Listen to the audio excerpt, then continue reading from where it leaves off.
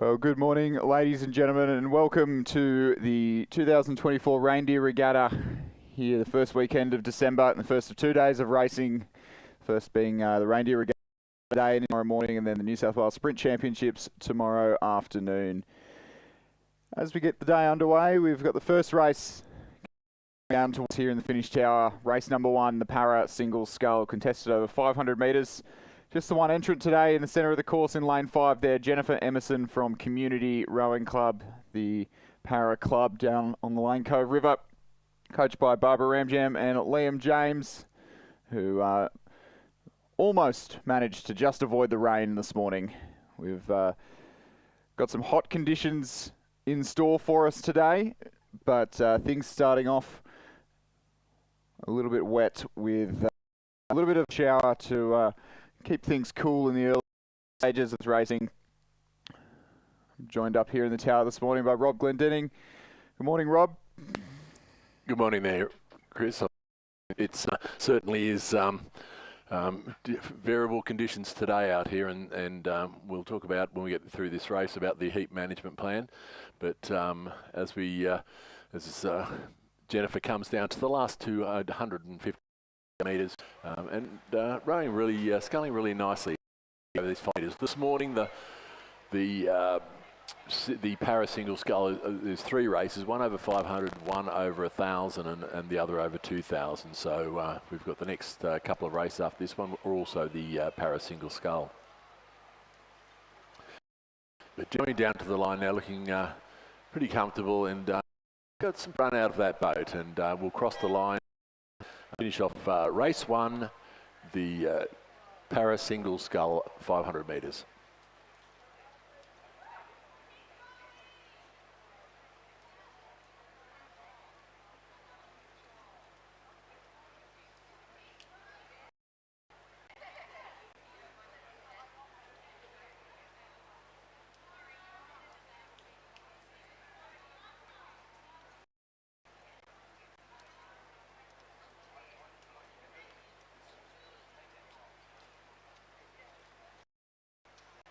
So as we alluded to earlier, there is a chance of some pretty hot conditions here going into the early afternoon. The forecast has tempered slightly overnight as we've seen these showers come through, but still looking at reaching 31 and 32 degrees. So there is a chance that we may be implementing the Rowing New South Wales heat management measures, which are based on the apparent temperature, not the so effectively the feels like figure that you'll see on the Bureau of Meteorology. At this stage, looking like it'll only get the level 1 heat alert.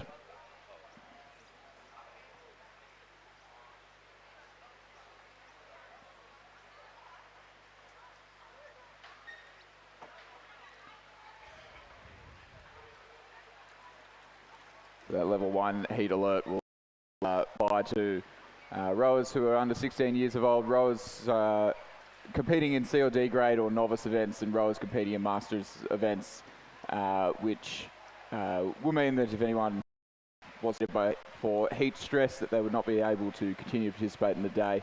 The rowers should limit their time on the water before their race and carry a minimum of 1 mils with them and consume it before starting their race. So hopefully we won't see a repeat of the Head of the Arrow a couple of weeks ago, where we have crews on the water who are told that they're not allowed to race, even though the temperature was below Rowing Victoria's threshold levels, but we won't talk about that.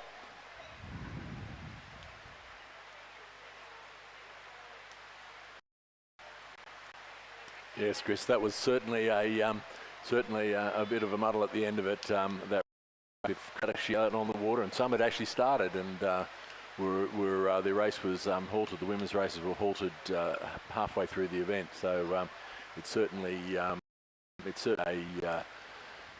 something to be watched out for. And I guess that the safety of all competitors is always paramount.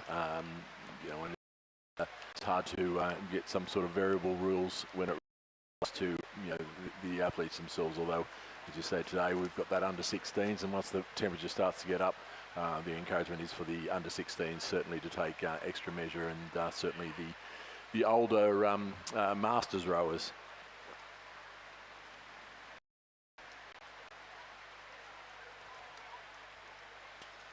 On the start, we have race 2, the para-single scull, over 1,000 metres. Appears we only have 2 starters, and it would appear that Mika Kelly is missing. We're see from here, but certainly in lane 4, Parry Mutaris. Lane 5 was Mika Kelly, but I'm sure not there. And in lane 3 was, in lane 6 was Catherine Vargotzi. And they're away, and Catherine certainly has got out to a flying start here and has taken an early jump on you from Glebe Rowing Club. Yeah, saw Parry Mutaris, I believe, in his first season of rowing last year, and definitely out there having a crack, but a little bit off the pace, and looks like he's made some fantastic improvements over the off-season. This is for pretty much all of our competitors, apart from school-age competitors, will be the first hit out of the season. Achilles didn't get to go down to head of the Yarra. I know for athlete and para-athlete, this will be the first time out at the Regatta Centre, certainly at the Regatta Centre, and for many, first time racing since the National Championships all the way back in March. I spoke about in my preview of the men's 8s that we'll have coming up just before the lunch break, how with the cancellation of the spring time attack and then the cancellation of head of the Yarra, there's a lot of athletes who are just chomping at the bit to get underway with racing here. These are, although this regatta sometimes is a little bit more jovial, a little bit more fun, decorating our boat and a little hit out before Christmas. I think this year we're going to see a little bit more on the line from some of our club and elite racers as we are through sort of the later stages of this morning, and certainly in the small boats this afternoon.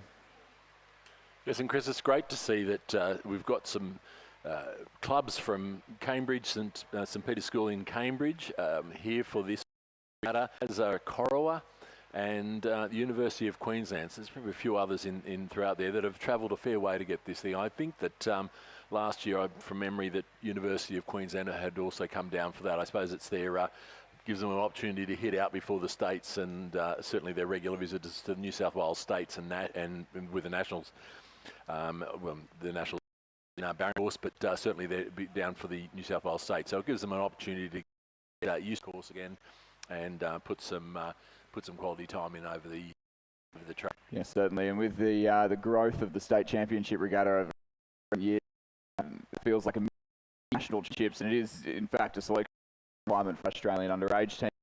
And so University of the habit of coming down here early in December and getting a feel for the course and the conditions here in Penrith ahead of that regatta, and sometimes they're also at the small boats regatta in January as well. But St Peter's in Cambridge, one of the premier rowing schools in New Zealand.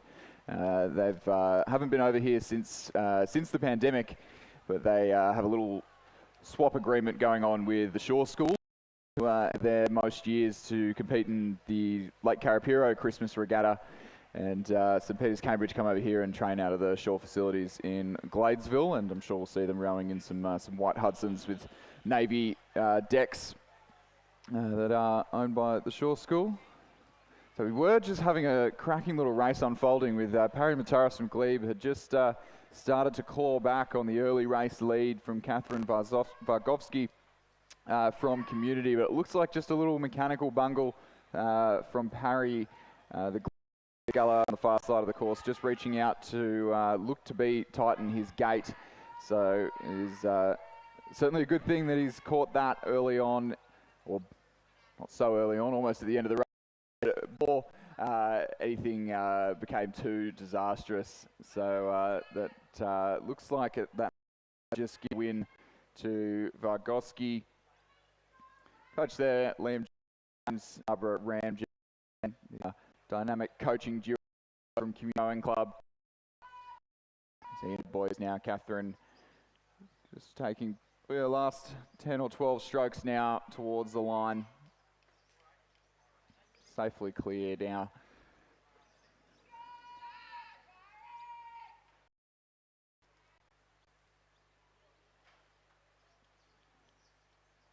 will be Catherine Vargoski.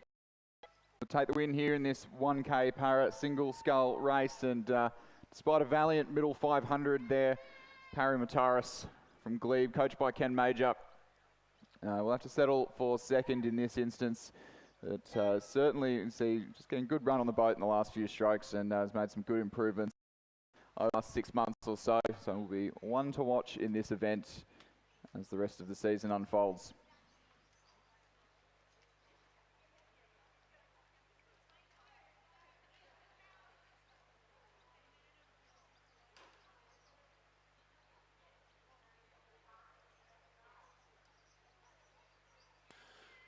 The next race on the course is race 3, the para single scull over 2,000 metres. In lane 4, we have the University of Queensland's Mac Russell, coached by Michael Russell. Lane 5, we have Community's Bronte Marshall, coached by Liam James and Barbara Ramjam. In lane 6, Drummoyne Rowing Club, Stephanie Walker, coached by Ashley Brooking. So we've got a bit of para single royalty here with Mac Russell, certainly Mac Russell and Bronte Marshall, having represented Australia on a number of occasions in the INAS Games or the Global Games, and certainly Stephanie Walker has been multiple state representative for the Drummoyne and for New South Wales. So it's quite a ding-dong race. Mac, of course, also has ventured across to coastal rowing and has certainly represented Australia in that coastal rowing with great success over the last couple of years. Yeah, and a number of interstate championship wins under his belt there, Mac Russell. I believe in 2019 might have been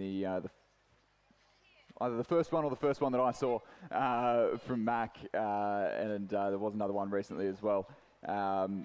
He's competed for Queensland in that race for a number of occasions over the past, it'd be almost a decade at this point, that is probably since the inception of that event, really.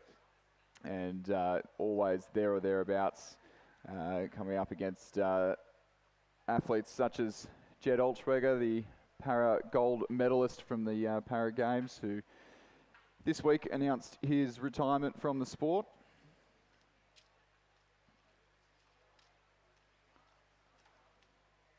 Yes, and of course Mac, through his coastal rowing representation through the para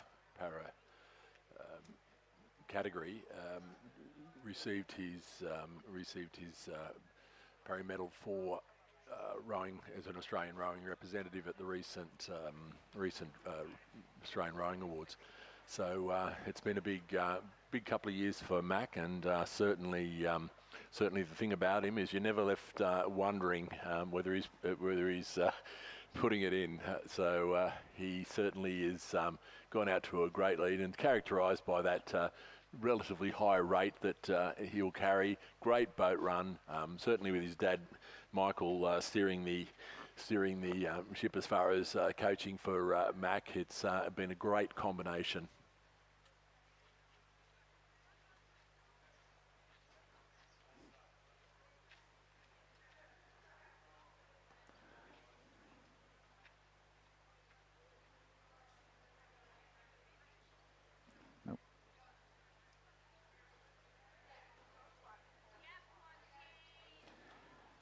So through the 1,000-metre mark there, Mac Russell well and truly in the lead, ahead of Bronte Marshall of Community Rowing Club, who also a multiple medalist at the Global INAS Games, and has also represented New South Wales in the para single scull. I think a silver in 2021, last time we rowed at Lake Barrington for the National Championships.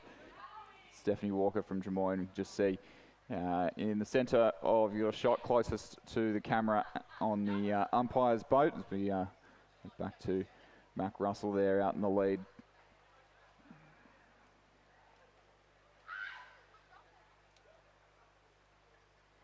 Sitting up at a steady 32 strokes a minute in the third 500. He'll come through that 1,500 metre mark soon and just start to wind things towards the line.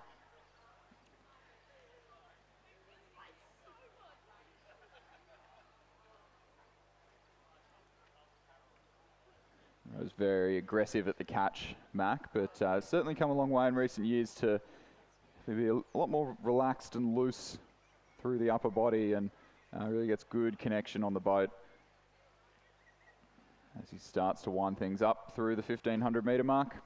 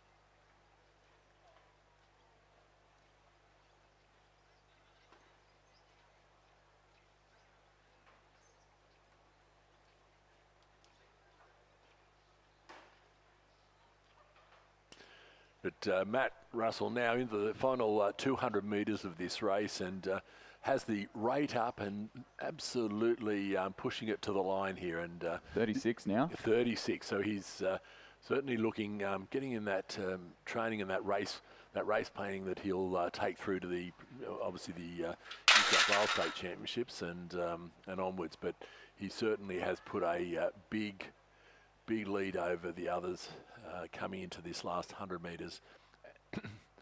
And still getting that run, even though the rating's up around 36, still getting a good run out of the boat, and just now starting to get a little bit tired as he comes into the finish. But Mac Russell will cross the line for first place in the para single scull over 2,000 metres.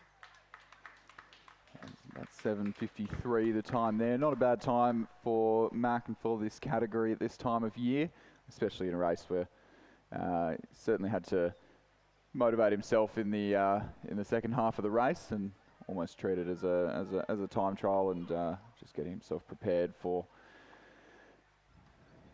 the very busy schedule of racing that we've got coming up in the new year. I was going through the calendar last night, having a look at what we can cover for junior rowing news, and it is full on, coming at us thick and fast. I think there's at least 2 regattas almost every weekend, from state championships through to nationals. Yeah, I think that's certainly the case. A lot of the schools now, I know particularly from the girls' schools and the co-ed, are doing a lot of regattas, the normal regattas outside of the school-only regattas. So it certainly is a packed program for those school rowing programs, certainly for the last couple of weeks and going into next term. See Bronte Marshall having a really good go into the line here, rating up at 35.5 strokes a minute in the closing stages. The PLC Sydney alumni taking the line now for second place in the 2K para single scull.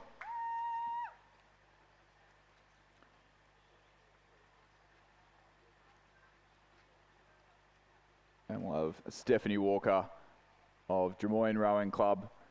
It's in the last 50 metres now, taking the final few strokes towards the finish line to conclude our third para single scull race.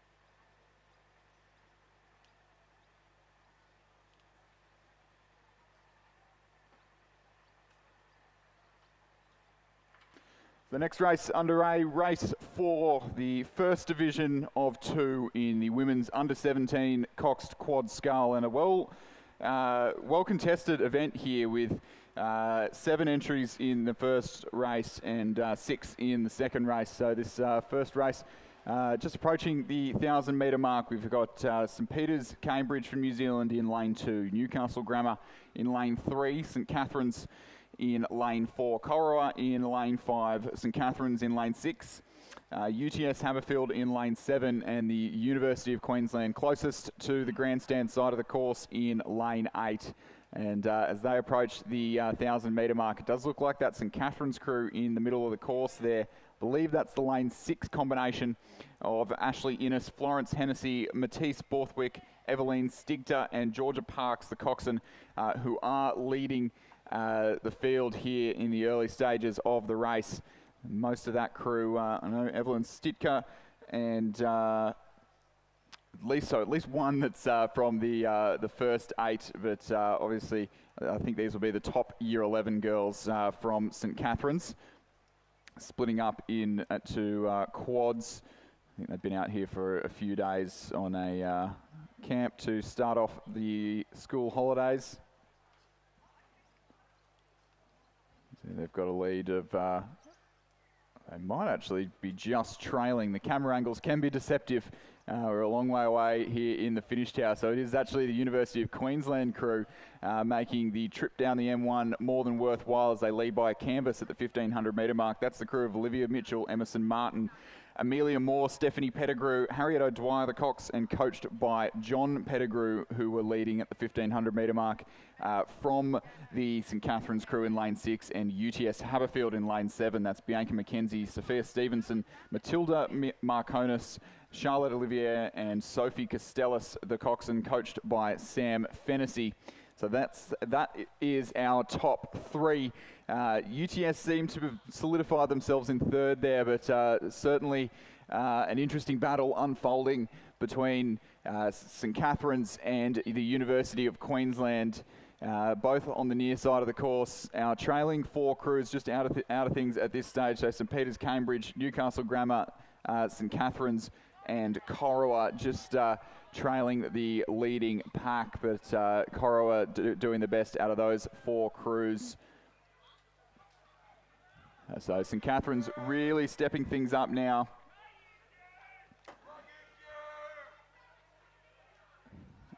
And University of Queensland starting to respond. So St Catherine's sitting up at a stroke rate of 29 strokes a minute. So a little bit more work to do if they want to sprint home to the line, as University of Queensland have responded and really starting to bring it home. 33 strokes a minute in the closing stages of this race. It looks like they've just held on to the narrowest of leads here in the Red Boys. The last 100 metres of this 2,000 metre race course. University of Queensland getting some early season racing in on the Olympic venue, and they'll hold on to the win here in the first division of the under-17 women's quad scull. They'll do it by about a seat, possibly almost half a length here. University of Queensland for the win.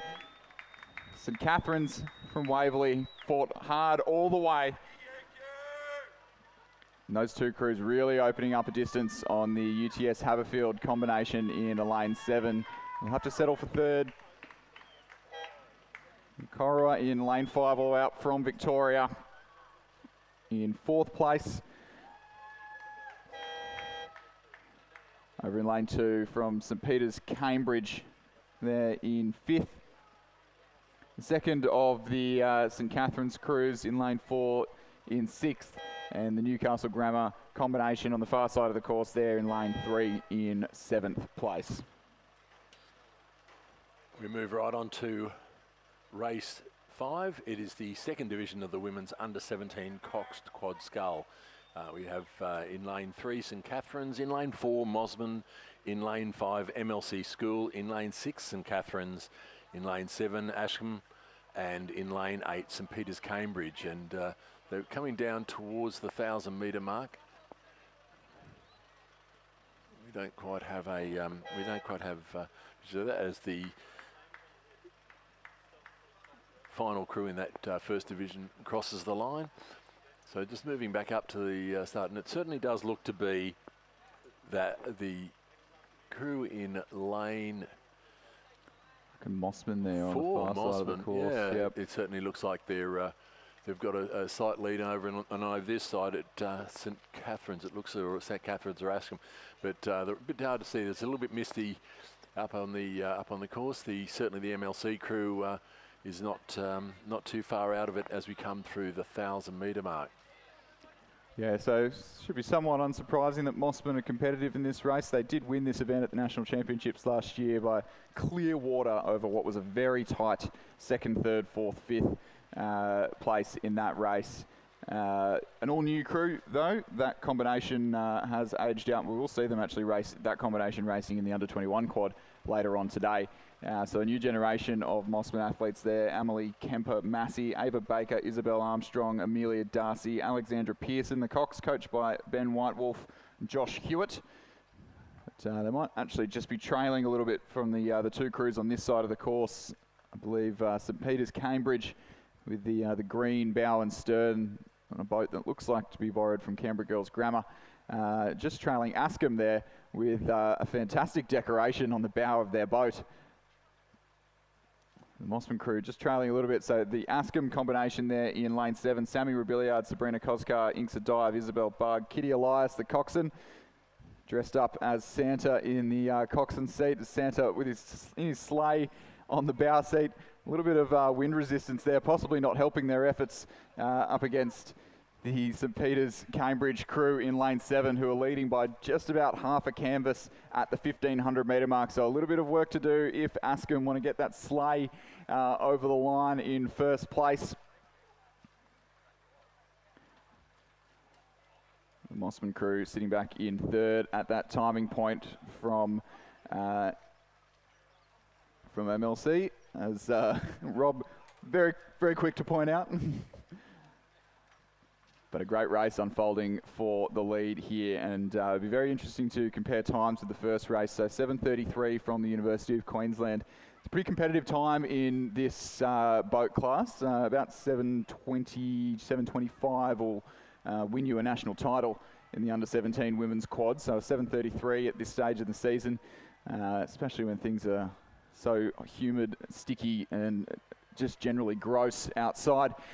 Certainly nothing to turn your nose up at, but Askham really starting to lift up the rate here in the closing few strokes of the race. About 200 metres left to row, 33.5 strokes a minute. St Peter's Cambridge have just responded now, 32 strokes a minute, as Askham have just looked to have found about a canvas of lead over the crew from New Zealand, all the way across the ditch, and battling it out with the girls from Edgecliff, who are certainly going to be in contention for the Best Dressed Crew Award here. That'll be announced, I believe, on the lunch break.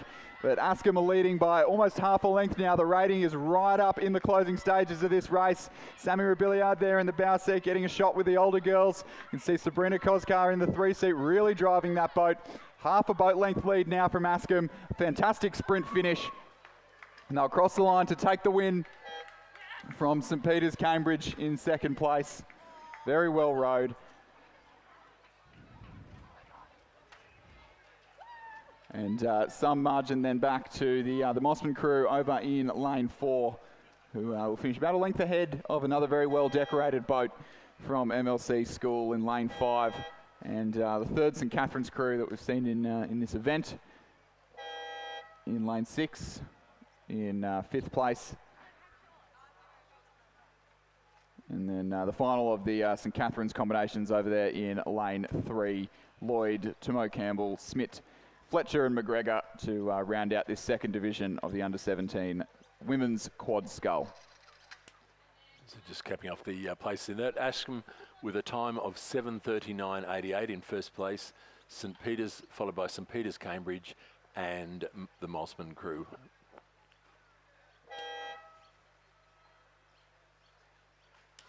So we're moving back up the course. I think we have not quite started yet, so we've just got the crews in the men's novice single scull, a big field in the men's novice single scull Division 1. So all up, we've got 16 or 17 scullers across the novice events. And of course, novice, you can't have raced a single scull event before, so can't have won a single scull event. Can't before. have won. Yeah, so certainly.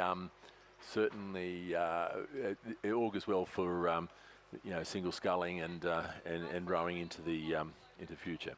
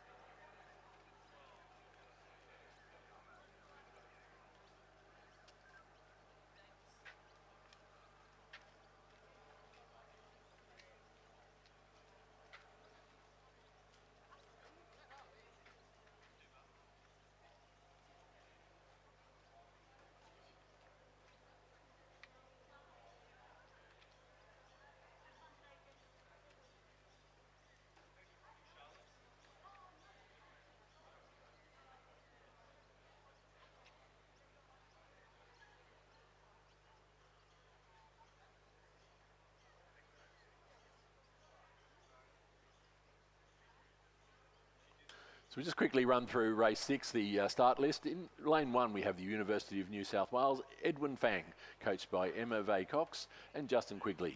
In lane 2, we have Sydney Rowing Club's Oscar Way, coached by Patrick Graham. In lane 3, University of New South Wales, Ali Yadsky, coached by Emma Cox and Justin Quigley. In lane 4, Barker College, William Ryan. In lane 5, Glebes, Jonathan Nolan. In lane 6, another Barker College rower, Thomas Leslie. In lane 7, University of New South Wales, Eric New, once again coached by Emma Cox and Justin Quigley. And in lane 8, Glebes, Otis Carter. And they are just getting underway now, and as you'd expect in a novice sculling event, you have quite a range of skill levels as they head off from the start. So probably just getting into that learning about get the boat moving before you're worried about getting too much on the handle. Yeah, absolutely, and I mean a reasonably well done job there to the starting marshals, the umpires, for getting them all the way on. We've had a little bit of an issue here in the centre of the course. Didn't quite catch which sculler that was before they went in, but certainly nothing too unexpected in a novice single sculling race. So I'm just going for a swim. The University of New South Wales sculler in the centre of the course be Ali Yadchi there in lane 3, I believe. It's just decided that it is certainly very hot out here and just needs to cool off a little bit early. But looks like everyone's okay, and our boat race officials will get him back in and underway, but not too much spread on the rest of the field now as they approach the 500 metre mark. Certainly in a novice single sculling race, we can sometimes see some scullers completing the field in half the time of others, but looks like we might have a really good race in our hands here. So of note, 3 scullers from the University of New South Wales there, coached by Emma Cox and Justin Quigley. Justin Quigley, the new head coach there, I believe. So obviously doing a bit to attract some new interest in the program, to have a number of novice scullers out here competing. And the one in lane number 1, Edwin Fang. Sorry, my apologies. That's Ali Yadchi in lane number 3. So it would have been Eric New in lane 7 there, who is just getting back underway after a little trip to the water. But Ali Yadchi of University of New South Wales there in lane 3, just striding out to a pretty comfortable lead here in the second half of this race. About 350 metres left to row, and leading by about 2 or 3 lengths from, looks to be Otis Carter of Glebe on this side of the course. I may just be confusing a few names. We do have a little bit of steering going on as well. Keeping a straight line in a single scull, not as easy as it looks when you're first learning the art of sculling. A good little comeback happening in the centre of the course there. Jonathan Nolan from Glebe in lane 5. Just keeping himself in touch with our early race leader from the University of New South Wales there. Certainly, Chris, the technique displayed by all these scullers is quite good for novice sculling. Yeah, and absolutely. I'm really certainly the more they get into the race and more comfortable they get with with what's happening out there, they can lengthen out a bit and just get a bit more comfortable with their position and their rowing. But certainly the rower Ali Yadsky pretty clear lead at the moment, although the Glebe sculler Jonathan Nolan is putting in a lot of effort in trying to come back. But I'm just going to correct, because we've completely called the wrong person, both of us here. So that's Oscar Way of Sydney Rowing Club there in lane 2, is striding out to a good comfortable lead, just not in the right zodi. I was thinking I saw some blue blades. So I think Oscar's been rowing for about a year now, along with his brother Frederick Way, who we'll see in the next race, being coached there now by Paddy Graham, the new junior men's coach, or the new junior coach there, and takes a win in the novice single scull. And that'll be it for the novice single scull for Oscar Way. About 2 lengths clear from Jonathan Nolan of Glebe Rowing Club in second, William Ryan of Barker College in third, Edwin Fang of UNSW in fourth place. Lane 7, UNSW sculler Eric New in 5th place there. The sculler from Barker College, Thomas Leslie there in lane 6, will be in 6th place. And completing this race possibly over in lane 0 as the other race comes down the course will be Ali Yadji of University of New South Wales, who was that sculler that went for a little dip early on in the race. Certainly won't be noticing a wet zooty or anything like that as the rain just starts to set in again here this morning.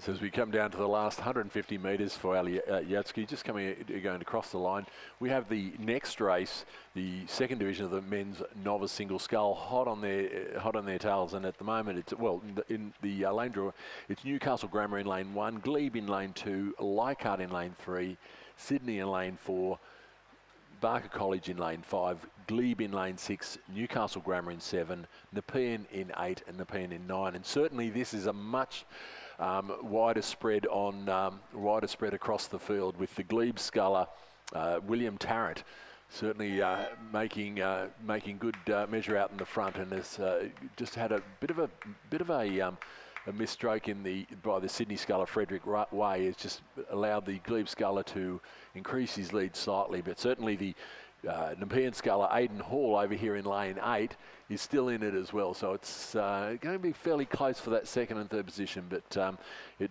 looks like Frederick Way might have spent a few bickies early in this race. He's having a big look around at the moment, but he needs to be looking over into lane 8 because the Nepean sculler Aidan Hall is certainly coming home and looks to have a slight advantage over the Sydney sculler as we come into the last 200 metres. Yeah, it looked like actually just another loose gate like we saw earlier in the para single scull. Stopped to check his stroke side gate and just found himself well and truly out of the battle he was having with William Tarrant of Glebe, who will raise his rate of striking across the line, take the win in the novice single scull, won't be allowed to race in this event again.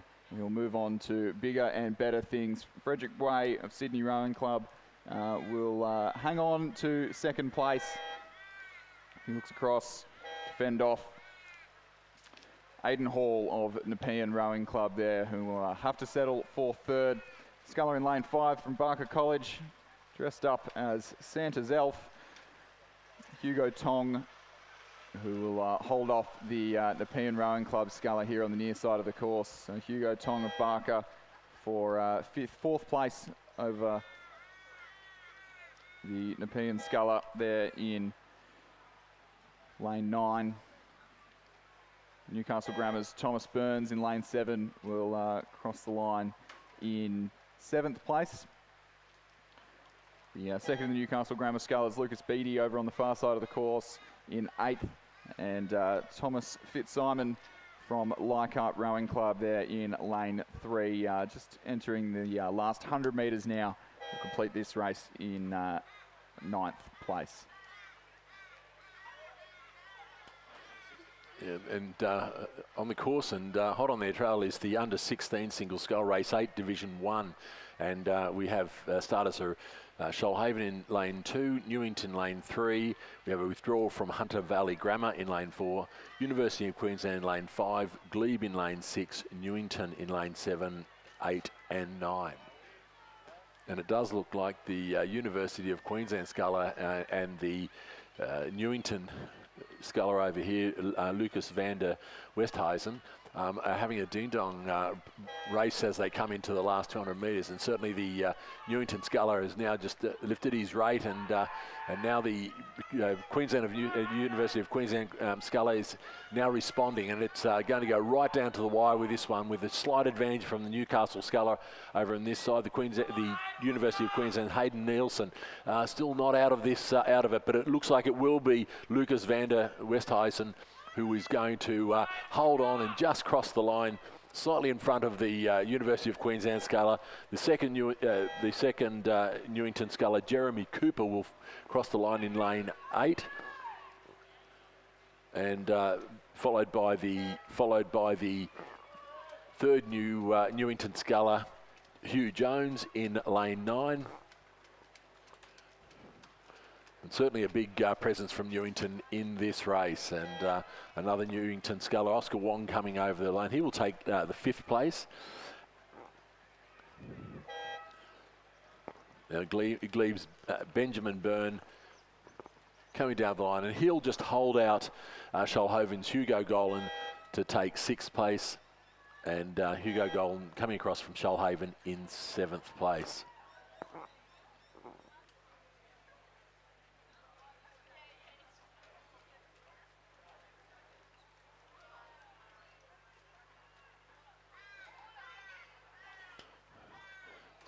Just going back to the novice single scull, the 2 divisions of the novice single scull were less than a second different in timing, so it certainly they were good times for a novice single scull, so augurs well for the future for those scullers.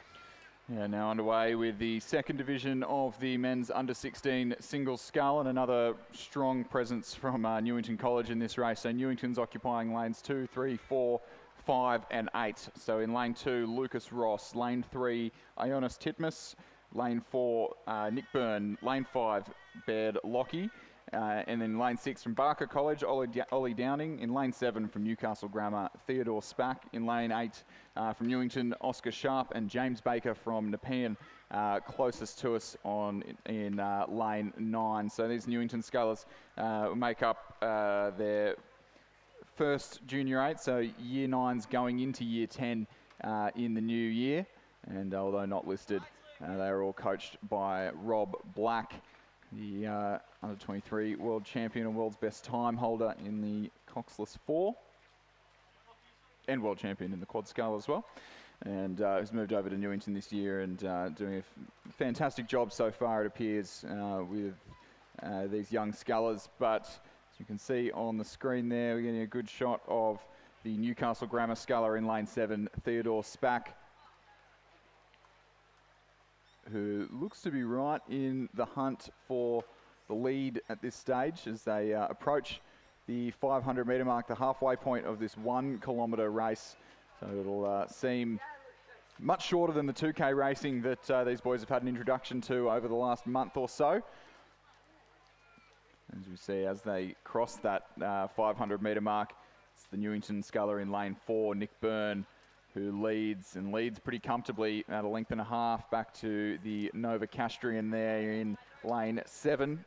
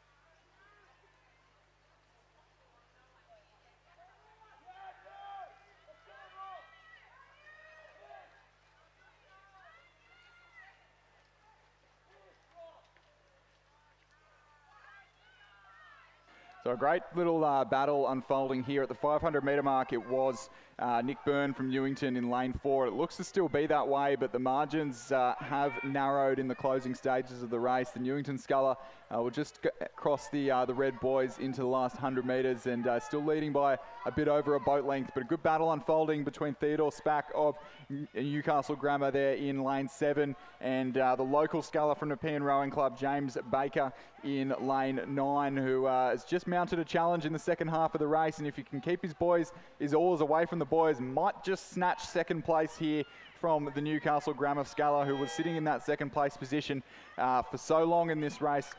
Nick Byrne from Newington College will take the win. James Baker from Nepean, a great come from behind row into second place. Theodore Spack of Newcastle Grammar in third. Newington's Ionis Titmus over in fourth, or Lucas Ross rather in fourth. Oscar Sharp from Newington in fifth. Ionis Titmus in sixth place.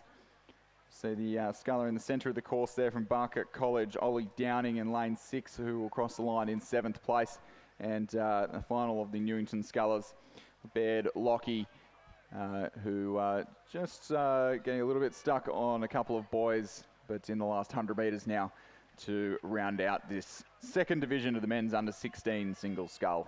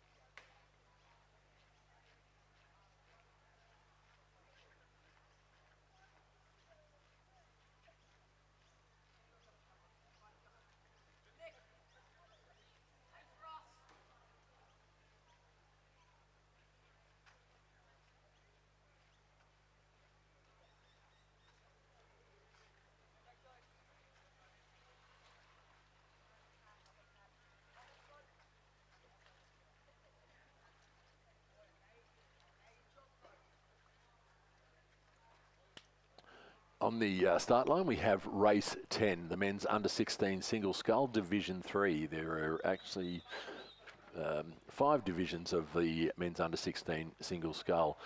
Certainly the numbers from Newington bolstering the entries and the number of races. But in lane 2, we have Newington's Tom Perrott.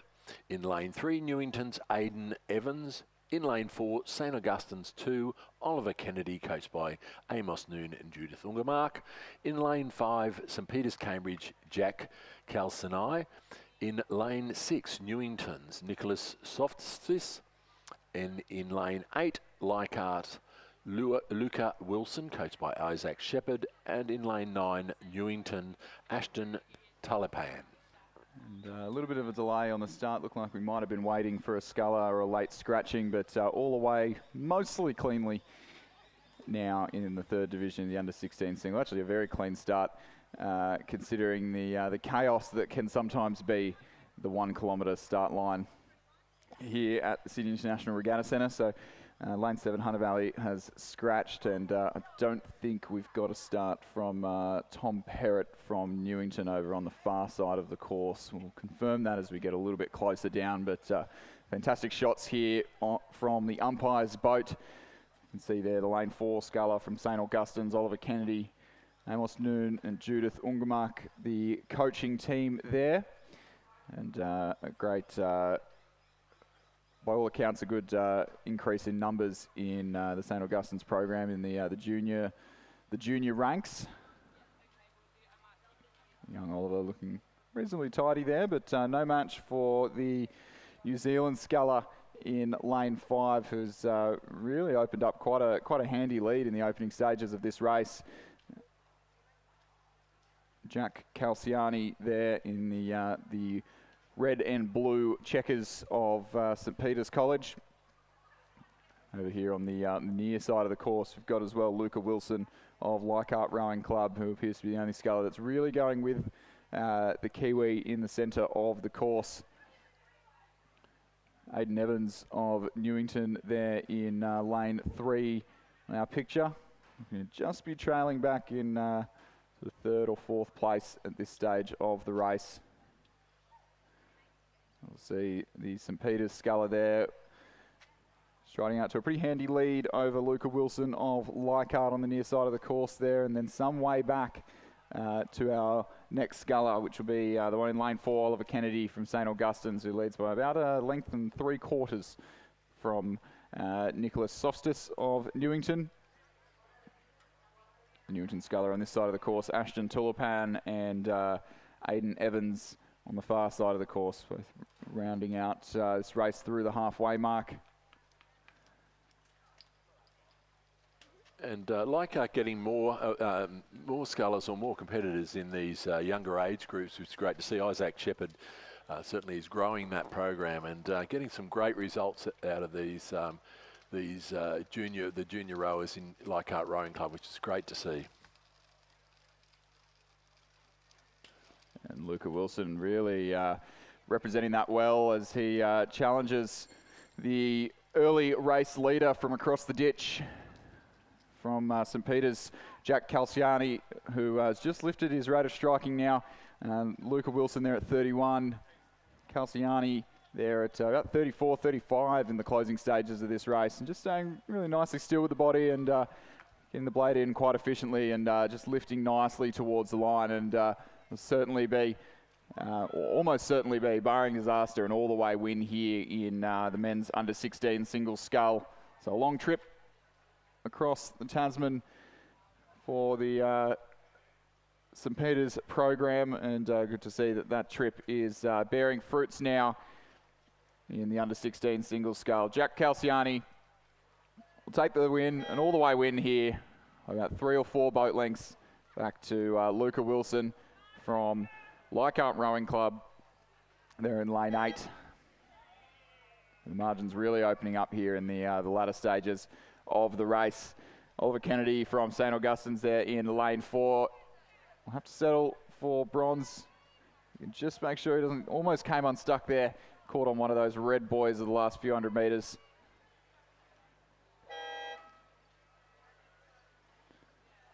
A bit of a sprint finish happening here between the 3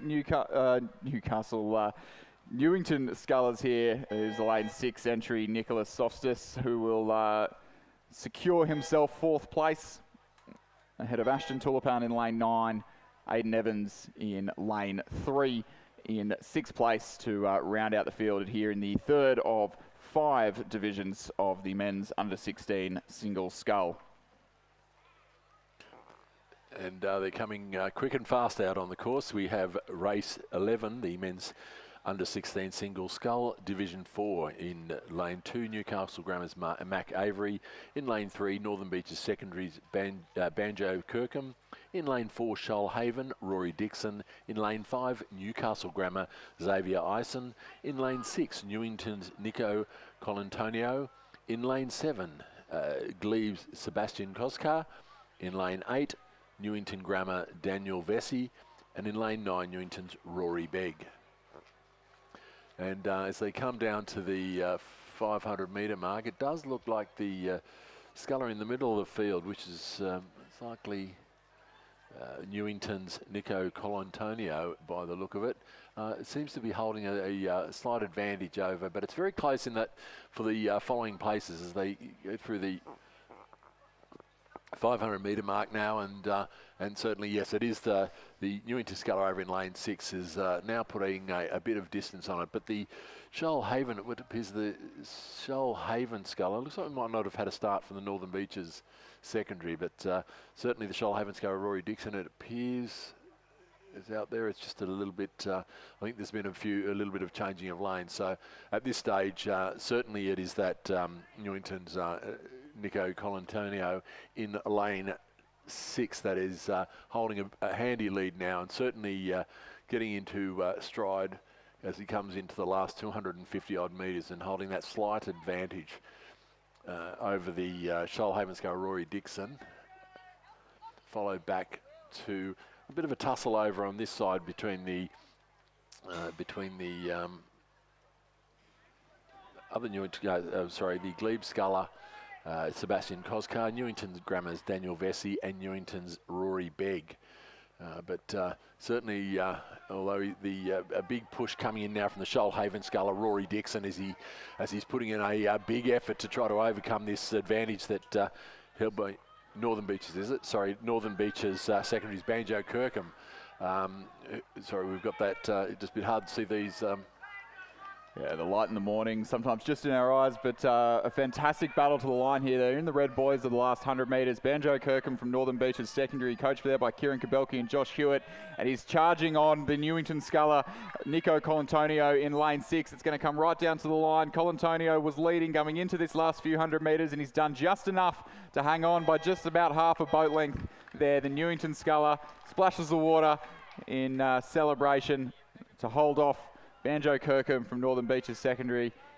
A great row from him. Newcastle Grammar sculler Daniel Vesey in lane 8 will hang on to third ahead of Seb Koskar. In fourth for Glebe, Rory Begg of Newington in 5th place. Second Newcastle sculler Xavier Ison there in lane 5. He'll cross the line in 6th place. And the Newcastle Grammar sculler on the far side of the course, Mac Avery, to round out this 4th division of the under-16 single scull. And Division 4 underway, or Division 5 underway rather, the final race in this under-16 single scull. And we'll have 7 entrants here, just one scratching. So lane 2, Barker College, Jacob Apps. Lane 3 is scratched.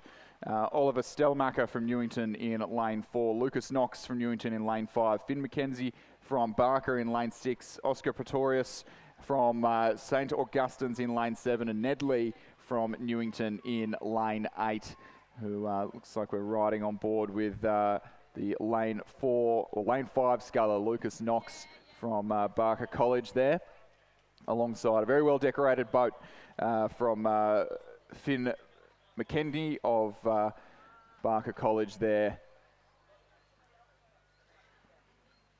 Those two just starting to fall behind from our early race leaders, which at this stage looks to be Oliver Stelmacher there in lane 4, just opening up a slight advantage in the early stages of the race as they approach about 400 metres or so in, and just moving towards the halfway mark here in our final division of the under-16 single scull. Just putting out a note that there are 2 cars parked in the drop-off zone. We need the cars moved immediately as they're blocking the blocking ability for cars to turn around in that zone. They are both grey. I don't have a make of them, but the number plates are EZX 903M and DXB 801X. So if you are either of those 2 vehicles, can you please make your way immediately to those vehicles and remove them from that area? Yeah, if you'd like to park on the island, that's totally fine. All you've got to do is contact events at Rowing New South Wales and just volunteer a little bit of your time for timekeeping, marshalling, boat holding, bow numbers, anything like that, and you'll get a parking pass to come and enjoy the convenience of parking here on the island. But if you haven't done that, please move your vehicles. But Race 5, Division 5 of the men's under-16 single scull coming at us now in the last few hundred metres. It is still Ollie Stelmacher from Newington The second sculler from the far side of the course, who is holding just a narrow lead over the two on the near side of the course. Ned Lee of Newington, Oscar Porteous, not Pretorius, Oscar Porteous from St Augustine's there in lane 7, mounting a good charge in the last few hundred metres of the race, but certainly a healthy advantage to the Newington sculler in the centre in lane 4. Newington sculler in lane 5, Lucas Knox just dropping back a little bit, and we'll be battling it out with Jacob Apps of Barker College on the far side for the wooden spoon in this final race of the under-16 single scull. It's still certainly very tight over on this side of the course, with Oscar Porteous and Ned Lee fighting it out for that second and third place. But just as we say that, Oscar Porteous has just hit the boys and missed a stroke or two, so now he's just trying to recover, but there'll be no problem whatsoever for Ollie Stellmarker as he takes a commanding lead over the last 50 or 60 metres, and will certainly, notwithstanding any upsets, will get across the line in first place. It looks like the Ned Lee, the Newington sculler, over here in lane 8, will hold on for second place. And Oscar Porteous has now recovered, and well, it's very close to the sculler on the other side from Barker College, certainly coming home at a rate of knots as well. So I think Oscar needs to take a big look over to the other side, but he looks like he will just hold on. I think it could be a photo, actually. It was very, very close as they came into that, into the last. He certainly wasn't the fastest moving boat at that closing stage, but I think he may have just snuck in ahead of Jacob Apps from Newcastle, which would be a fantastic little steal of third place there if he managed to sneak through on the line.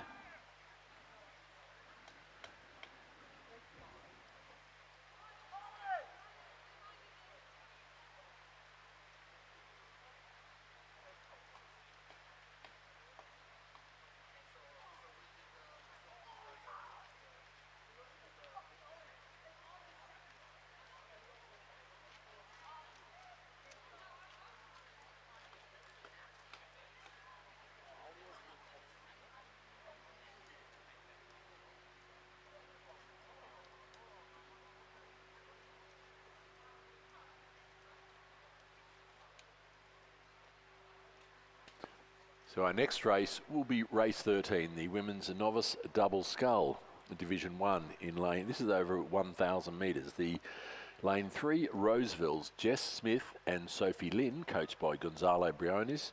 In lane 4, Abbotsford, Victoria Dalton and Mary Power. In lane 5, Barker College, Yuji Zhu and Yiwen Howard. In lane 6, Ashcombe 1, Charlotte Hourigan and Caitlin Heald. In lane 7, Balmain, Bronte Mason and Philippa Spork. In lane 8, University of New South Wales, Alana Hamilton and Alana Pinder. In lane 9, Newcastle Grammar, Matilda Hutton and Brooklyn Nauer.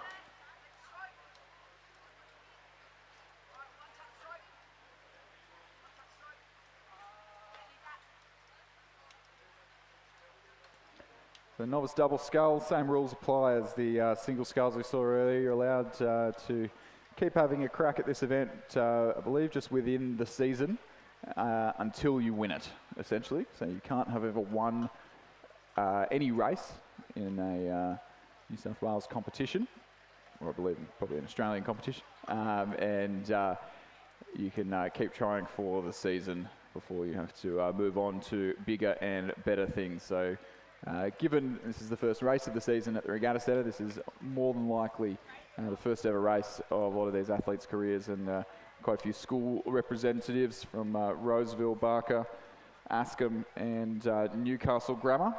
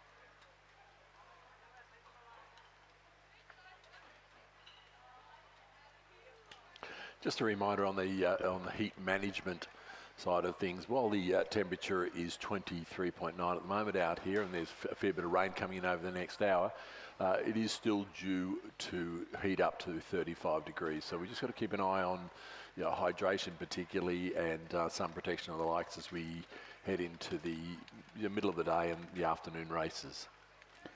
Yeah, so if you've got multiple races on the schedule, as I'm sure many of these girls in front of us do, now is the time to make sure that you're on top of the hydration and recovery, not waiting until you're already sweating buckets and feeling tired for your next race. And getting on top of that now will put you in the best stead.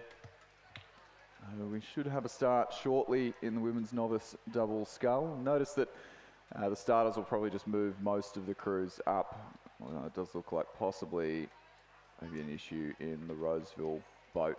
It's the rest of the course. The rest of the competitors are just sitting ready at attention, so we'll have a start in a moment's time. I'm not sure if that Roseville crew are going to start with the rest of the field. We do have a start now. That Roseville combination are starting a little bit of a head start. It's not always the most even starting conditions. We can't have boat holders at the 1,000-metre mark, but all crews away and upright at this stage of the race. Just see starting to get to grips with steering. Certainly the first time down the course, it is not particularly easy to stay within those buoys. About 9 metres across for each lane, which sounds like a long way, but when you've got almost 3 metres of oar either side of you, suddenly feels pretty narrow when it's your first time down. You're trying to think about everything else and then reminded of your steering. As we ride on board there with the Barker College combination of Yujid Zhu and Yi Wen Howard, who are doing pretty well in the early stages of this race. See Roseville there.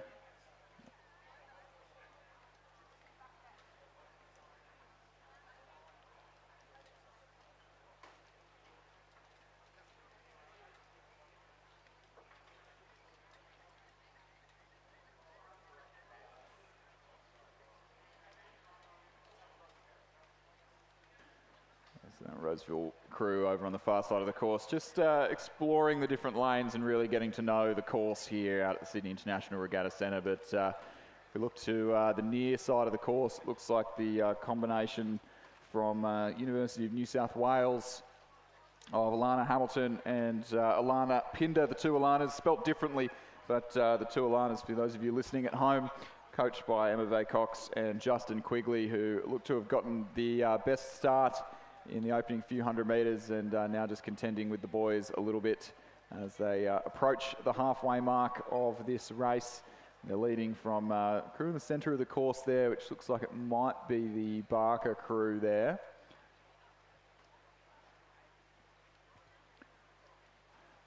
Some difficult light conditions making it a little bit hard for us to make out the bow numbers here, but that is certainly University of New South Wales. The two Alanas looking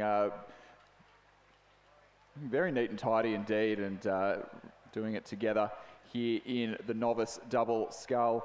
I think the Askham crew there in lane 6, Charlotte Hourigan, Caitlin Heald, who are sitting comfortably in second place from Barker to their right. Yep, so Askham there in lane 6, the fourth crew from the grandstand side of the course, sitting in second place.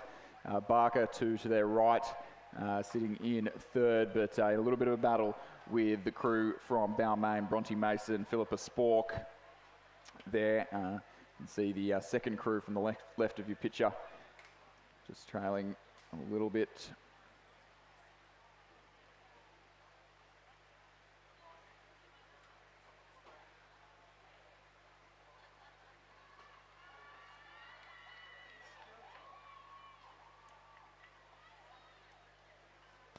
It looks like Abbotsford Rowing Club in a good little battle with Balmain there for third and fourth, as the University of New South Wales just keep themselves off the boys nicely, and even looking well prepared enough to raise their rate and start to sprint home towards the line. The combination from Askham there doing the same, but just finding themselves a little bit tangled up in the boys now in the last 250 metres or so of this race. Barring disaster, which certainly could strike in a novice race, but barring disaster, University of New South Wales here have done well to keep themselves out of any trouble in the early stages of the race. You can see the stroke seat, Alana Hamilton, really lifting the rate now in the red boys, the last 100 metres of the course. The University of New South Wales, the two Alanas take the win in the women's novice double scull, and all the way win. Very neat and tidy indeed. In the closing stages of this race, just 2 strokes left to go and they'll cross the line. Take the win here and take it comfortably. As the duo from Askham in another well-decorated boat, just barring a few dodgy strokes in the closing stages of this race, they'll secure themselves second place. Charlotte Hourigan, Caitlin Heald, about 3 boat lengths clear of the combination from Balmain, Bronte Mason, Philippa Stork, coached by Michael Kemp, who, if they just keep going all the way to the line, will take home third. The Abbotsford combo, Victoria Dalton and Mary Power in fourth. The Barker College crew there in lane 5. Yujia Zhu and Yi Wen Howard in the blue boat, just doing battle with the Newcastle Grammar crew on the near side of the course. They've just snuck up on me a little bit in the shadow of the finishing tower here, and they'll sneak through just narrowly for 5th place. You can see in the picture-in-picture, the top left of your screen, if you're joining us at home or you're sitting in the grandstand, we do have a race underway in the second division of the women's novice double scull. 6 crews entered in this race. UTS in lane 3, Emily Vaughan Brooks, Megan Chung, coached by Sam Fennessy. University of New South Wales in lane 4, Kira Bailey and Elise Courtney. The Pean Rowing Club in lane 5, Sarah Morfitt and Scarlett Stoneham. North Sydney Girls in lane 6, Gabrielle Grant and Maisha Sutharsan. Askham in lane 7, Amelia McGuinness and Jessie Campbell. And in lane 8 from Glebe, Isla Eade and India Lloyd. We just saw a little bit of a coming together in the early stages of the race between what looked to be North Sydney Girls, who we can see on our picture there, and North Sydney Girls there, and the Askham crew. You can just see their blades on the right-hand side of the picture there. But those 2 crews coming away now, but trailing our early race leaders, which do look to be University of New South Wales once again. Kira Bailey and Elise Courtney, who have opened up themselves about half a length there over the Glebe combination, Isla Eade and India Lloyd on the grandstand side of the course in lane 8, who look to maybe just have a little bit more momentum. So maybe a slightly dodgy start and just starting to get into the swing of things. So as you said earlier, Rob, novice races, it's not really the time to be thinking about getting the quickest race start. It's just about getting away cleanly and setting yourselves up to find a good rhythm through the middle of the race, because that's where most of the speed's going to be found at this level of competition. Yeah, certainly, Chris. The steering is always the challenge as well. They, the getting over the courses in as straight as you can, but that takes time, and racing, will hone those skills, and certainly as important as it's the greatest thing to knock off boat speed is doing a lot of steering, but certainly not doesn't appear to be an issue for this Glebe crew of Isla Eade and India Lloyd, or it looks like the UTS crew of Emily Vaughan Brooks and Megan Chung over there in lane 3. Yeah, I think it is UTS. So I may have called that incorrectly, calling the wrong university there, the University of Technology Sydney combination there, coached by Sam Fennessy, who certainly have the upper hand as they enter the last probably 120 metres of the course here. Glebe chasing strongly. Isla Eade, India Lloyd on the near side. Emily Vaughan Brooks, Megan Chung on the far side. So the 2 bookend crews on this race in lanes 3 and lane 8, but it will be UTS. Oh, I almost said barring disaster there, and there was almost a disaster. A little bit of a shipwreck in the closing stages of the race. Glebe have got a little bit of momentum. I don't think they've realised how close they've come there. UTS will just hang on to the win in the end by just under a boat length. Glebe across the line in second place, 2.3 seconds the margin. University of New South Wales can't replicate the results of the first heat. Kira Bailey and Elise Courtney there will have to settle for third. The European crew of Sarah Morfitt and Scarlett Stoneham there for fourth place. Askham will cross the line in fifth. And the combination from North Sydney Girls there in lane 6 will cross the line in sixth place. But they will need to get a wriggle on because our next race is coming at us with some pace. So the first division, the first of two divisions in the women's under 16 double sculls. So moving from novices to under 16s, but staying at 1K racing. 8 crews populating this race. Newcastle Grammar in lane 1, Barker College in lane 2, Hunter Valley Grammar in lane 3 have scratched.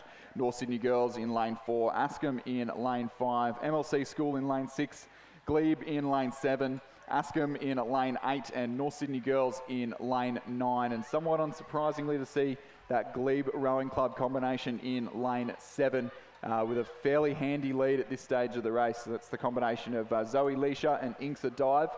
Don't think Inksa's lost a race yet this season. We've seen her at a couple of schoolgirl races racing over the under 16 1K distance and the under 17 2K distance. And neither of those have seemed to phase her, taking pretty commanding leads in every race that she's competed so far. And now in the double scull for Glebe alongside Zoe Leisha, doing a very similar job of it, holding off the combination from Newcastle Grammar on the far side of the course. That's Elliot Munro and Sophie Whalen, who are sitting in second place, but certainly have their work cut out for them to hold off any other challenges, as Barker College, nearest to them, come home strongly, as do MLC School in the centre of the course, Adelaide Abernathy and Jemima Blake.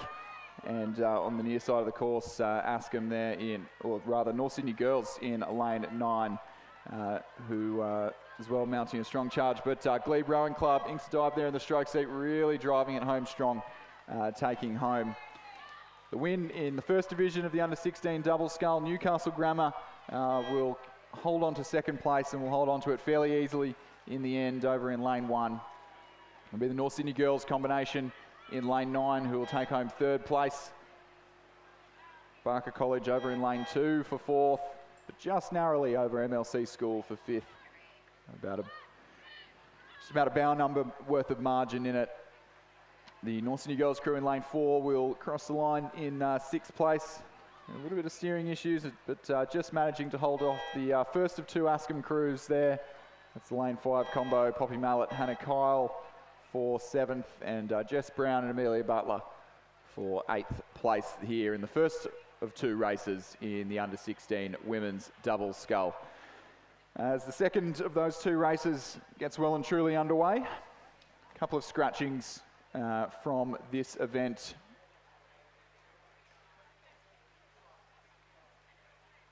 A couple of scratchings from this second race. So over in lane 1, Newcastle Grammar's Ella Walters and Edie Wills. MLC School in lane 2, Mina Kathanathis and Isabel Warusavitan. In lane 3 from North Sydney Girls, Luigi Tang and Felicity Moy. Hunter Valley Grammar in lane 4 have scratched. Nepean Rowing Club's Elise Currell and Maya Edwards in lane 5. St Catherine's in lane 6 have scratched. St Peter's Cambridge in lane 7, Bella Shuka and Shakila Davidson. MLC Grammar, Newcastle Grammar rather, in lane 8, Ruby Bramble and Alison Capano. And then in lane 9 from MLC School, Steffi Liang and Phoebe Zen. So a few crews missing from this race, but it does appear that the New Zealanders are on track for their second win of the morning. Bella Shuka and Shakila Davidson over there in lane 7 from St Peter's College in Cambridge, who just opened up a fairly healthy margin now. The nearest competitors look to be to their right-hand side, and it'll either come in the form of the locals from Nepean Rowing Club, Elise Currell and Maya Edwards, or North Sydney Girls as Luigi Tang and Felicity Moy are also doing very well to challenge for a top 3 placing.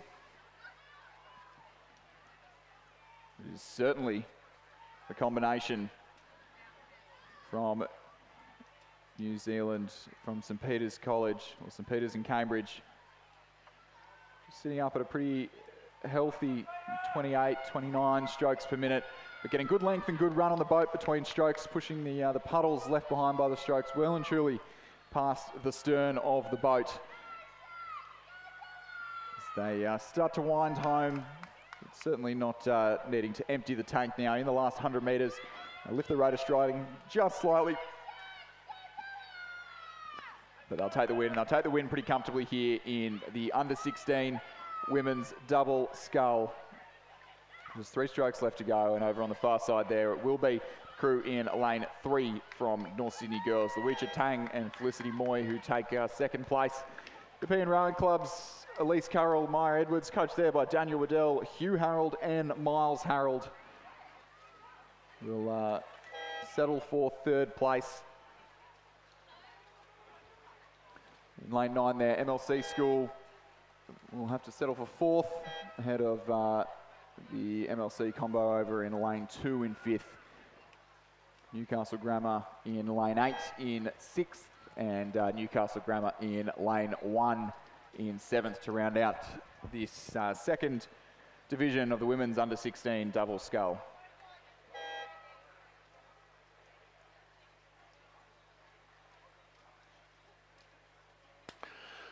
So we're moving up to the start, 1,000-metre start for the Women's Masters 8. We have a line, so it'll be away very shortly. So just quick roll call.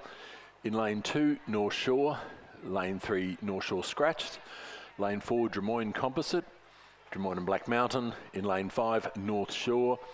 In lane 6, Balmain. In lane 7, Leichhardt. In lane 8, St George Composite. And in lane 9, North Shore. So there will be a range of handicaps applying to these age groups in this race. So we'll have North Shore in lane 9 off go, followed by Balmain and Drummoyne Composite, and the North Shore in lane 2 off 14 seconds, North Shore off 18 seconds in lane 5, and off 22 seconds, the Leichhardt and St George Composites in 7 and 8. And you've timed that very well, Rob, just as you called them. That was when they started. But yeah, so age handicaps here dictating the start times for these crews. The oldest crews going off first, the youngest crews having to chase them all the way down the course, which often provides some fantastic racing here over the 1K distance. Riding on board there with Leichhardt, Diane Williams, Suzanne Huggett, and Barrack, Amy van der Nieuwenhof, Nicola Presti, Jennifer Zongor, Danielle Bourget, India Evans, Kelly Marsh, the Cox, coached by Steve Sherry.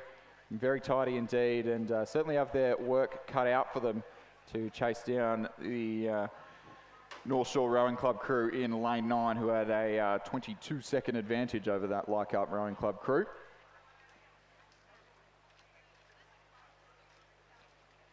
Yeah, so many of these oar people have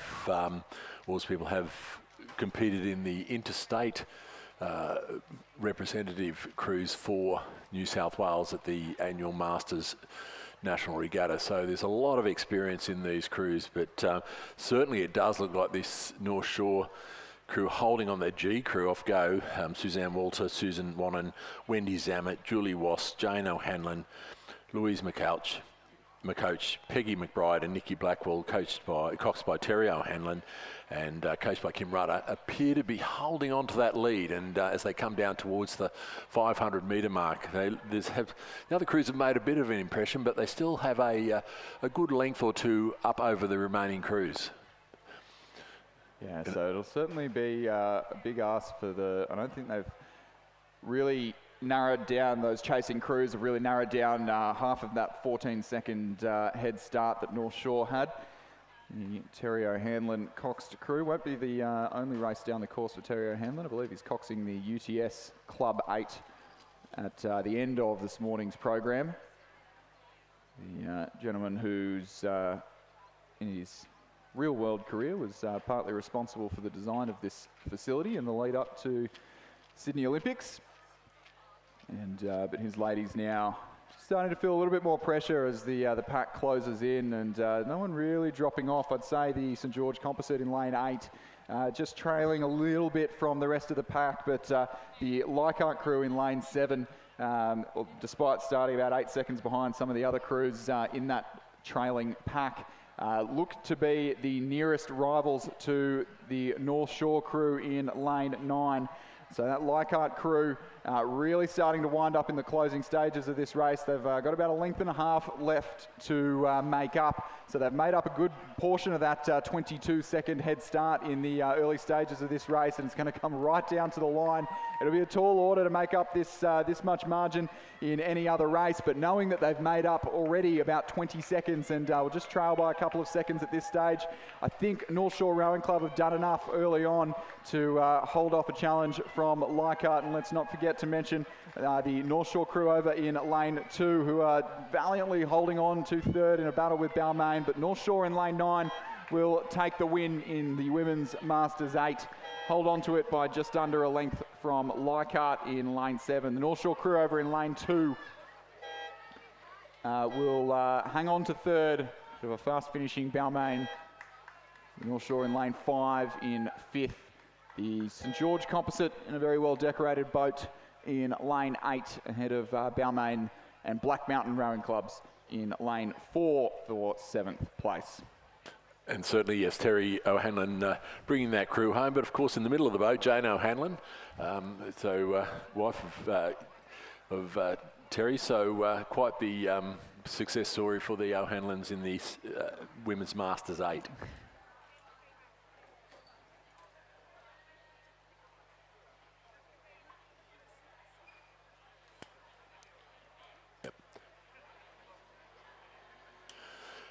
So next on the course we have over 1,000 metres. We have the race 18. It's a combination of the men's under 17 coxed quad and the men's masters quad.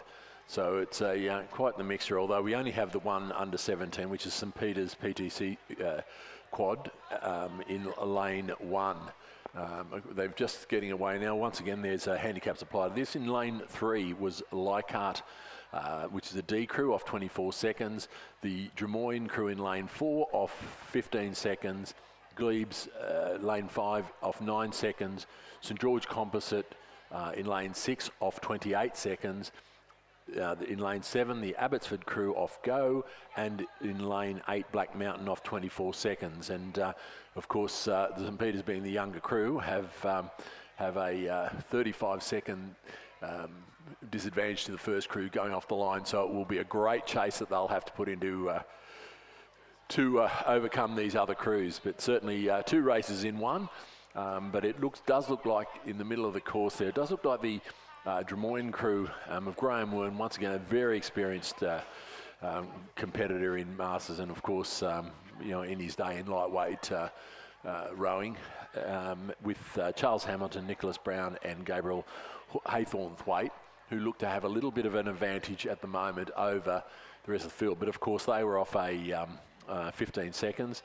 The Leichhardt crew doesn't look to have made in lane 3, doesn't look to have made much ground on that, but certainly the crew beside the St George Composite, or the Glebe boat of Mark McEwen, Mark Tejan, Richard Rebillard and Steve Caldwell, do look like they've got a bit of momentum, although they're off 9 seconds. So it's a pretty tight race as we come down through the 500 metre, but it will be it's the Glebe crew going through, the Glebe crew going through the 500 first. We've just got that around once again, the difficulty in seeing from here. Drummoyne, it looks like Drummoyne went through in second, the St George Composite going through in third. But certainly the St Peter's squad over on the other side and far in lane 1 has made a lot of ground back, and they've certainly got the rating up as they come down into this last 400 odd metres, and certainly have pulled back most of that 35 seconds. So they're looking like they're fairly confident they're going to get here and overcome these crews. But certainly that Glebe crew of Mark McEwen, Mark Tejan, Richard Rebillard and Steve Caldwell still holding on to that slight lead, but the St George Composite of Gareth Sulkeed, Cromwell Olivia, Jeremy Smith and Christopher Jones are coming home, and it looks like they will overtake the Glebe crew as they come into the last 300-400 metres. Right over on this side, though, the Black Mountain crew, once again, another very experienced crew, coming down to the last 250 metres, and it's going to be very tight at the finish. They've pulled back most of that 24 seconds they had over these crews, but it looks like the Glebe crew is not going to be able to go with these St George Composite crew or the Black Mountain crew coming down to the wire. But Black Mountain are going to need to do a little bit more than they're currently doing if they're going to overtake this St George Composite crew, which is now stamping their authority on this race. They've certainly got the rating up. They're looking very smooth and very strong as they come into the line. It's a race between Glebe and Black Mountain for that second and third position. It will be very close, but it does look like the Black Mountain crew will just cross the line in second place, the Glebe in third.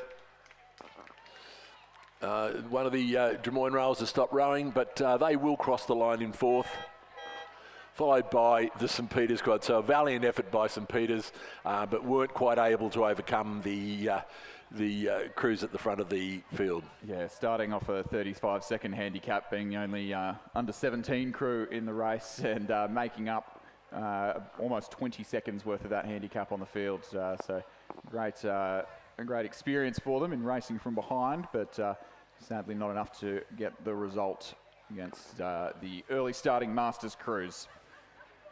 We'll turn our attention for the first time in a little while back down to the 2 kilometre start line in just a moment. Race number 19, women's under 19 and under 21 double scull. So just the one under 21 entry in this race, but got a full fleet of 9 crews present, or entered at least. We'll find out if they're all present. Does look like we've got a full fleet of 9 crews on the start line. Lane 2, Newcastle Grammar, Sadie Smart, Roxana Brown. And lane 3 from Glebe, Paddy Boland and Lucy Yabsley. In lane 4 from St Catherine's, Alice Steed and Ada Lloyd.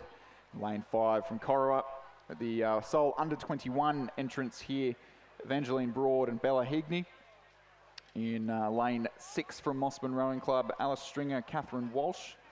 In lane 7 from Mossman, Eloise Stevens and Elise Coates. Lane 8 from University of Queensland, Greta Knott and Astrid Thomas.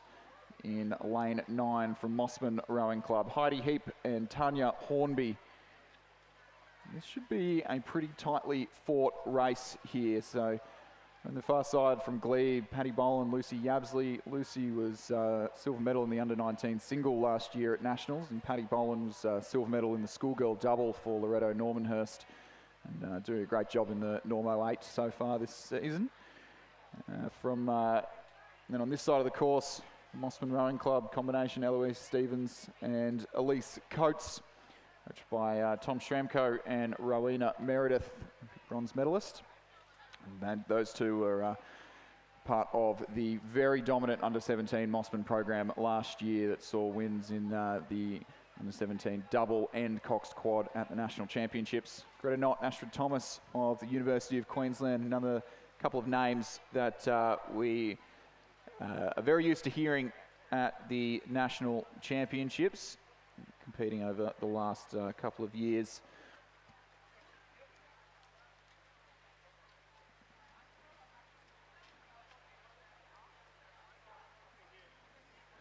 And Heidi Heap, Tanya Hornby, also a part of that Mossman program, closest to us there on the closest to the grandstand in lane 9. Crew's under starters orders now as we prepare to get underway and get racing. What is surely going to be a very tightly contested battle as the rain just starts to pick up again. I promise you, we were expecting 35 degrees and sunny the entire day, and it to be a bit of a swelter, but that is Sydney for us.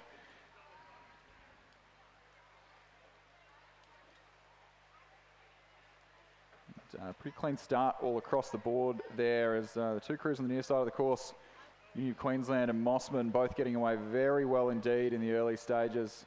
So too do the Glebe combination there in lane 3, second from the far side of the course. And I think that's those 3 crews will be where we find our race at the head of the pack in this under-19 double scull. First of two divisions here in the under-19 double scull, and another pretty packed race. 8 entrants coming up in the second division.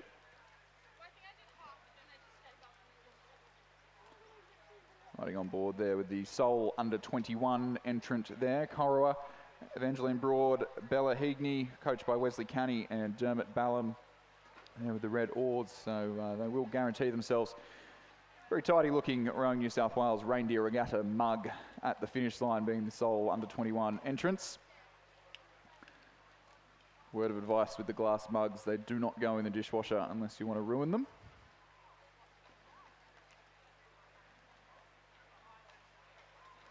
See on the near side there, that University of Queensland combination, coached by Sally Keogh, Michael Russell, Philip Bergeron. Phil Bergeron taking over the program over the last year or so at the University of Queensland and doing a very good job.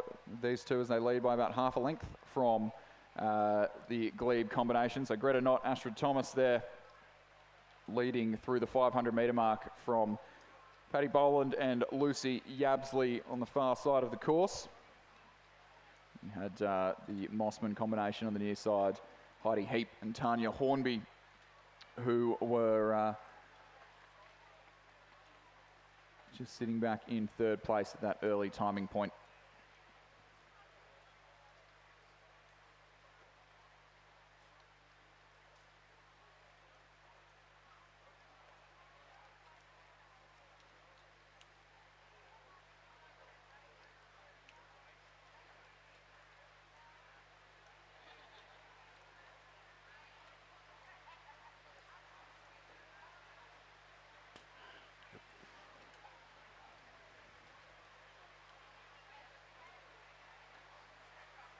Well, the conditions out on the course certainly are challenging at this point, and with the prospect of rain for at least the next hour or two, the conditions won't change.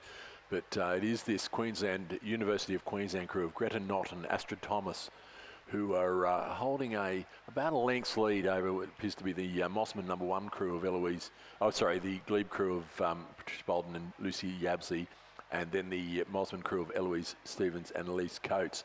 It's certainly a great display as they come down towards the 500 metre mark.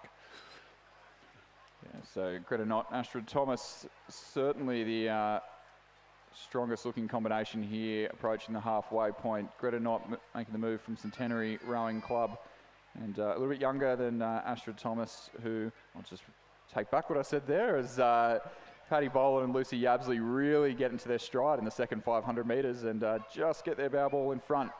But a little bit of a rematch for Lucy Yabsley and Astrid Thomas. Lucy finishing second in the under-19 single scull at the National Championships last year, and Astrid Thomas finishing in third place in that race. Lucy then going on to represent Australia in the junior women's quad scull, where they placed 5th, I believe, in the A final, which was certainly a great result from them at the World Champs in St Catharines. So this race certainly not over yet, as the rain picks up yet again. We can almost can't see down to the start line from our position here at the finish tower. It's pretty tough and pretty lonely out there for these girls in the rain, as the two leading crews from opposite sides of the course. It'll be very hard to keep their eyes on what's happening in the race. But worth noting as well there, Eloise Stevens and Elise Coates from Mossman Rowing Club, certainly not out of the running yet, as they start to lift in the all-important championship quarter of the race, the third 500 metres, sitting up at 33 strokes a minute, compared to the University of Queensland's 34, so just about going with them and really pushing them in the third quarter of the race. So University of Queensland with the faster start. Glebe on the far side of the course, responding in the second half of the race and really putting themselves in a position to challenge in the closing stages. And Mossman Rowing Club there in lane 7, who just starting to lift now and keeping the pressure on the early race leaders, who look like they've dropped back even further. It's the Glebe crew on the far side, Lucy Yabsley, Patricia Boland, edge out to about almost 2 lengths, possibly even 3 lengths lead there. So really decisive move from the 750 to the 1500 metre mark, and that is really, don't want to call it too early, but really decided the race early on. Two very, very talented scullers here. Patricia Boland, who rode in the New South Wales Pathways team last year after the national selection trials, and moving up into the under-19 age bracket. Lucy Yabsley in the stroke seat, her second year in the under-19 age group. Very, very sharp around the front end of the stroke. Both of them just picking up the weight of the boat very well around the front. Not doing too much to upset things. But a real race on for the minor positions here, as Mossman Rowing Club, who at the 500 metre mark looked well and truly out of this race, and really piling the pressure on the University of Queensland combination. So the Mossman crew, Eloise Stevens and Elise Coates, up at 36 strokes a minute now, and really knocking on the door of Greta Knott and Astrid Thomas from the University of Queensland. Big trip down the M1, and just faltering in the last couple of 100 metres, sitting at 34. So the Mossman crew have got the rate right up. Neither crew are going to challenge Glebe. Lucy Yabsley, Patricia Boland, coached by Milan Parker and Oliver Klotz, who are well and truly into the Red Boys, lifting their rate and looking unchallenged in the closing stages of the race, but it is going to come right down to the line.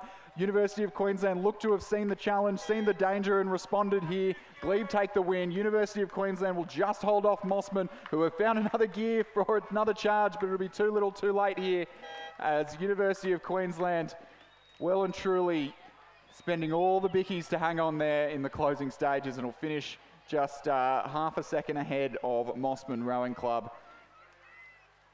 So the win there, Patricia Boland and Lucy Yabsley. 7:21, pretty handy for an under-19 double at this stage of the season.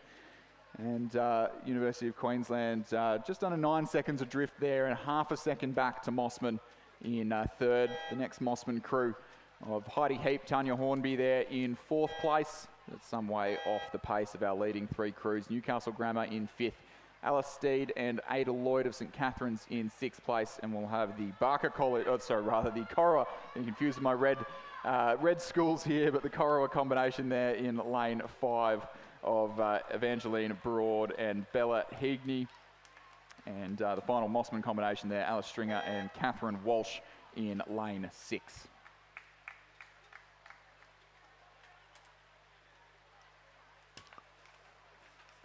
And already well underway is race 20, the women's under-19 double scull. In this one, we have all crews are under-19s. In lane 2, Askham of Kitty Elias and Sabrina Koskar. In lane 3, St Catherine Evelian Stiga and Melanie Poulos. In lane 4, Mossman 2, Frida Kirkman and Lottie Revenstein. In lane 5, UTS, Bianca Rupnik-Williams and Madeline Mannins. And in lane 6, Glebe's Stella Lagan and Giselle Duza. In lane 7, Mossman 1, Sophie Hay and Arabella Turner-Smith. In lane 8, Newcastle Grammar, Molly Boyle and Annabelle Mackenzie.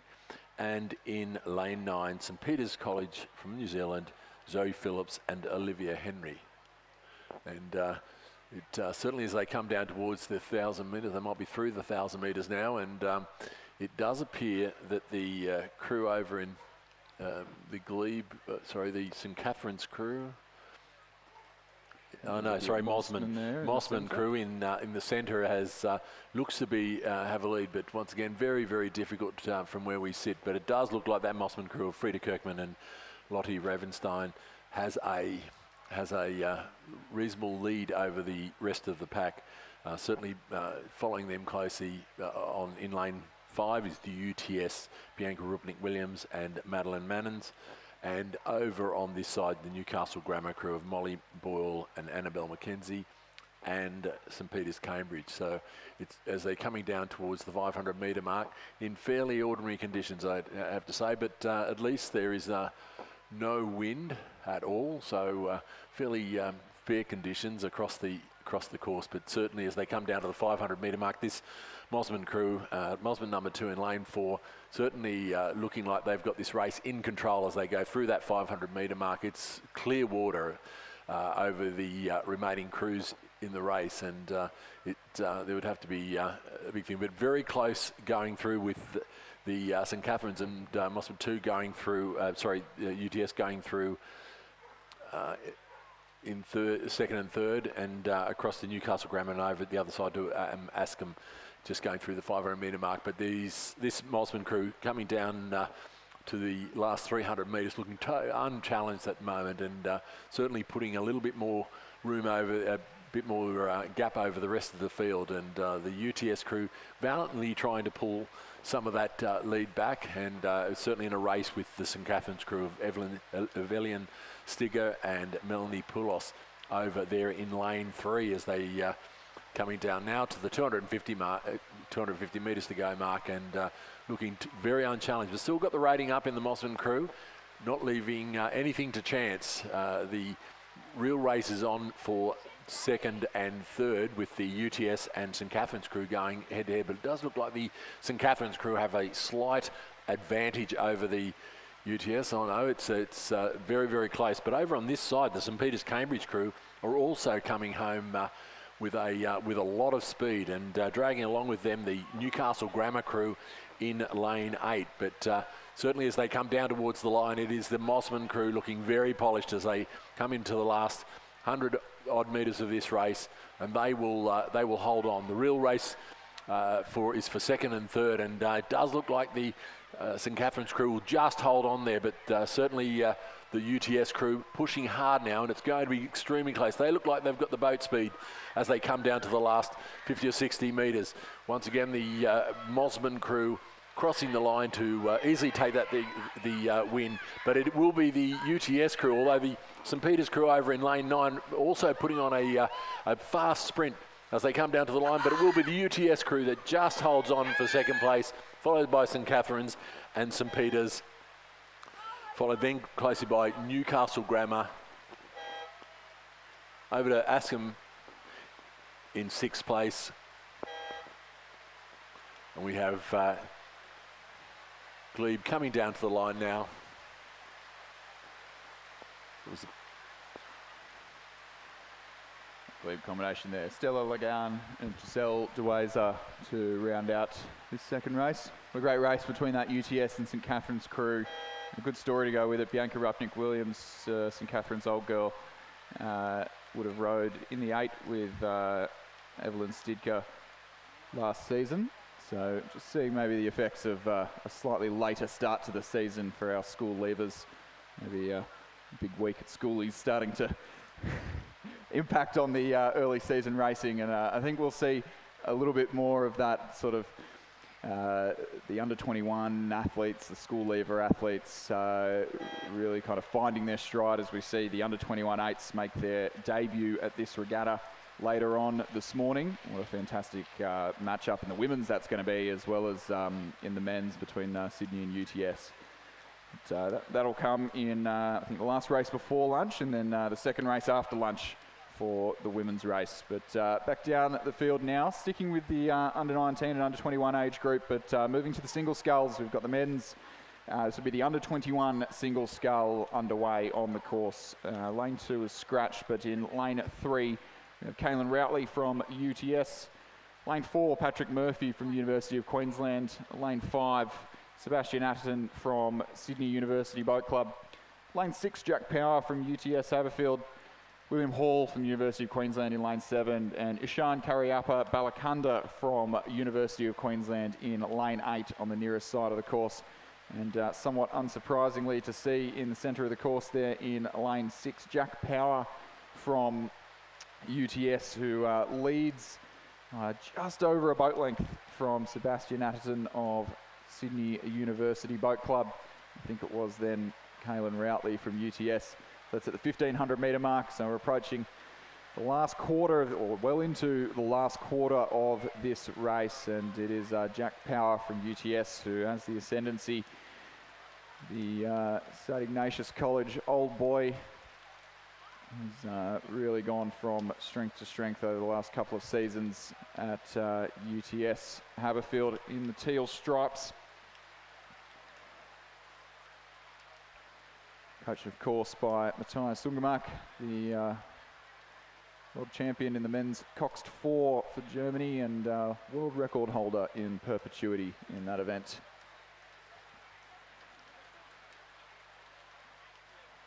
It doesn't look like it's going to be too much of a challenge for Jack Power. His nearest competitor, that'll be Patrick Murphy of the University of Queensland. I believe those two would have faced off together in the Noel F. Wilkinson Cup last year at the Interstate Regatta. I think slightly off there, but possibly would both be aspiring to do so this year.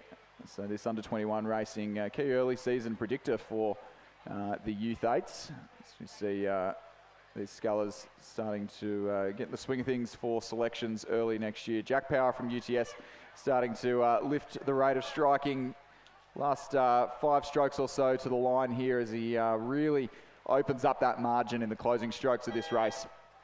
And Jack Power from UTS over Patrick Murphy of University of Queensland for second. And second UTS sculler, Caelan Routley, over in lane 3. Sebastian Adderton of Sydney University Boat Club there settle for 4th place. The second of the University of Queensland scullers, that'll be Ishan Karyapa Balakanda in lane 8. He'll cross the line in 5th in a few strokes time, and William Hall there from University of Queensland to round out this race.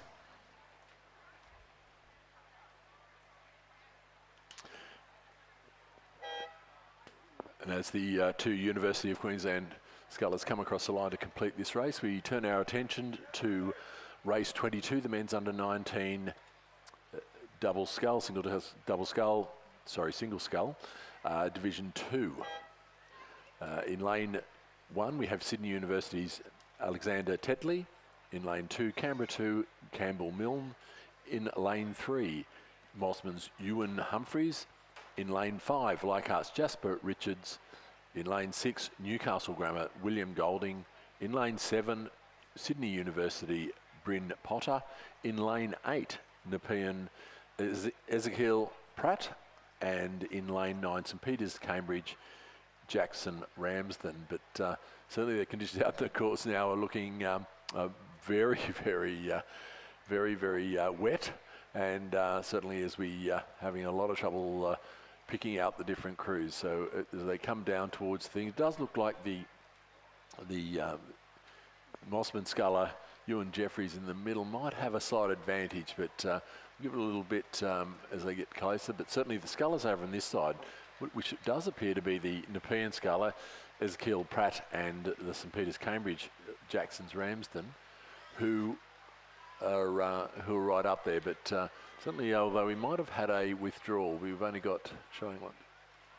Yeah, so we've had a withdrawal, so that could actually be the Sydney University sculler of Bryn Potter and Nepean over on this side of the course, having a real tussle for the lead, and they do look like the scullers that have the early lead, or the lead as we come through towards the 500 metre mark.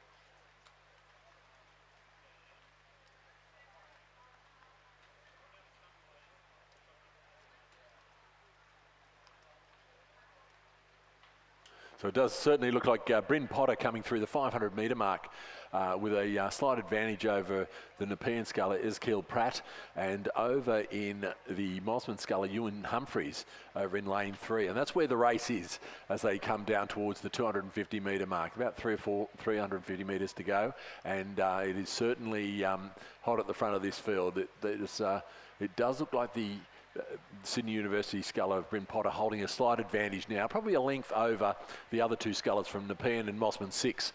And certainly that's where the race is. But the Nepean sculler now just lifting his rate, Ezekiel Pratt, and making a valiant effort to pull back this lead that Bryn Potter has held for some time. Over in lane 3, Ewan Humphreys also now getting a bit more boat speed as he comes down to that last 200 metres, and it is going to be a great race. But this Nepean sculler Ezekiel Pratt over in lane 8 has almost pulled up even with Bryn Potter, and it looks once again to have the boat speed. Bryn now is just putting in a bit more of an effort, just tick the rating up a little bit. But the sculler, the Mossman sculler over in lane 3, has had a great last 200 or 300 metres and looks to have jumped both these scullers over here. Maybe they're paying a bit much attention on each other rather than what's happening over the other end, the other side of the course. And it does look like the Mossman sculler Ewan Humphreys in lane 3 looks like he's going to hold on, but it is extremely close as they come down towards the line, and the Nepean putting in a large chance effort to him, and he looks like he's going to get him, and he will. The Nepean sculler, just a great row, just coming through the Sydney University sculler to take second place, but it will be Ewan Humphrey from Mossman Rowing Club who will take first position. Ezekiel Pratt in second from Nepean Rowing Club, and Bryn Potter from Sydney University in third. And over on the other side, the Canberra sculler just crossing the line.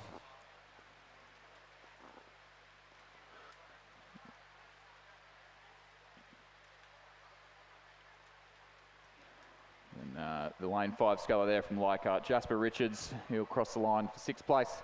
Ahead of the Newcastle Grammar sculler there in lane 6, William Golding, who'll come home in 7th place. And after a couple of withdrawals, that'll round out the field in this second division, kind of the first division there of the under-19 men's singles scull. Another 3 races of the under-19 singles to come.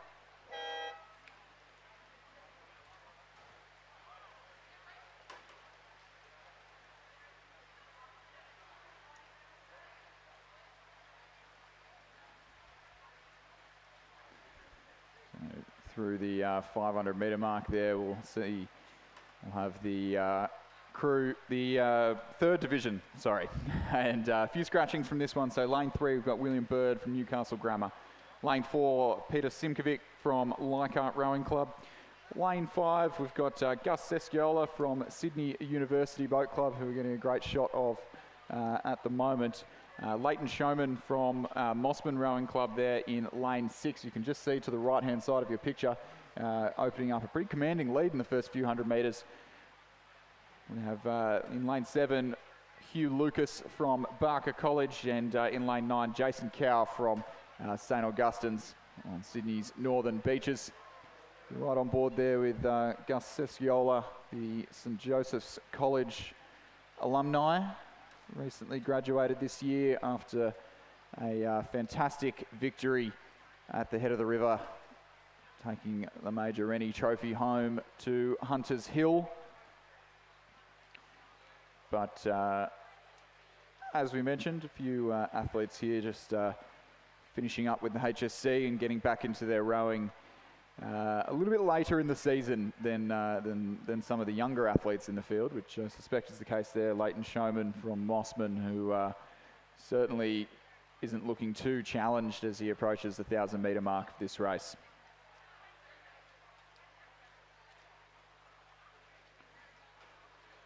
Leighton coached there by Tom Schramko and Rowena Meredith. Tom Schramko having led that program at Mossman for the last year or so, and Rowena Meredith coming on board following the Paris Olympic Games, and so being named as the assistant coach for the Victoria Cup for the lightweight women's quads. And that coaching team doing a great job as Leighton Showman leads pretty comfortably by a good few boat lengths now from Peter Simkovic of Leichhardt Rowing Club, who has just narrowly edged ahead of Gus Sesciola of Sydney University Boat Club.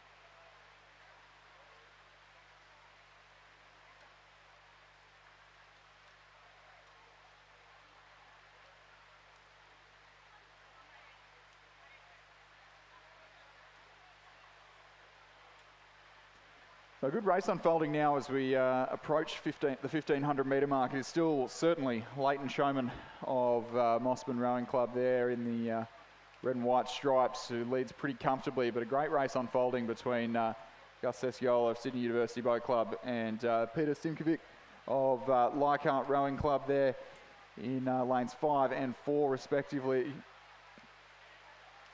So Gus Sesciola, he did lead out of the blocks and then fell behind a bit in the middle of the race. He was behind at the 1K mark. Peter Simkovic of Leichhardt Rowing Club was just ahead, but looks like those positions have just switched in as they cross into the last 500 metres. So that'll be the race to watch here for the minor positions. Sculler on the near side of the course there. Jason Cow from St Augustine's will certainly feel a long way from the action in lane 9 with a scratching next to him, and Hugh Lucas from Barker College just trailing behind in the next lane, but he's not too far off the pace. He's only about a length behind that battle for second place, as is William Bird of Newcastle Grammar over on the far side of the course. So all to play for still in the closing stages of this race. We mentioned a few people maybe at different stages of their seasons here at the first regatta of the 24-25 New South Wales season, and maybe starting to show here. Gus Sesciola really winding towards the line. I'd suggest he's about a length in front of the Leichhardt sculler, who did have him about 800 metres ago. Actually starting to make a bit of an impression on Leighton Showman of Mossman Rowing Club. This would be a fantastic come through the field if he were to pull this off, but I suspect the Mossman sculler has just had a look and seen the danger. Gus Sesciola of Sydney University Boat Club really starting to wind to the line. 36 strokes a minute now with about 150 metres left to row.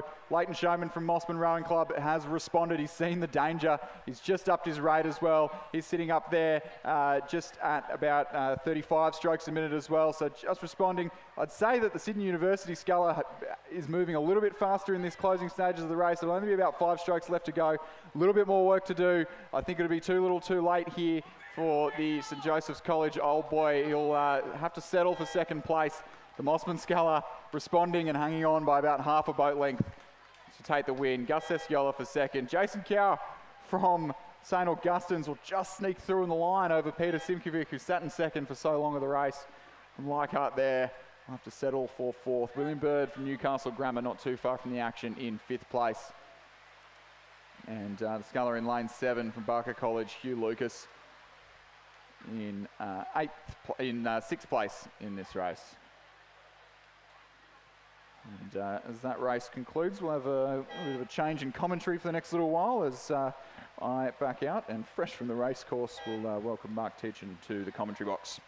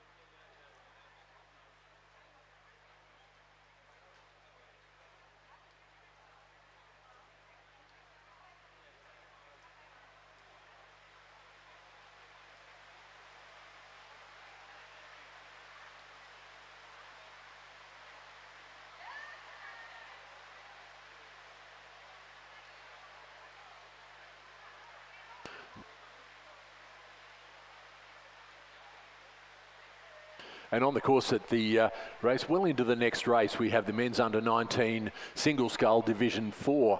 And certainly they have come now through the 1,500 metre mark, and it does appear to be Tobias Elias from Mosman, who has a commanding lead over the rest of the field, right over on the other side. It looks like we've had a few withdrawals. We've had Hunter Valley Grammar have pulled from the race, and it does also appear that Leichhardt may also, Dylan Lee may also have scratched from the race, but certainly Tobias Elias, coached by Tom Schranko and Rowena Meredith, has a commanding lead as they come down towards the 250 metre mark. The Mossman Sculler does look like to be the Mossman Sculler over there in lane 3. William Robinson, who currently holds down second place, although now that I look at it, it could actually be the Leichhardt Sculler of Dylan Lee. So the Mossman number 3 must have scratched, who is holding down second place, and once again has quite an advantage over Floris Elias over here in lane 8 from Mossman, and then a little bit of a gap back to our 4th and 5th place current placeholders, Glebe and Newcastle Grammar. But certainly looking unchallenged as we come down to the line. Tobias Elias holding about a 4 or 5 length advantage over the Leichhardt Sculler Dylan Lee in lane 4, and Tobias Elias will cross the line to easily take this the win in this Division 4 of the under-19 men's single scull, and it will be Dylan Lee holding on there for second place, and the Floris Elias over in lane 8, also from Mossman, coming home in lane 3. But there is a bit of a tussle going on at the moment between Newcastle Grammar's Mitchell Chung and Glebe's Josh Dallimore as they come down towards the line. But it does look like Mitchell Chung has done enough, and he will hold on to the advantage he's created over the last 500 metres and will hold on for 4th position, and Glebe's Josh Dallimore will cross in 5th position. So, Rob, do we know if the Elias boys are brothers? I assume they are. My best guess would be probably. Certainly that one might be a little bit younger. Floris might be a little bit younger, I'm imagining, but certainly a fairly handy scullers, those in that family. So moving on to race 25, they're down on the line, just lining up at the moment. Over in lane 3, we have Ronan Brown from Newcastle Grammar. Oh, they're racing. And in lane 4 from Mossman, Oscar Shield Gamborg. In lane 5 from Canberra, Ben Haywood. Lane 6 from Sydney University, Finley Mitchell. Lane 7 from Newcastle Grammar, Lucas Burton. Lane 8 from Leichhardt, Remy Wilson. And in lane 9 from Mossman, Julian Lemaitre. And this is Division 5 of the men's under-19 single scull. They're all under 19, these boys. So they're just coming up now to the 500 metre mark. We'll get a better feel for what's happening out there. No timing. So it does appear that the Canberra sculler Ben Haywood in lane 5 has a lead at the moment, but once again, conditions are very difficult to see at the point, and it does appear that Newcastle's Ronan Brown may have withdrawn, but until they get a little bit closer, it is a little bit hard for us to see, but it certainly will be coming down to the 500 metre mark. and it does appear to be the Canberra sculler Ben Hayward going through with a clear lead over the remainder of the field. It's 4 or 5 lengths, followed by the University's Finlay Mitchell coming across, then closely followed by appears to be the Newcastle, Newcastle Grammar, and then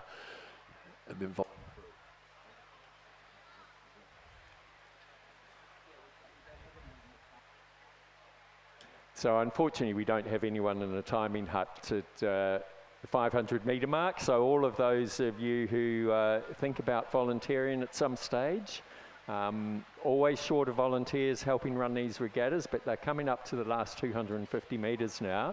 And out there in the middle, it is, I think Newcastle Grammar's Lucas Burton has the lead. Is that right, Rob? Oh, Ben Hayward over in lane 5. And we almost need windscreen wipers up here so we can see out a little more clearly, but I would put it at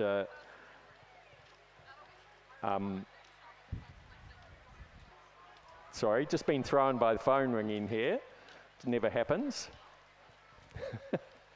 Sorry, Rob, do you want to pick up? I completely got distracted there. Yeah, but it is the Canberra sculler Ben Hayward in lane 5 who's holding a good lead at the moment over the remainder of the field, but it does appear to be the Newcastle Grammar's Ronan Brown. It does look like the Mossman 2 Scull Oscar Shield Gamboard has withdrawn, but the race is on between Sydney University's Finlay Mitchell and Ronan Brown for the 2nd and 3rd place, but the rate right down in the Canberra sculler, Ben Hayward, and certainly has this race totally in control as he crosses the line. It is a really ding-dong battle between the Newcastle's Ronan Brown and Sydney University, and it will be very close. Coming down to the wire, it will be just by about a bow ball. Newcastle Grammar coming in 2nd, Sydney University in 3rd, Newcastle Grammar in 4th. Over in lane 9, Mossman, Julian Lematier in 5th, Leichhardt in 6th, and as I said, the Mossman sculler in lane 4 has withdrawn. So it's the conditions are quite big. We don't have the benefit of 500,000 and 1,500 metre timing, so that's means we're a little bit blind. We've got to rely on the screen because it's very difficult to get a visual up the course at the moment without the help of the cameras. So underway we have race 26, which is the para double scull. It looks to be so we got 2,000 metre races happening now. That's where I was getting a little bit thrown. Excuse me while I just get up to speed here on the commentary, but we have 2 entries over in lane 5 from Glebe and Drummoyne, Stephanie Walker from Drummoyne and Parry Mutaris from Glebe. And in lane 6 from the University of Queensland, Hayden Nielsen and Mac Russell. So they're about 1,000 metres out at the moment. Oh no, they're getting a bit closer. It's a little bit hard. Usually we can see right down the course, but this rain that was unexpected to have settled in quite like it has is just making the vision not quite as we would like. We could do with some windscreen wipers here on our window, but otherwise we're sitting in air-conditioned comfort up here. Yeah, certainly very dry inside the tower at the moment. So I do apologise to everybody who's out there in the rain, the wet. But going back to this para double scull, and of course we have Hayden Nielsen and Mac Russell, a very accomplished double sculling combination who are have a commanding lead. And you saw Mac Russell come over in the single scull earlier on the day, the 2,000 metre single scull for a big win. And they certainly are have the rating up, and they have a lot of intent. The combination in 2nd is the combination of Stephanie Walker from Drummoyne and Parry Mutaris from Glebe. This is a very new combination, and I think this is there from memory, this is their first race out on the course. So it's going to take a little bit of getting used to each other and how each other approaches their racing. So they very well done by them, and certainly they will improve as the spending more time on the water. But the University of Queensland crew of Hayden Nielsen and Mac Russell are really having a dominant performance here, and as they come through the 250 metre mark, holding a commanding lead. But I'm thinking that the para double there will be 2 for the all-male crew and the mixed crew. The way it works is they combine the crews in a single race so that they can get that competition. Yeah, I was going to ask you about that, Rob. It's something I'm not quite clear on. As in many para races, we do see male and female mixed together. So all male crews up against mixed crews. So, and they're just all listed as PR3. Yeah, it is certainly. It is the numbers, and making their giving them some competition in the races. So it certainly gives them a reference point. Certainly these two of Hayden Nielsen and Mac Russell, showing they've got some crew to push against, and they've certainly showed their skill and boat speed, with Mac coming across for his second win of the day. Yeah, and just coming into the last 250 metres now is Stephanie Walker from Drummoyne and Parry Mataris from Glebe. And you Mark, can see they're just sort of, they're not quite in sync. So as you sort of said before, they're a new crew together. And Mark, I understand that Parry has not been rowing for very long, so he's got certainly a lot of improvement that will come over the years just through that experience of racing. Yeah. Yeah, he's big, strong bloke though, so once we manage to refine his technique, we'll see some speed. And just while finishing, so they've probably got about 50 odd metres to go. They're into the red buoys. They're actually looking very nice now as they've come into the final part here. So nice big finish, putting on a great show for the crowd. And that's Parry and Walker. Yeah, Stephanie Walker just crossed the line.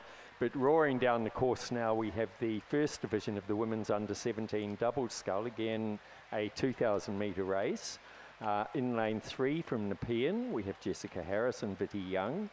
Oh, sorry.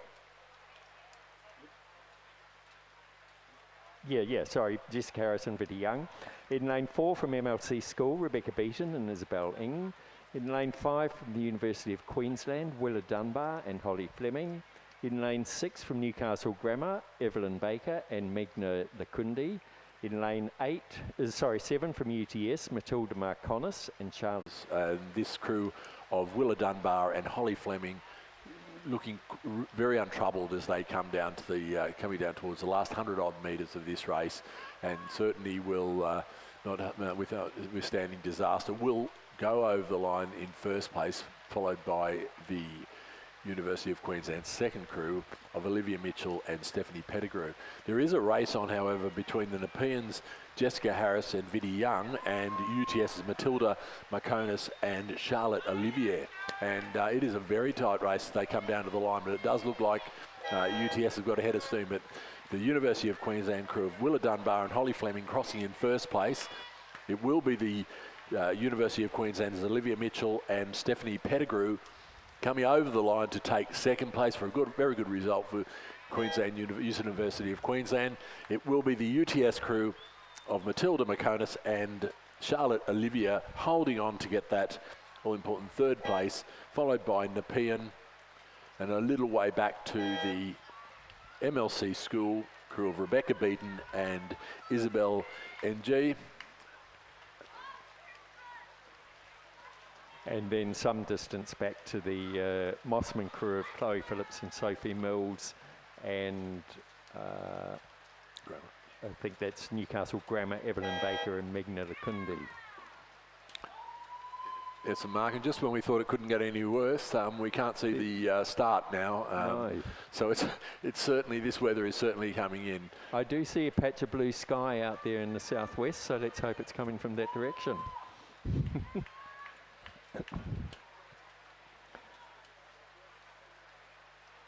So huge thanks to the volunteers who are no doubt down there in the rain, holding boats.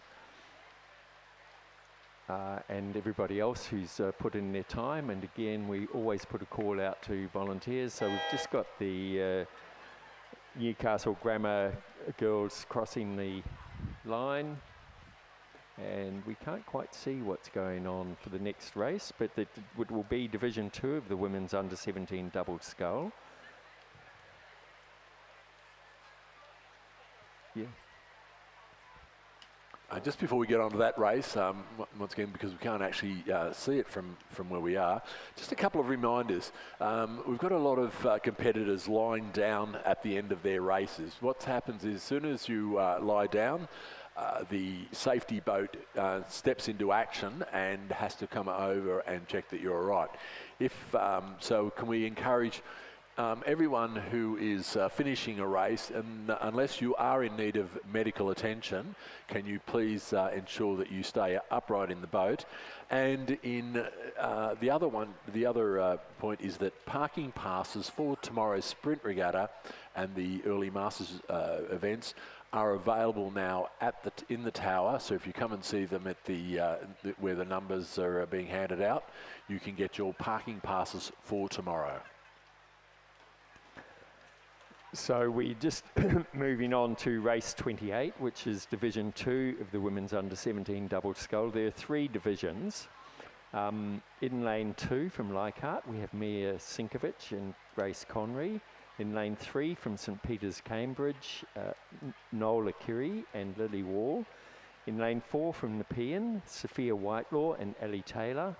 In lane 5 from Barker College, Taylor Grayson and Meg Anderson. In lane 6 from Corowa, Phoebe Packer and Summers Hogan. In lane 7 from Newcastle Grammar, Kensington Steele and Heidi McKenzie. And in lane 8 from the University of Queensland, Amelia Moore and Emerson Martin. So we have Queensland, New Zealand, and where's Corowa? Is that that's New South Wales, isn't it? Yeah, but great to see people travelling from far and wide to join in this regatta. As they're coming up to the 1500 metre mark, it does look, it's a bit hard to tell from the camera angle, but it looks like we've got a pretty good race here. The first 4 or 5 crews look fairly close together, but now we're shooting out with the vision. We can get a better picture. It does look to be probably the Nepean crew of Sophia Whitelaw and Ellie Taylor have the lead over there in lane 3.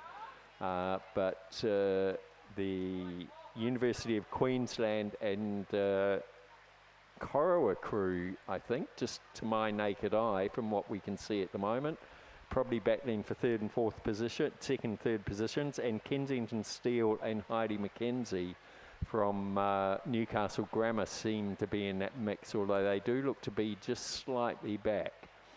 So I think it's the crew from Nepean out there in lane 4. That's Sophia Whitelaw and Ellie Taylor have a good lead. They're about 400 metres out, but I wouldn't discount the University of Queensland crew closest to the grandstand of Amelia Moore and Emerson Martin. And then we can see Phoebe Packer and Summers Hogan from Corowa making sure their journey into Sydney is worthwhile. And Newcastle Grammar, Kensington Steele and Heidi McKenzie are not letting them get away. So we could see quite an exciting finish here. Yeah, certainly that crew from Nepean, Sophia Whitelaw and Ellie Taylor, coached by Daniel Woodell and Hugh Harold and Miles Harold, holding a good 2 or 3 lengths lead at the moment. But there's been a shipwreck in the University of Queensland crew. They were doing so well. They're up into second place. They've got a big crab and certainly have an oar facing the wrong way at the moment. So that's not going to do their chances any good whatsoever. they might be best placed just to stop the boat and get the oar back, and rather than try to row just one of them to the line. But it is the Nepean crew, Sophia Whitelaw and Ellie Taylor, who are doing it very, very comfortably at the moment. This crew from looks to be from Corowa, Phoebe Packer and Summers Hogan, who are really pushing the Newcastle Grammar crew of Kensington Steele and Heidi McKenzie. And but it doesn't look like the Corowa crew have just got up over the top of it. The unfortunately, the University of Queensland crew has not recovered, and as said, probably would have been more prudent to stop, retrieve the oar and get it back unless it's broken, and retrieve it. But the Newcastle Grammar crew just putting on a big spurt as they come down towards the line. They've really stepped up the rating, but they won't trouble the Nepean crew of Sophia Whitelaw and Ellie Taylor, who will cross the line in first position. But it is a very close race, but it will be the Newcastle Grammar coming across the line to take second position, and the Corowa crew, the Corowa crew coming in third. Over on the other side, Leichhardt will come in for fourth position.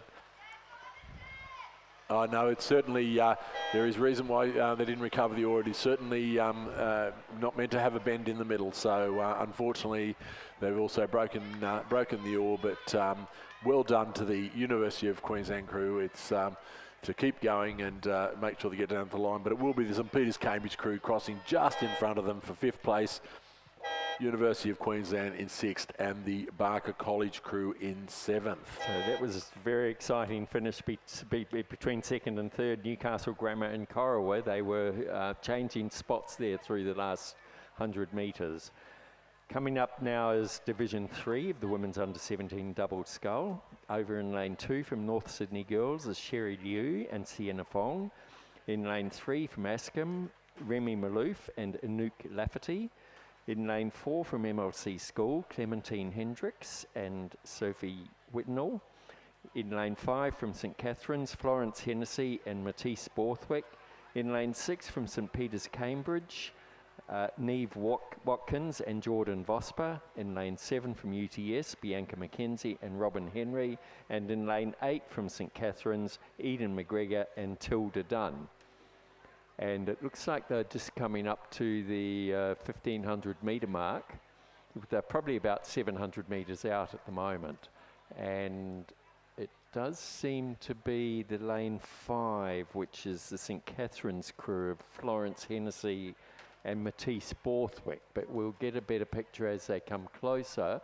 I would say they're being chased down by MLC Schools, Clementine Hendricks and Sophie Whitnell, coached by our very own Rob Glendenning here.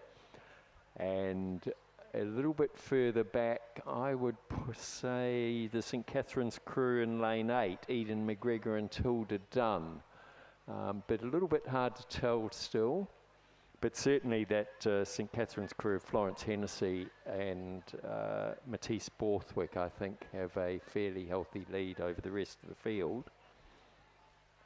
We'll get a better picture as they come closer. They're about to come through the 500 metre mark, or the 1500 metre mark. So 500 metres to go.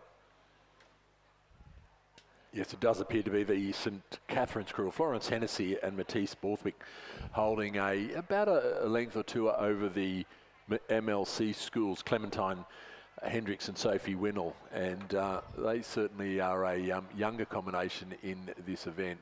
Sophie Whitnell, of course, is a under 16, and a little way back to the quite a way back, Rob. Now we're seeing the video footage as they cross through the 1500 metre mark. Back to St Peters and UTS and St Catherine's over in lane 6, 7 and 8, but looking very unchallenged at the moment. This very polished St Catherine's crew of Florence Hennessy and Matisse Borthwick. Certainly they don't look like they're going to be able to get caught as much as I'd will the MLC crew to be a little bit closer, but that's how it goes. But certainly they are holding down a very comfortable second position, a little way back to the St Peters Cambridge, who now look to be, or maybe it's very tight between St Peter's, Cambridge and St Catherine's over here in lane 8, sorry. They are certainly going boat to boat as they come down into the last 300 metres, but certainly this very polished crew of Florence Hennessy and Matisse Borthwick from St Catherine's looking very, very comfortable as they come into the 100 metres to go, and certainly will take out this event.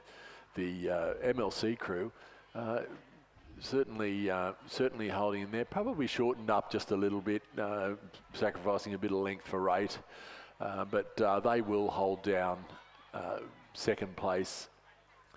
And the St Peter's crew now from Cambridge, all the way from New Zealand, Neve Watkins and Jordan Vosper, have had a bit of a spurt, but not to be outdone. The St Catherine's crew of Eden McGregor and Tilda Dunn are putting on a great sprint towards the line, but it will be the St Catherine's crew of Floris Hennessy and Matisse Borthwick that take out first position.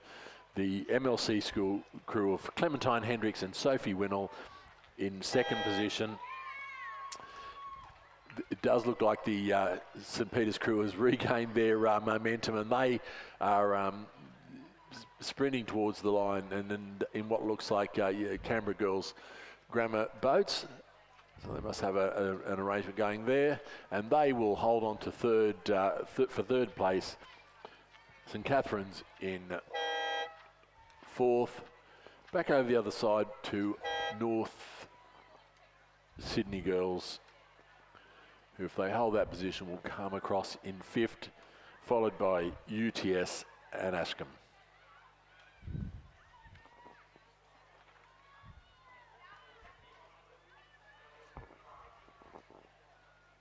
So coming down the course now, we have para double crew, the para double race. It's just the one crew in the race, which is from Community Rowing, Eleanor Taylor and Bronte Marshall, coached by Liam James and Barbara Ramjam. So you can see they're being very closely followed by the marshals, just for safety more as much as anything. Yes. Come through the last 1500 metre mark there. It is it's a 1,000 metre race. Yeah, this crew of Ellie Taylor and Bronte Marshall, a very experienced crew, and certainly have probably done a little less racing over the last 6 or 12 months, but looks like they're getting back into it and regaining some of that form that has seen Bronte Marshall certainly represent Australia and New South Wales in the para space. And they might just need to get a bit of a move on, because roaring down the course we have Division 1 of the men's under-16 coxed quad scull. I'll just run through who's in it. Over in lane 2 from Newington, we have Nicholas Softis, Nico Colantonio, Giannis Titmus and Nick Byrne, coxed by Lachlan Ha. In lane 3 from St Augustine's, Raf Lowe, Carson Kunha, Adam van Ryswick and Connor Buchanan, coxed by Leo van der Gel. In lane 4 from Barker College, Jacob Apps, Finn McKenzie, William Ryan and Hugo Tong, coxed by Ollie Downing. In lane 5 from St Augustine's, Asher Kelly, Arjun Guetti, Oscar Gilliland and Doug Schofield, coxed by Max Hart Bevis. In lane 6 from Newcastle Grammar, Daniel Vesey, Charlie Martin, Connor Scott, Aston Myers, coxed by Alison Capano. In lane 7 from Newington, Ned Lee, Oscar Wong, Jeremy Cooper, Oscar Sharp, coxed by Dylan Henry. And in lane 8 from St Augustine's, Daniel Corrigan, Oliver Kennedy, Jasper Moy, Oscar Porteous, and they're coxed by Sam Pickard. And this is a men's under-16 coxed quad. Division 1, there are 2 divisions, and these are 1,000 metre races. So just as they're roaring down the course, coming into the last 100 metres is Ellie Taylor and Bronte Marshall, looking very good. They, although they don't have anyone to compete against, they seem to have just taken their rating up just to make sure they put in a good, strong finish, making a great effort there as they come up to the finish line.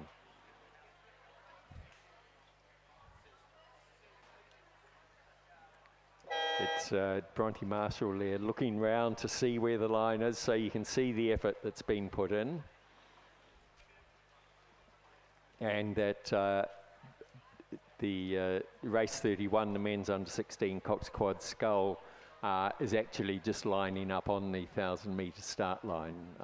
I could see in the gloom of the rain, which seems to be lifting now, thankfully, and the wind has dropped completely, so perfect conditions out there. But yeah, that race, it did look like they were coming down the course, but now we can see more clearly that they're just lining up. And we can see that on the video now. The starter's getting quite a nice line there.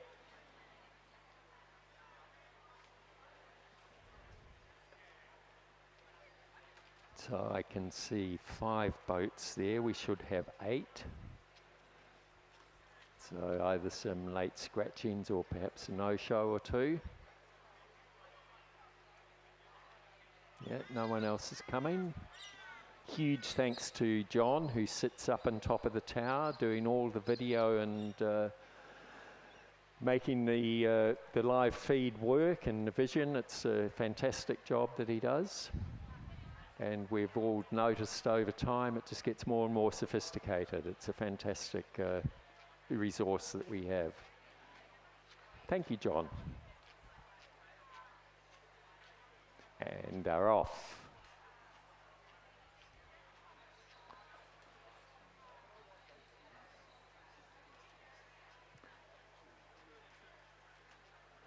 We do think that it looks like St. Augustine's and Barker College are the crews that are not in the race, no?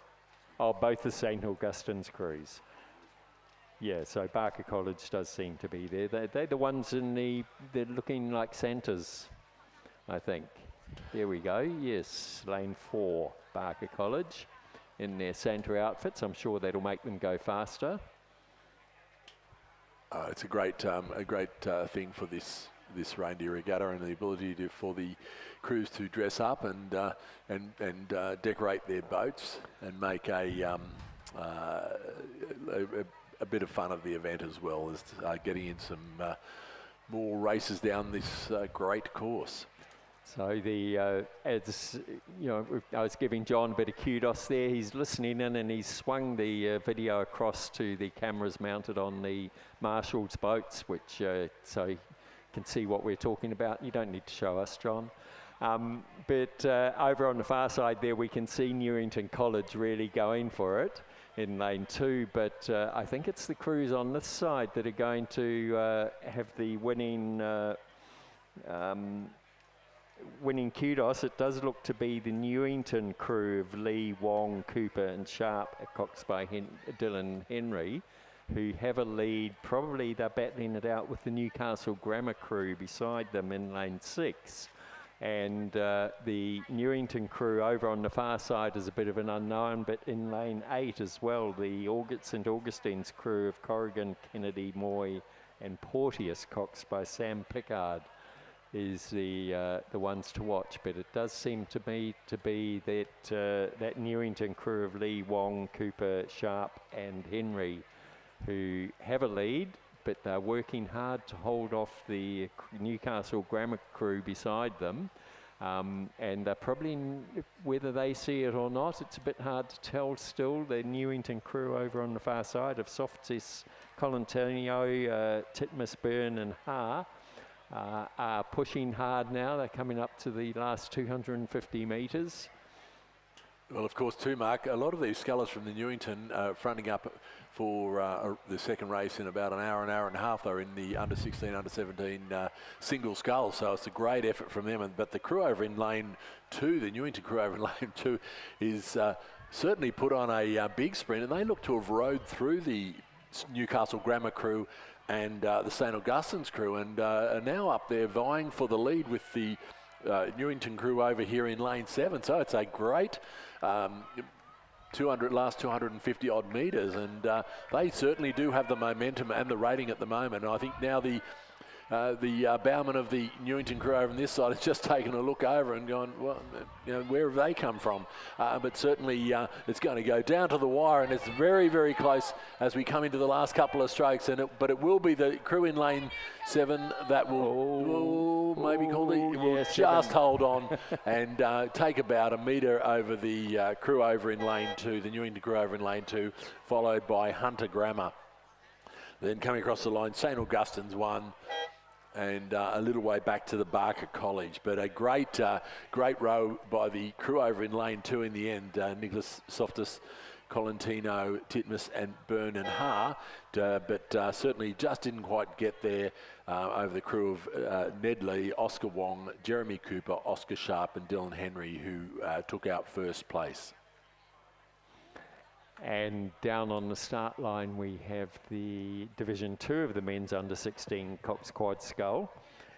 In lane 2 from Newcastle Grammar, Mac Avery, Sam Cross, Carter Hazel, Isaac Beattie, Cox by Campbell Williams. In lane 3 from Barker College, Nicholas Layton, Ethan Winters, Isaac Weisenbeek, Lars Volwerk, Cox by Benjamin Bleasel. In lane 4 from St Augustine's, Jack Penbathy, Q Williams, Harper Menzies, Max McDermott, Cox by Elliot Thurkelson. In lane 5 from Newington, Lucas van der Westhausen, Ollie Stellmarker, Lucas Ross, Hugh Jones, Cox by Hugo Lonergan. In lane 6 from Newcastle Grammar, James Seville, Aidan Bird, Jia Sheng Shi, Hunter Mann, Cox by Lexi Awad. In lane 7 from St George, Aidan West, Jake McAfee, Julian Grunsell, Jacob Wilson, Cox by Lily Featherston. And in lane 8 from Newington, Baird Lockheed, Lucas Knox, Ashton Tulipan, Tom Perrott, Cox by Andrew Buchanan.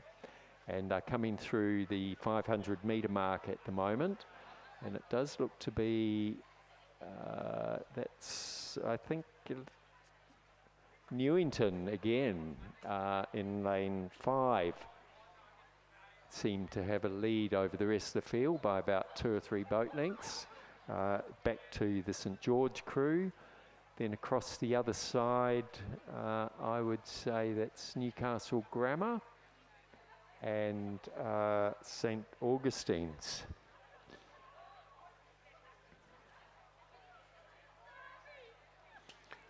So as they're coming up to the last 250, about 300 metres out at the moment, and we can see the Newington crew with their healthy lead across over there in lane 5.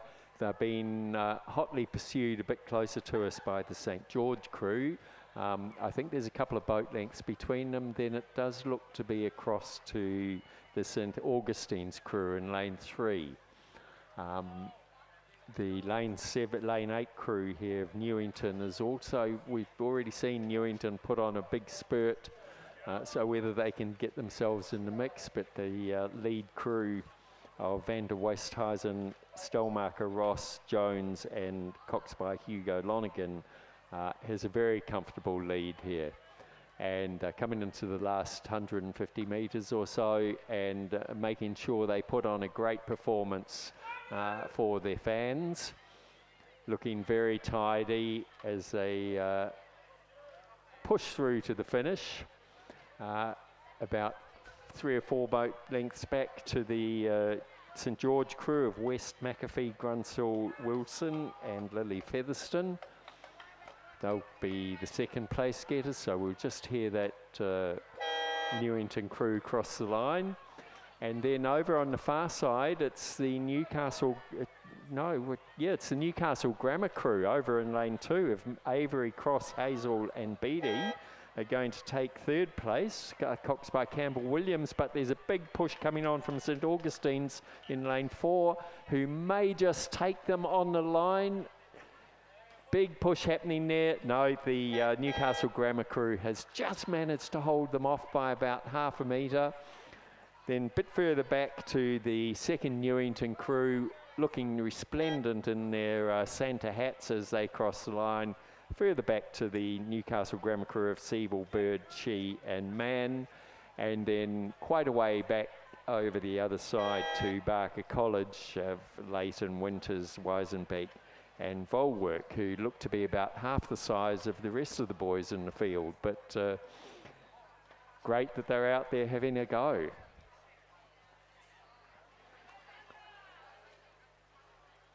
As the Barker crew comes down towards the line to round out Division 2 of the men's under 16 quad scull. So there'll be a slight pause now to the race 33 was going to be a Division 3 of the under 16 cox quad scull, but it was consolidated. So we'll be on to race 4, which is the women's novice single scull. There are two divisions. The novice singles are always probably often quite entertaining. So we sit and wait. They look like they're just the starters probably trying to get them all lined up at the moment. Some of these ladies will have never faced a starter and certainly probably never rode on a buoyed course. So it's a whole new experience. The nerves will be there. The starter will ask them to tap up and they'll be freaking out, wondering if they're going to fall in or not. Then they have to try and keep themselves going straight between the lanes. I think the lanes are, what, 13 metres wide, are they? 16, 12 metres wide. Yeah, so it's a whole new experience. I certainly remember my first novice race out here in Cirque, and it was quite a challenge, but I made it to the end, and that was the biggest achievement of the lot.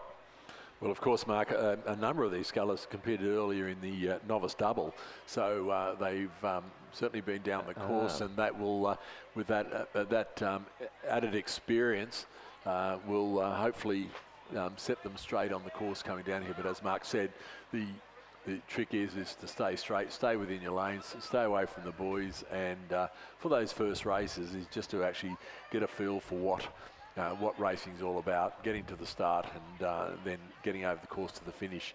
That's and then it's all up from there. So we have a full house as well over on the far side, and lane 2 from Glebe is Raquel Bozza. In lane 3 from Newcastle Grammar, Lexi Awad. In lane 4 from Askham, Isabel Rizavi. In lane 5 from Glebe, India Lloyd. In lane 6 from Roseville, Jess Smith. In lane 7 from Nepean, Zoe McLeod. Lane 8 from the University of New South Wales, Kira Bailey. And in lane 9 from Barker College, Yujia Zhu.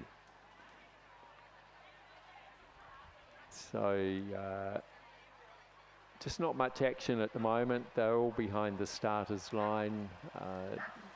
Just probably dealing with their nerves at this time, hoping they don't catch a big crab and don't capsize as well.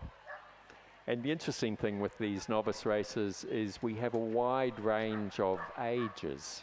So we have everything from juniors to more mature rowers who have come to rowing later in life.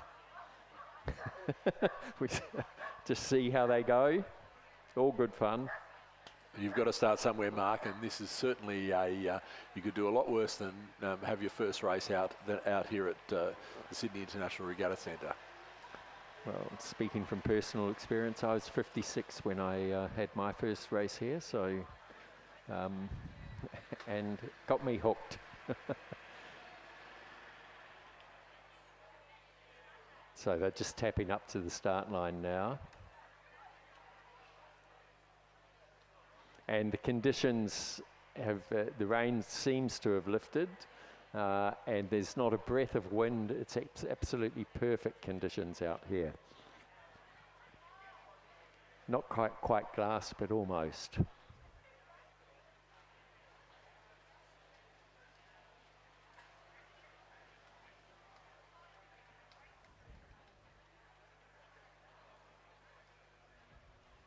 So sometimes with the novices as well, the challenge is if you're watching on screen, you can see when people tap up, there's a bit of drift and they can cross over the line, and then if the starter asks them how to back up and they haven't quite learnt how to back up yet, it could be a challenge. I suspect the starter might have just asked that lane 4 was it? Lane 6 to back up, and she's actually taken a tap forward. So rather than get everybody to back, he's trying to get everybody, looks like, tap up to match her. And just Mark, just having another look at the radar, and it certainly is not going to let up in the next hour or two, and there is certainly some heavier rain coming within the next hour. So just a bit of a warning out there, not that everybody's not already drenched, but certainly a very different conditions to what we had expected today at out here at Cirque. Yeah, the rain parrot, for those of you who may have it, shows it not letting up for the next hour or so. So it looks like the starters nearly has a line. He's taken the line, or he or she taken the line ahead of the standard start line, but more probably just to try and get them close together, and they're off. A good learning for some of those scullers sitting at the finish position when he called go. Not ideal. So, but now look at lane 7 going. Zoe McLeod. We sure she's a novice, and it looks to be India Lloyd as well. Well, I know India rose pretty well. She's a glebe girl. Here's, we're getting some close-up here of someone who's having steering difficulties, taking the scenic route across the course. She's behind the others though, so not cutting anyone off at this stage, it seems. So just how it works is the umpires now has come behind those two scullers, and they will direct them if they're going to hit. They won't necessarily tell them which lane they've got to get back into or whatever. It is just simply to ensure that they're not impeding another sculler, but which it certainly appears there is going to be at the moment. But certainly the sculler, one of the scullers has now stopped to let the other one get ahead.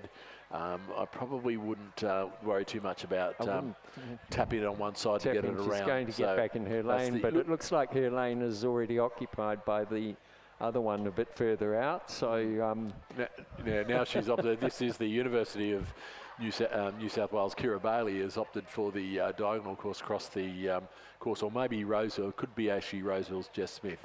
It's a little bit hard to think there, but she's she's perpendicular to the finish at the moment, so probably not the quickest route. But it's all learning, and it's all about understanding how it works, and just being able to keep your head in these races.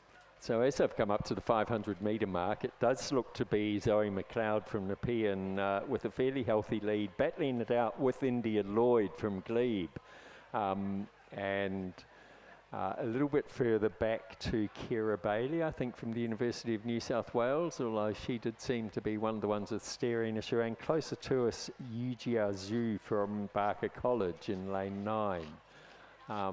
But I think India Lloyd from Glebe has taken the lead now over Zoe McLeod. Those two look to be battling it out fairly close.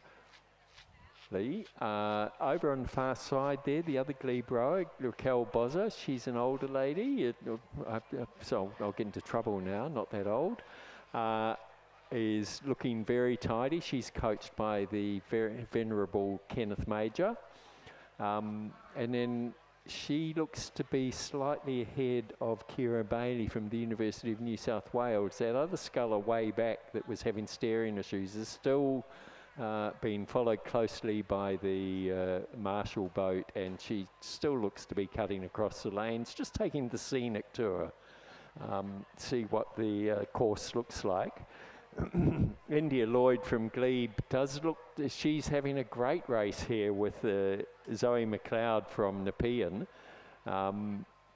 They're coming into the last 250 metres now, and not far behind now, Raquel Bozza has found her mojo, and she's stepping on it as she comes up to the finish, looking very tidy as well. But it is India Lloyd from Glebe has taken out a nice, easy, it's a nice, comfortable lead over Zoe McLeod from Nepean, who I think may have just discovered how long her first 1,000-metre single race is. because she was going great guns earlier on, but she does seem to perhaps just run out of puff there. But what a comeback over the far side from Raquel Bozza as well, really piling it on, looking very tidy. But India Lloyd from Glebe in her first novice single race, looking very nice, looking around, wondering where the that finish line is.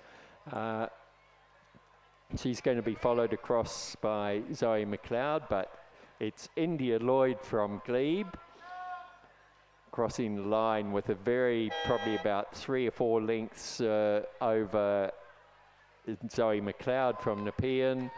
And then further across over there in lane 2, it is Raquel Bozza from Glebe, who's also wondering where that line is. Was that hooter for her or for one of the others? Further back, we have the sculler in lane 8 from University of New South Wales, Kira Bailey. Putting in some big strong strokes there. Fairly low rating. I think she was the one that tangled or that had the other sculler coming at her before.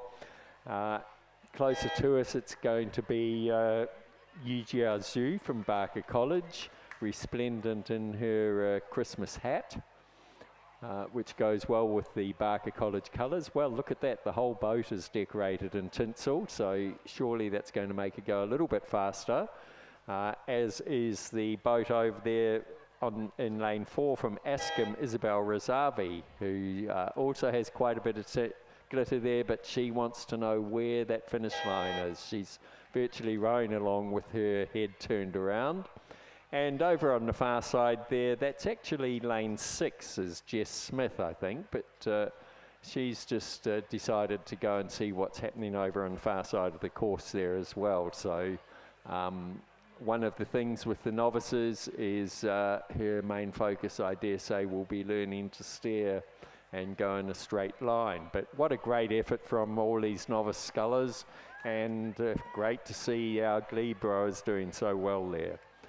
So lining up now, or about to line up down on the start line, is the Division 2 of the women's novice single scull. In lane 2 we have another Glebe sculler, Charlotte Rogers. In lane 3 from Barker College, Wee Yen Howard. In lane 5 from from UTS, Emily Vaughan Brooks. In lane 6 from the University of New South Wales, Alana Pinder. In lane 7 from the University of New South Wales, Alana Hamilton. And in lane 8 from New England Girls, Robin Henry. There's been a scratching from Newcastle Grammar. So that race is actually underway. You can see getting some great footage from the umpire's boat. As they come up to the 500 metre mark, we should get a fairly clear picture of who's in the lead. It does look to be the lane. Now, this doesn't make sense unless, so it's Charlotte Rogers, but in a similar to Glebe colouring, Glebe outfit. Probably hasn't quite got round to getting the proper, it might be a Christmas outfit. So Charlotte Rogers over on the far side did cross through first as far as we can see, and then that's lane 6, Alana Pinder, and she's followed through by Alana Hamilton. No, it's not, sorry, Robin Henry. Then Alana Hamilton. A bit further back to UTS's Emily Vaughan Brooks, and then lane 3's Yi Wen Howard. So this field a bit more spread out. They're all managing to stay within their lanes. Looking pretty good for novices. It's quite impressive showing here today. But over the far side there, it is Glebe's Charlotte Rogers, putting on a fantastic effort here and demonstration of good novice rowing.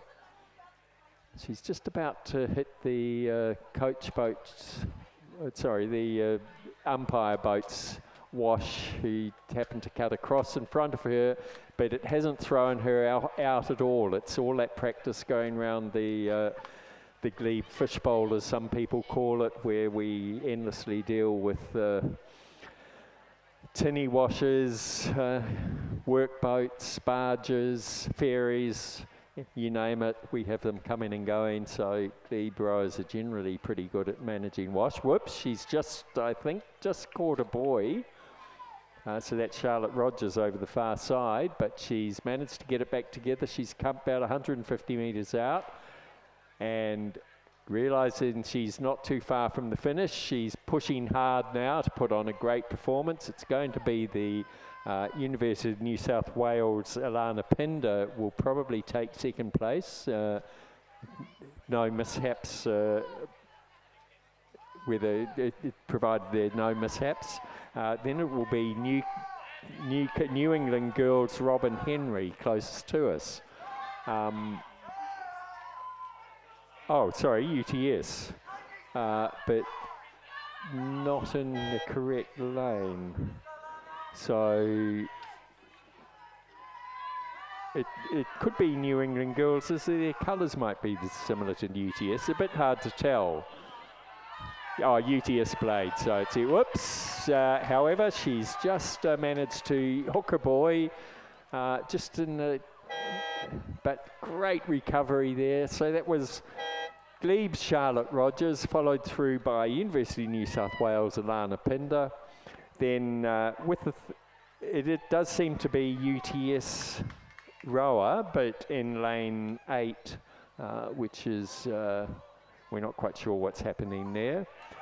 I think, well, then we have the UTS rower Emily Vaughan Brooks in lane 5 has just crossed the line, so could be New England girls rowing in UTS colours.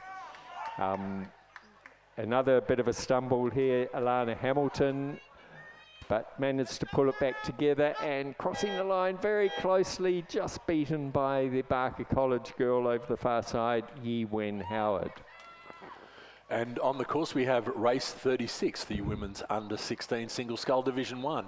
In lane 1 we have Newcastle Grammar Alison Capano. In lane 2 St Catherine's Lillian Orange.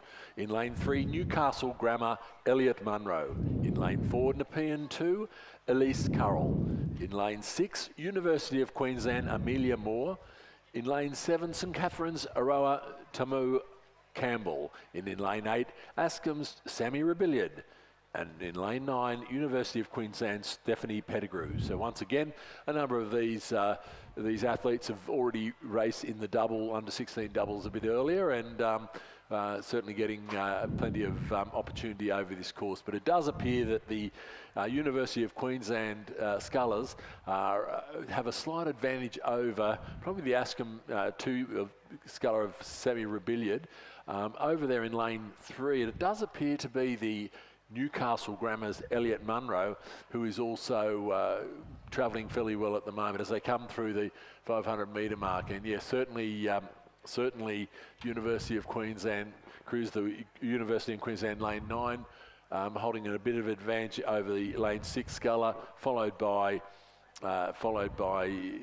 Newcastle Grammar. So it's fairly tight back there, and a little bit of a gap back to the second Newcastle Grammar crew, just crossing the line in the 500 metre mark. But certainly the tussle is out the front here with these two University of Queensland crews. It looks like the Stephanie Pettigrew in lane 9 has the slight ascendancy at the moment.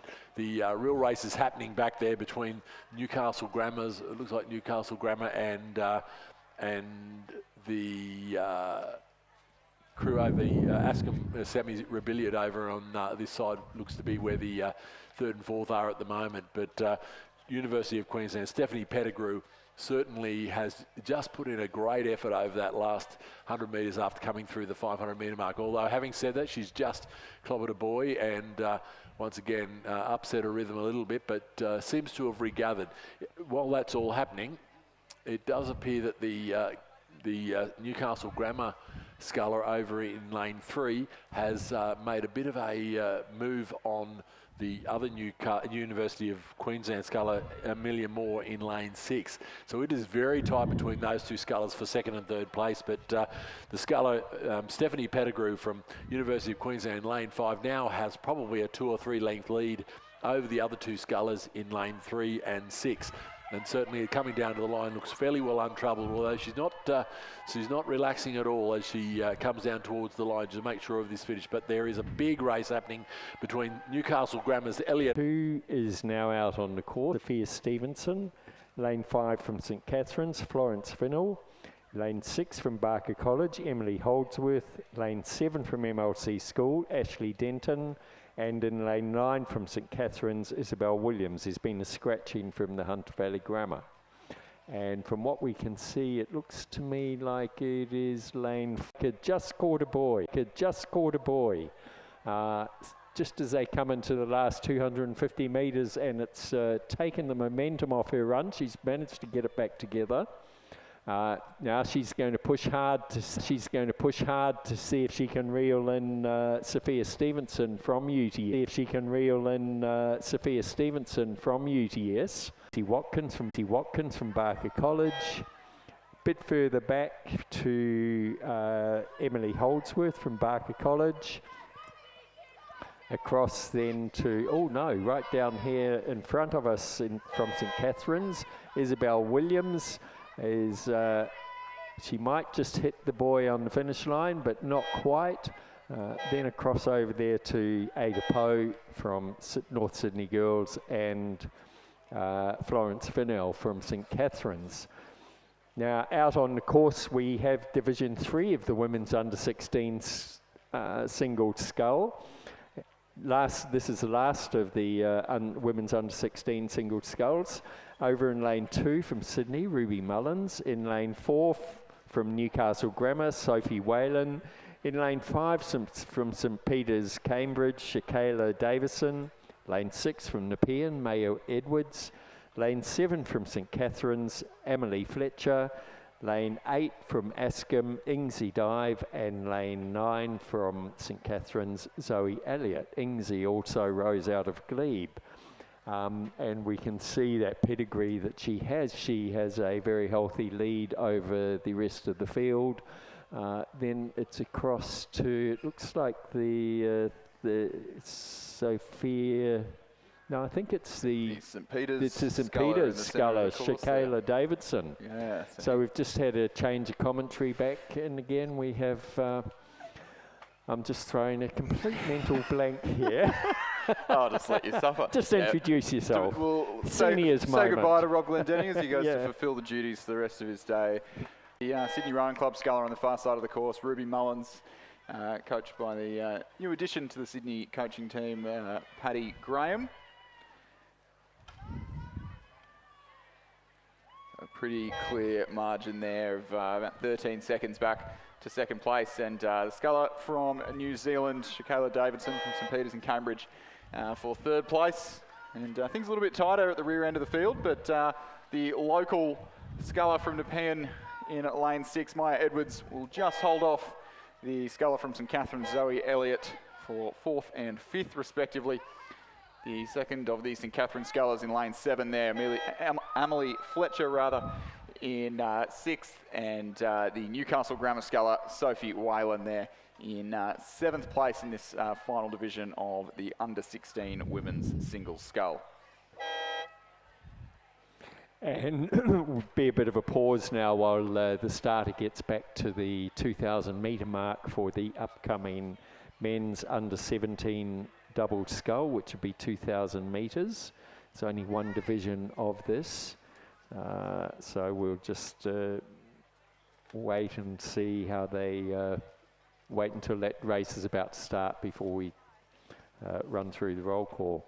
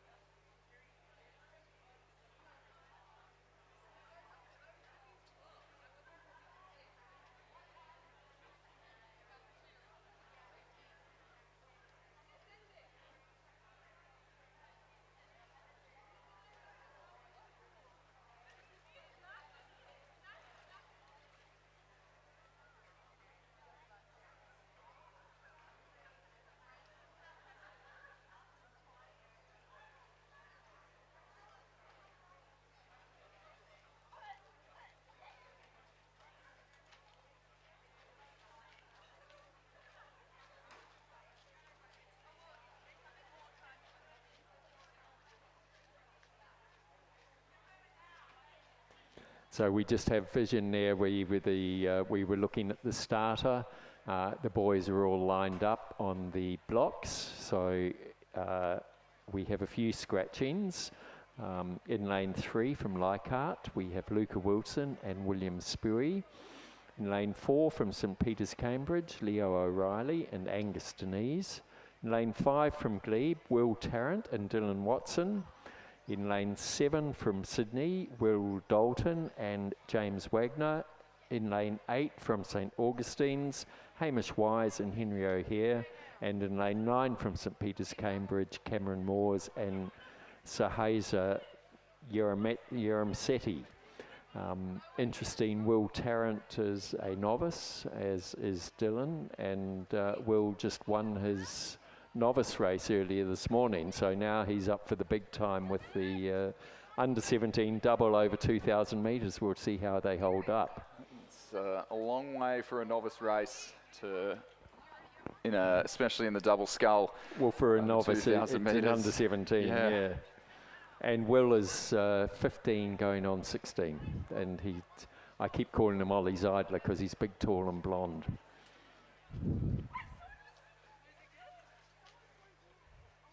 But in order to race, they're going to have to get to the start line first. Does look like maybe had them just miss the start, that Glebe combination. We can see the starter with his finger on the button there. How's that for video? Under the starter's orders, the red light will be on, and that's the green light, and off they go. Very spirited start from the St Peter's crew on the near side. Cameron Moores, Sahesha Yaramsetti. Yeah, so we're missing one crew even with the scratchings. There are 5 boats out there that I can count, and there should be 6. Yeah, so it looks like that Glebe combination. Yeah, it looks like Glebe has... all crews away reasonably neatly though. Although in an under 17 double, this will be the first year of any 2K racing for these gentlemen, and it's certainly not a race that you can win in the first 100 metres. It'll be about getting away clean and finding that rhythm early on.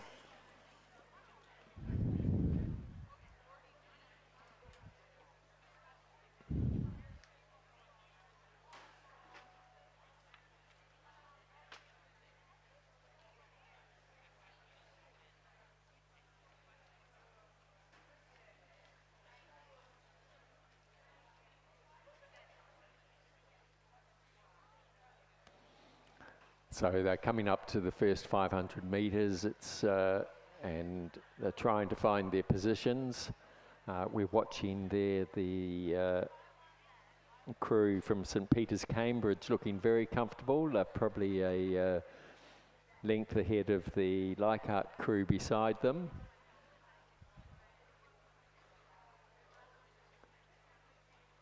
And as they come through the first 500 metres there, it is neck and neck with the St Peter's, Cambridge crew and the St Augustine's crew.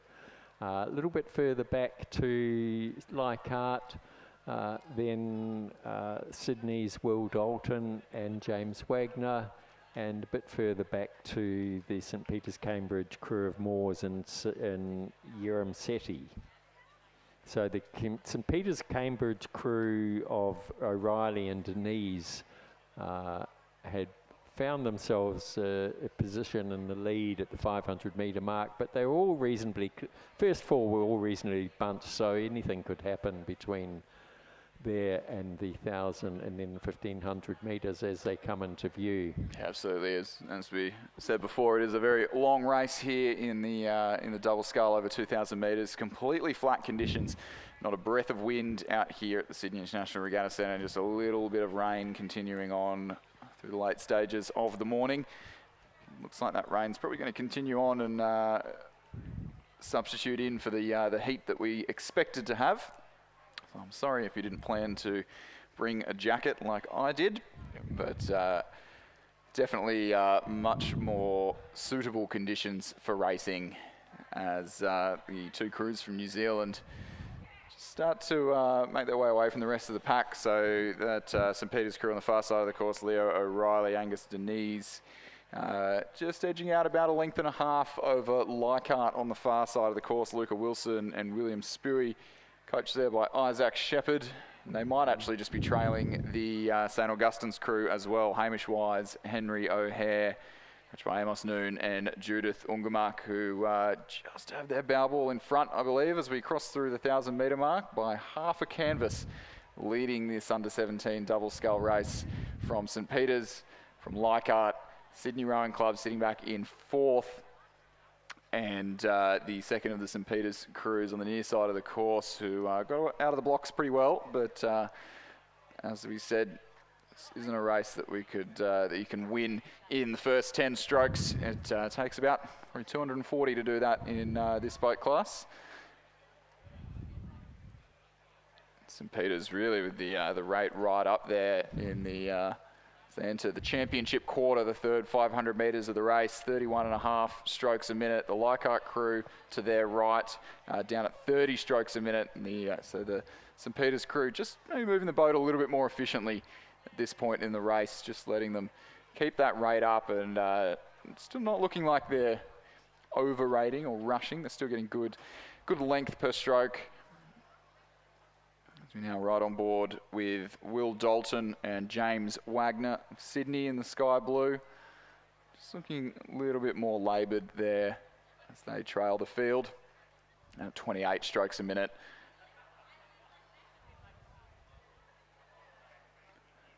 And can't quite see them in the picture here, but from where we're sitting in the commentary box, it does look like that St Augustine's crew, Hamish Wise, Henry O'Hare, just extending their lead that they had at the 1,000 metre mark over their rivals from across the ditch, who are across the other side of the course in this race.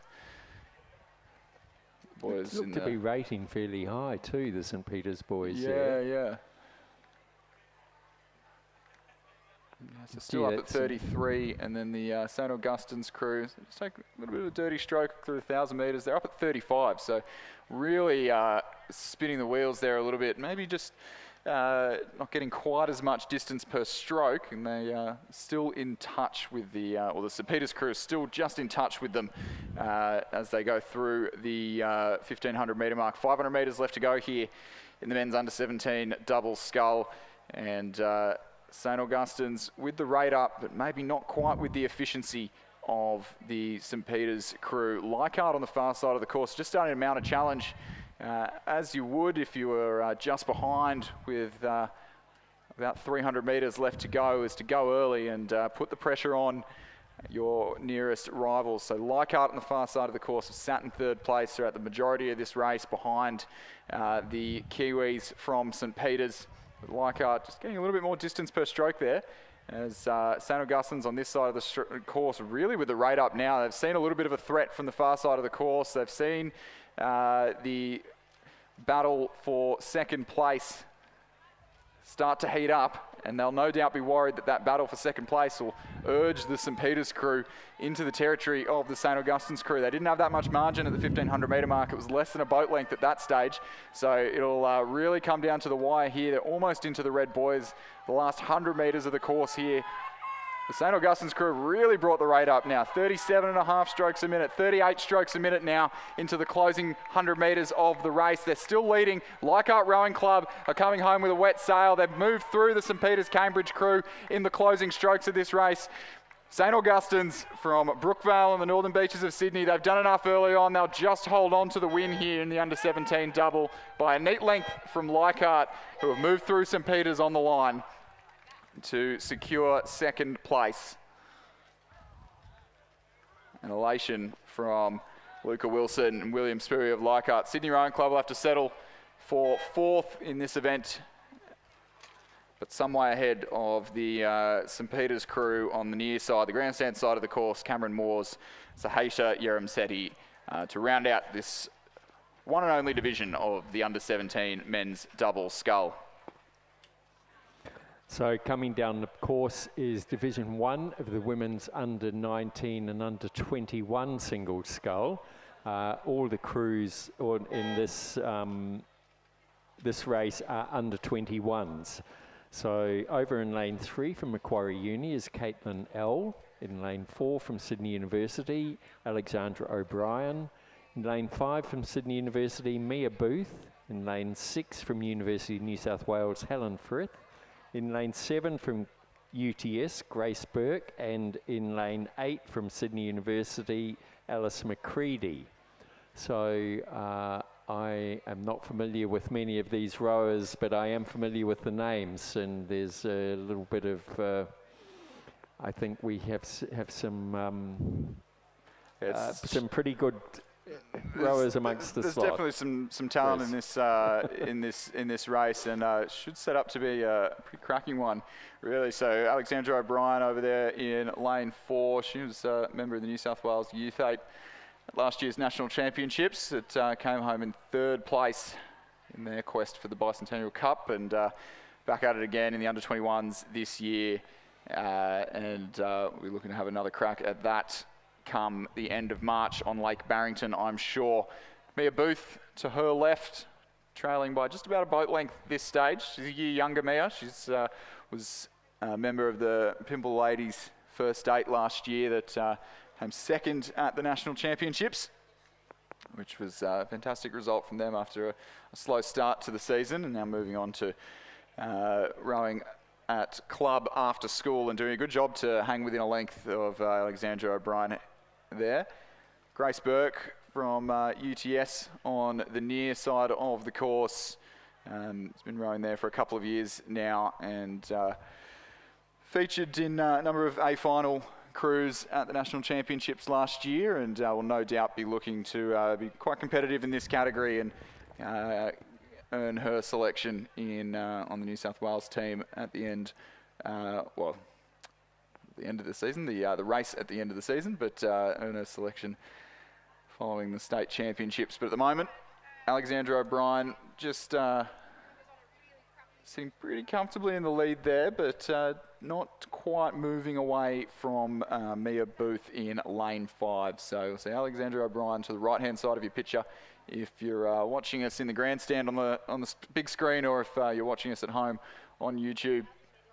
Mia Booth to the left, the nearest competitor there, and then some distance back to the chasing pack. We see on the close side of the course, Alice McCready as well, who's just leading Helen Frith of the University of New South Wales, I believe, as they approach 1,500 metres rowed. 1/4 of this race left to go.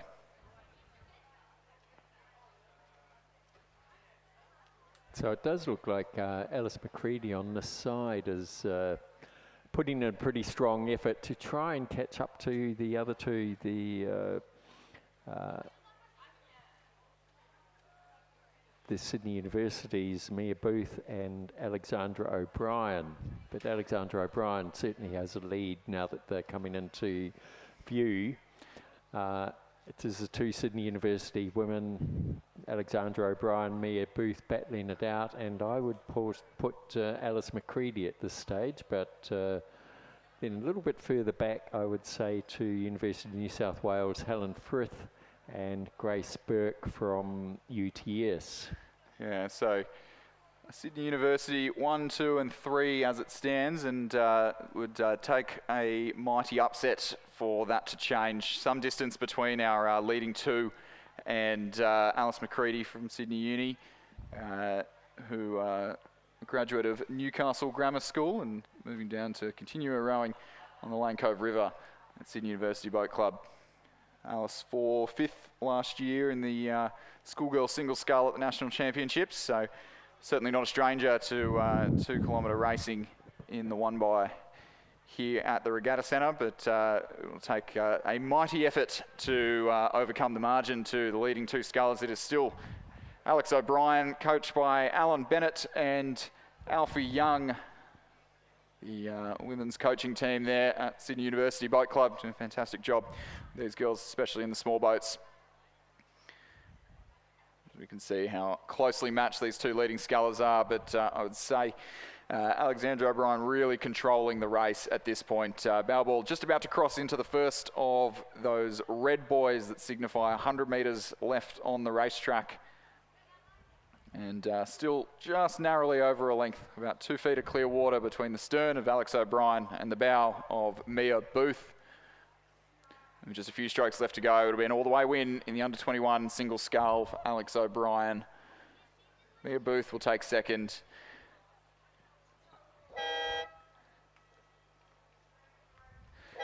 Alice McCready will finish in 3rd place to make it a Sydney University Boat Club 1, 2 and 3 in the under-21 women's single. Winning time of 8 minutes 10, 20.85. Yeah, so given the conditions here, I'd say it's definitely a well-controlled race. Alex O'Brien. Grace Burke of UTS. Just moving through the UNSW sculler to claim 4th place, but some way off the pace there. Helen Frith of UNSW in 5th, and we'll see Caitlin L of Macquarie University over in lane 3. Just in the last 100 metres now, will claim 6th place to round out this first division of the under-21, or really the only race of the under-21 single scull. We combine the under-19s and 21s, but try and separate them where we can. And we'll have 3 under-19 races up next. So the next is the race 41, which is under-19 single sculls over in lane 2 from Askham, Sabrina Koskar. Lane 3 from St Catherine's, Ada Lloyd. Lane 5 from Sydney, Asha Stewart. Lane 6 from Sydney, Sydney University, Georgina Stevenson. Lane 7 from Black Mountain, Ronya Sturka Ashby. And in lane 8 from St Catherine's, Darcy Connell. We have a couple of scratchings from Newcastle Grammar and Mossman. So that's lanes 4 and 9 are out. And coming up to the 1500 metre mark, I think. The pass through the 1,000 metres. Yeah, it looks like sculler in the centre of the course there from Sydney University, Georgina Stevenson. Won't have seen the results of the race beforehand, but it makes a good story to say, inspired by her club mates who took a 1, 2, 3 in the previous race, and sitting pretty comfortably in the lead now. This first of the under-19 races. Sabrina Koskar of Askham on the far side of the course, sitting in what looks to be a fairly comfortable 2nd place in this race. A bit of no man's land there. It's hard when you're on the far side of the course. You don't quite have those crews in your peripheral vision. I don't think she's just not quite far enough ahead to be able to see all the crews that she's leading without turning her head. So she'll feel very isolated from the race at this point. But Georgina Stevenson certainly won't. She's definitely got the look back on the competition with 500 metres to go. Going to lead by almost a whole camera shot now, about 50 or 60 metres, the margin back to Sabrina Koskar in 2nd. Sabrina also rose out of glebe, so we take a little bit of kudos there.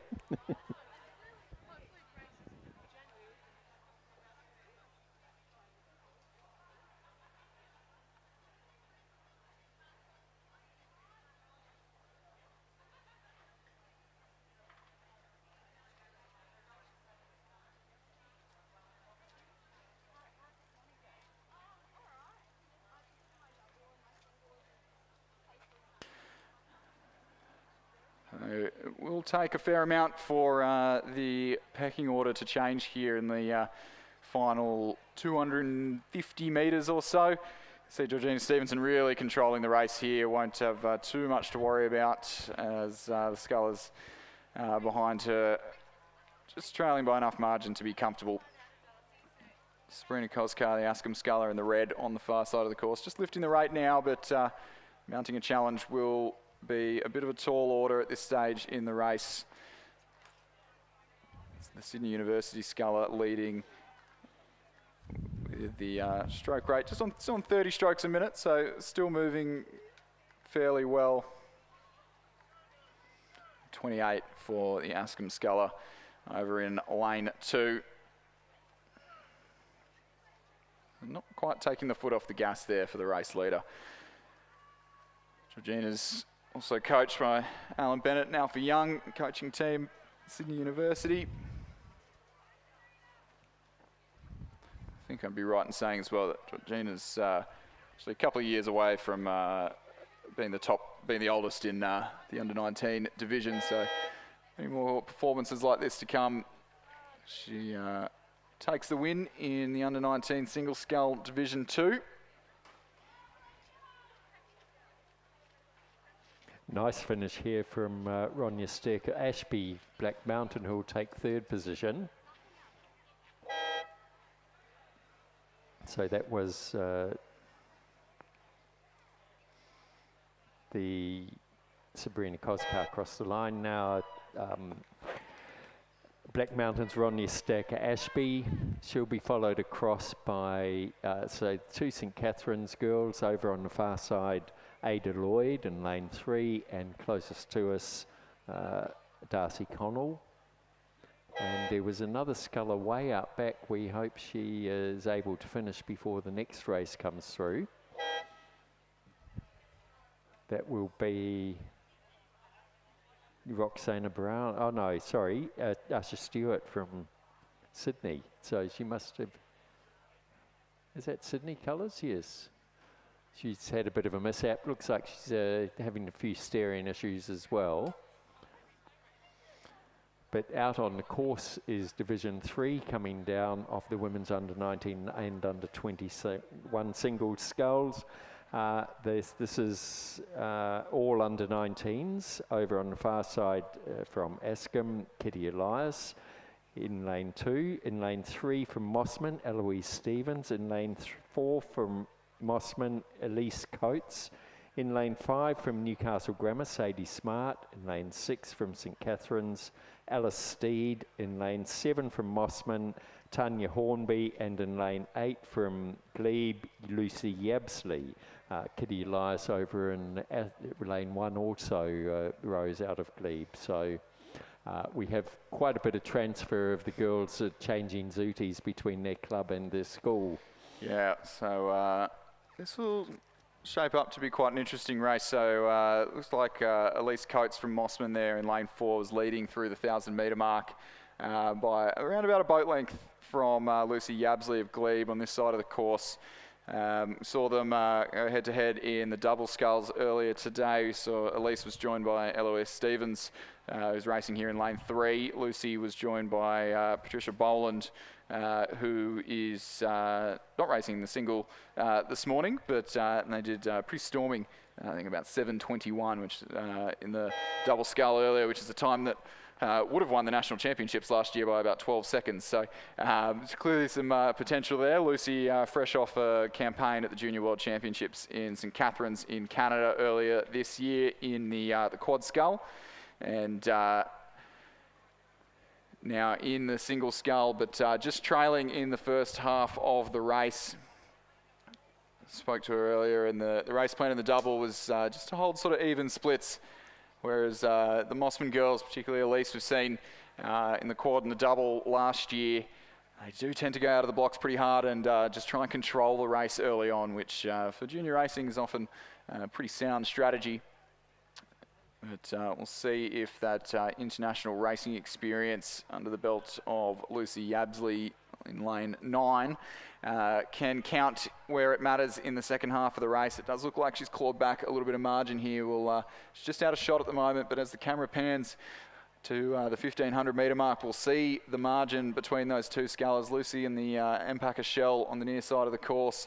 Far side, Eloise Stevens there, just trailing our leading two. It is still Elise Coates from Mossman Rowing Club, who has actually extended that lead in the third 500 metres.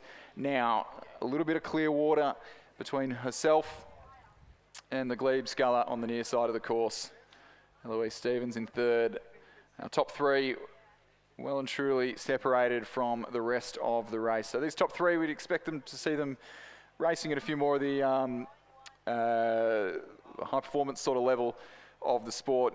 as the season progresses, whereas the rest of the race maybe more focusing on the bigger boats at school and using this as an opportunity for a hit out in the single scull, learn a bit about race planning and a bit more racing experience under their belts.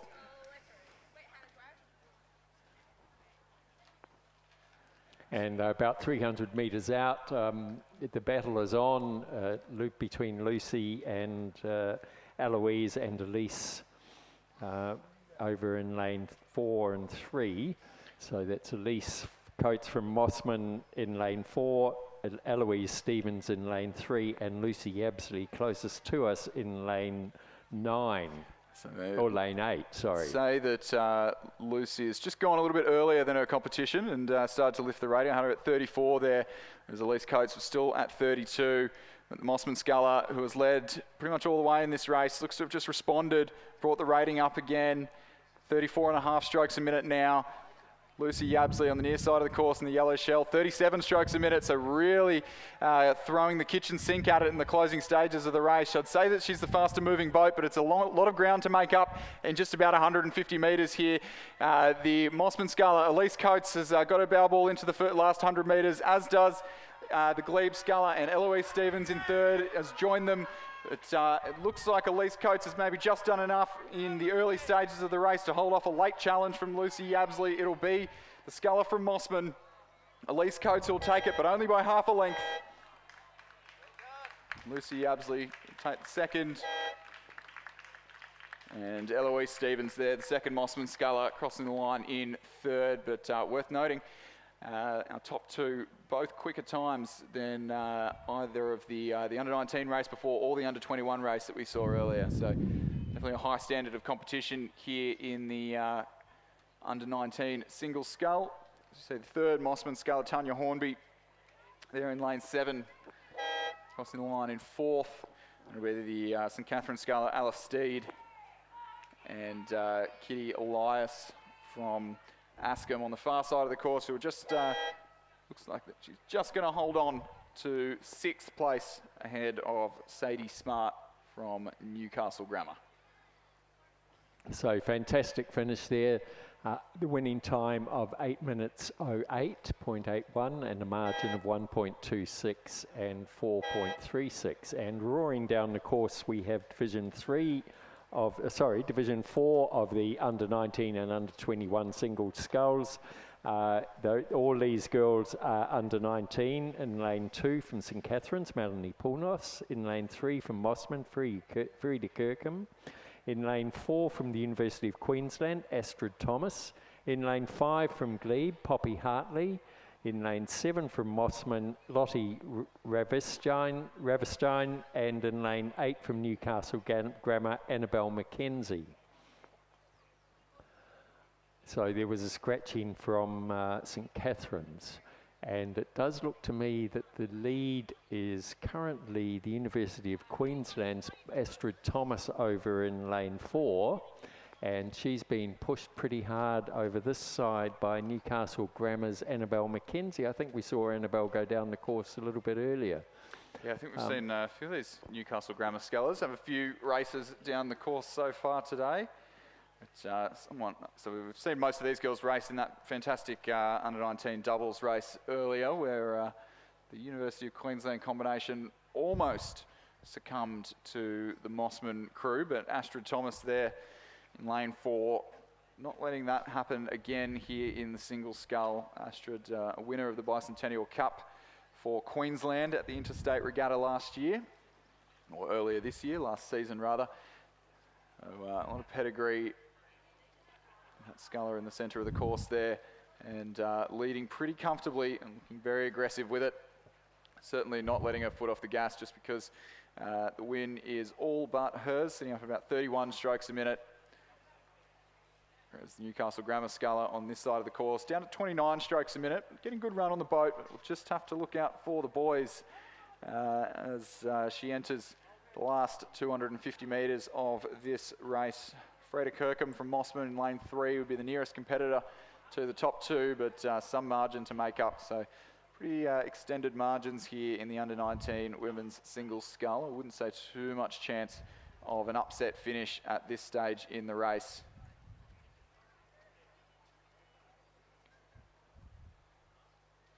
was just approaching Astrid Thomas from the University of Queensland, coached by Michael Russell and Philip Bergeron, well into the last 100 metres of the race now. About 10 strokes remaining.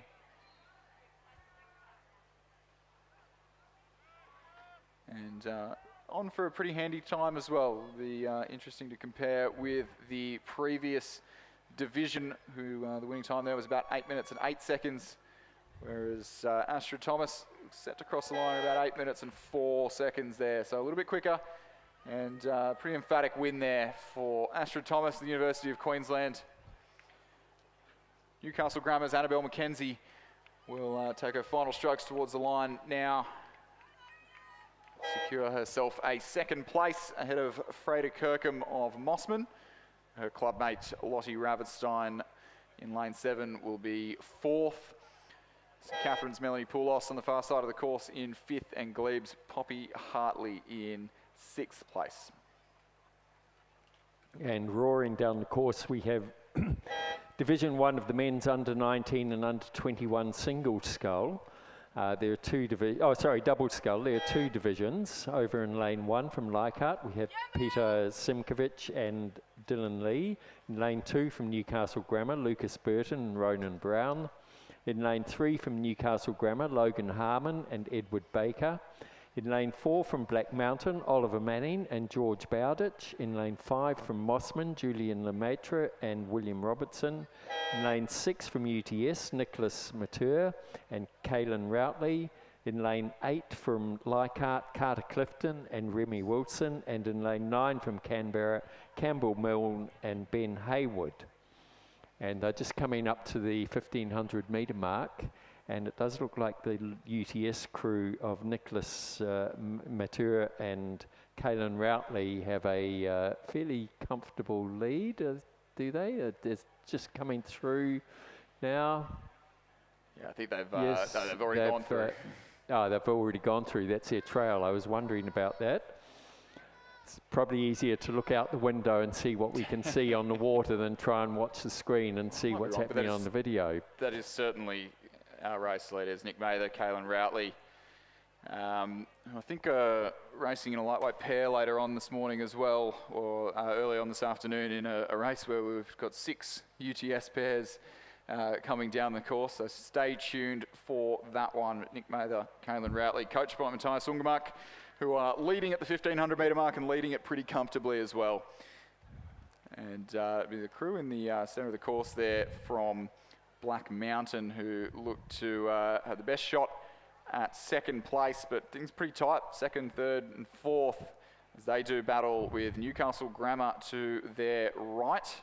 That's the Newcastle Grammar crew, 2 to their right of Lucas Burton and Ronan Brown. They won the schoolboy double at the All Schools Championships a couple of weeks ago in a pretty handy time against a pretty handy Kinross Walleroy combination. So certainly a crew that has a little bit of racing experience together and look to be mounting a bit of a challenge for a second place in the closing strokes of this race. It's certainly going to be the sole under 21 crew in this race. Nick Mather, Kaylin Routley, who will take the win, but the win in the under 19 division is running alongside is certainly still up for grabs as Black Mountain lead, but come under some pressure. The UTS led all the way and will win the under 21 portion of this race. Black Mountain all the way up from Canberra, Oliver Manning, George Bowditch, coached by Renee Domashens, leading the under 19 field and look to have done enough to secure themselves a victory in the under 19 double scull. Lucas Burton and Ronan Brown from Newcastle Grammar in lane 2 will hold off a fast finishing Leichhardt Rowing Club combination for 2nd in the under 19s. Leichhardt across the line 3rd, 4th on the course. Canberra in 5th.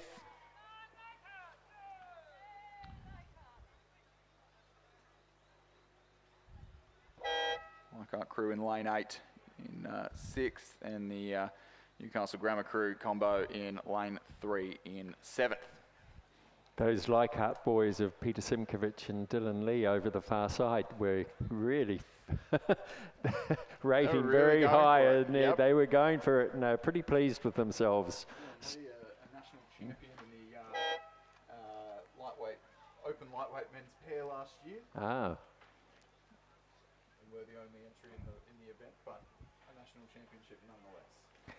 And coming down the course is Division 2 of the men's under 19 and under 21 double scull. All these crews are under 19. Over in lane 2 from Sydney University, Gus Chiziolka, is that correct? Finley Mitchell. In lane 3 from Mossman, Ewan Humphreys and Leighton Skoman. In lane 4 from Newcastle Grammar, William Bird and Mitchell Chung. In lane 5 from St Augustine's, William Pender and Rory Parker.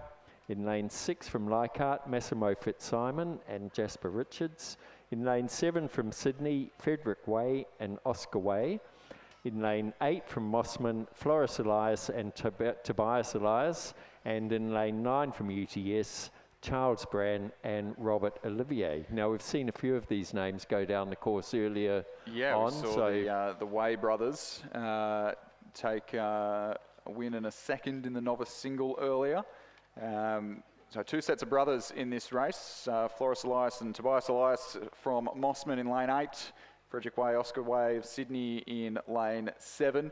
And it is the two brothers from Mossman Rowing Club, coached by Tom Schramko, Rowena Meredith, who are leading this race pretty comfortably.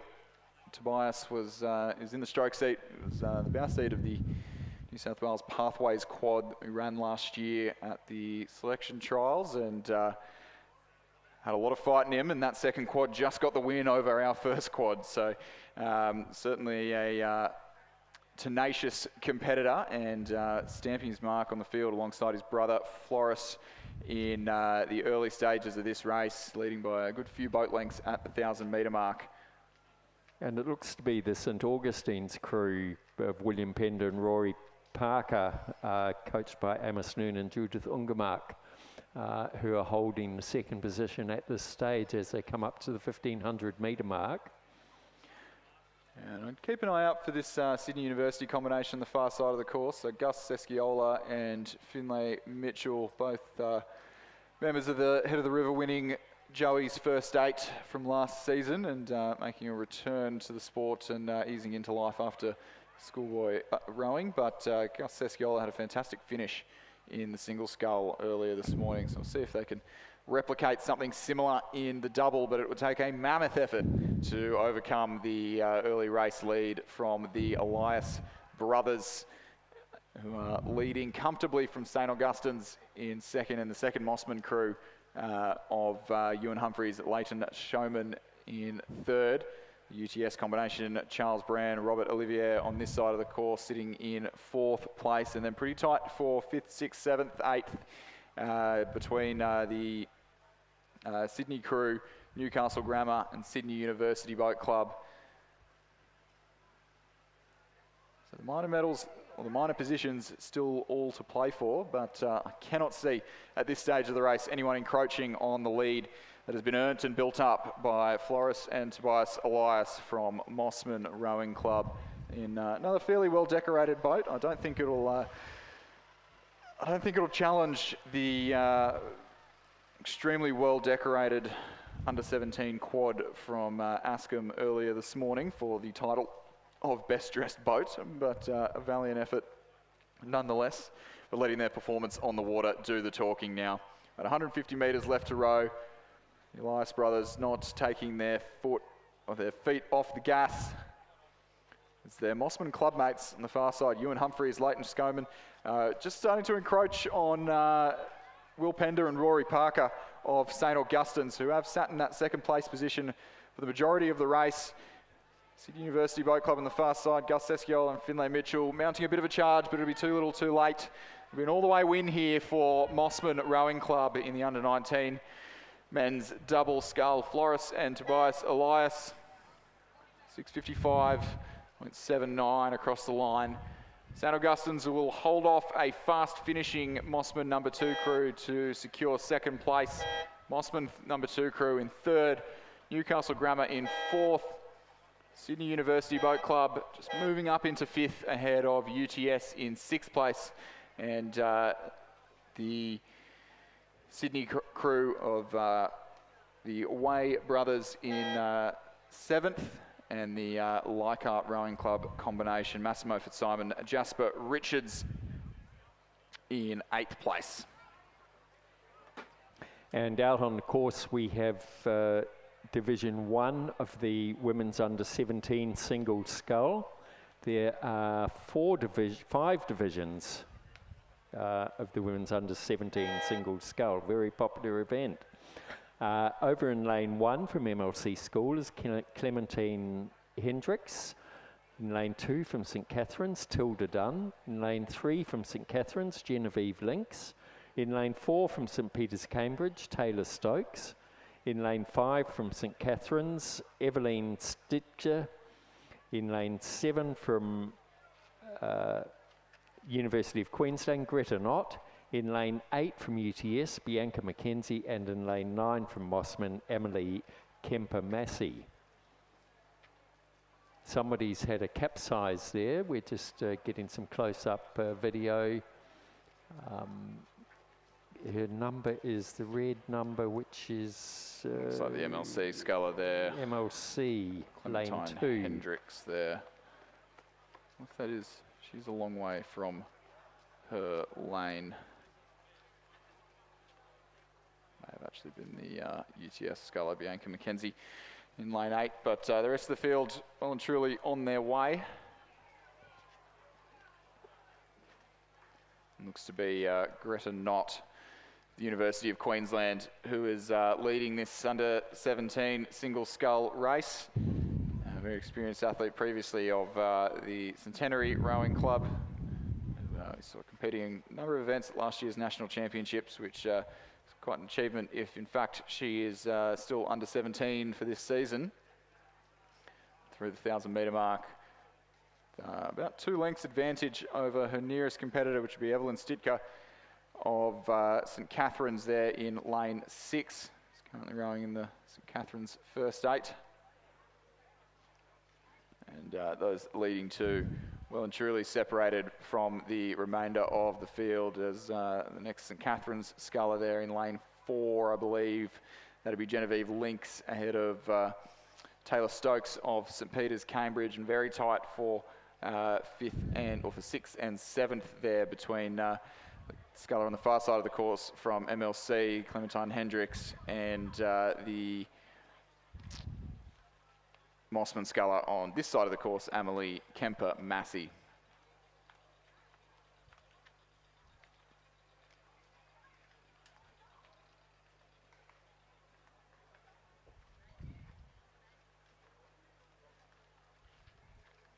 So as they're coming into view, they come close, they're coming up to the 1,500 metre mark. And from up here, it looks to be the UTS's Bianca McKenzie with Greta Knott from the University of Queensland beside her. So those two are battling it out. As we saw the video footage of them coming through earlier, they had a very healthy lead over the rest of the field, and we can see that now from up here.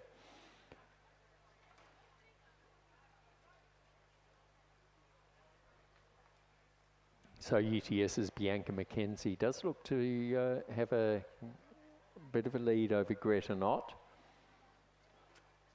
It's not by that is. So Greta Knott still in the lead from Evelyn Stigter from St Catherine's there.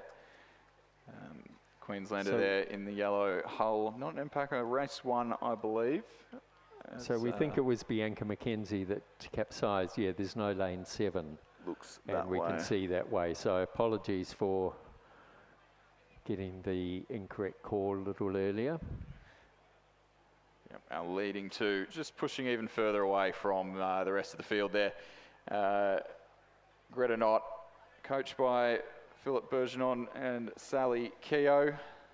Sally Keogh, Australian Olympian, and world's best time holder to this date, I believe, in the women's double scull.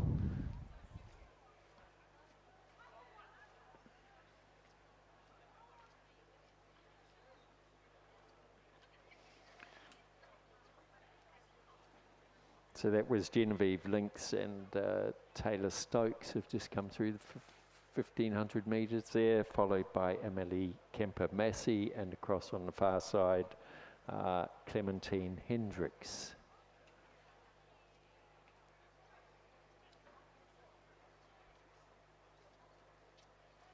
But as they come into the last 250 metres, it is the Greta Knott and Evelyn Stitker battling it out. Greta Knott working hard to hold off Evelyn, who seems to be starting to push as hard as she can to see if she can make up that difference. It's about a boat length at the moment. Just had a bit of a wash there, which I think has thrown her slightly. But a big, strong finish here from Greta Knott, all the way from the University of Queensland. She's now, it looks to me to be extending her lead over Evelyn Stigter.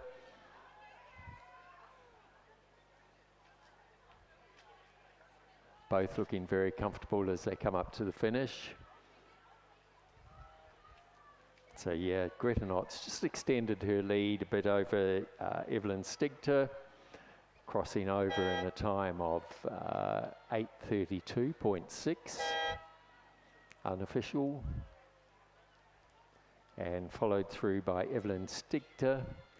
Quite a distance back now to the St Catherine's Genevieve Lynx over in lane 4. A little bit further back to Taylor Stokes from St Peter's Cambridge in lane 5. Then we come across to this side of the field, Emily Kemper-Massey, who is holding off on the far side of the field there, Clementine Hendricks from MLC School. I don't know if they've seen each other, but Clementine is certainly putting on big effort here in the last 100 metres to try and get up there. She's not managing though. I think Emily Kemper-Massey has held her off by about a boat length. And a little bit further back to Taylor's, Genevieve Lynx from St Catherine's.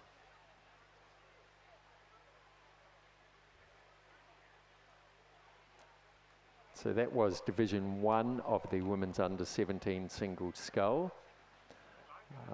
Plenty more to come. 5 divisions of the under-17 with single scull this afternoon, or this morning, or into this afternoon, in a couple of minutes' time.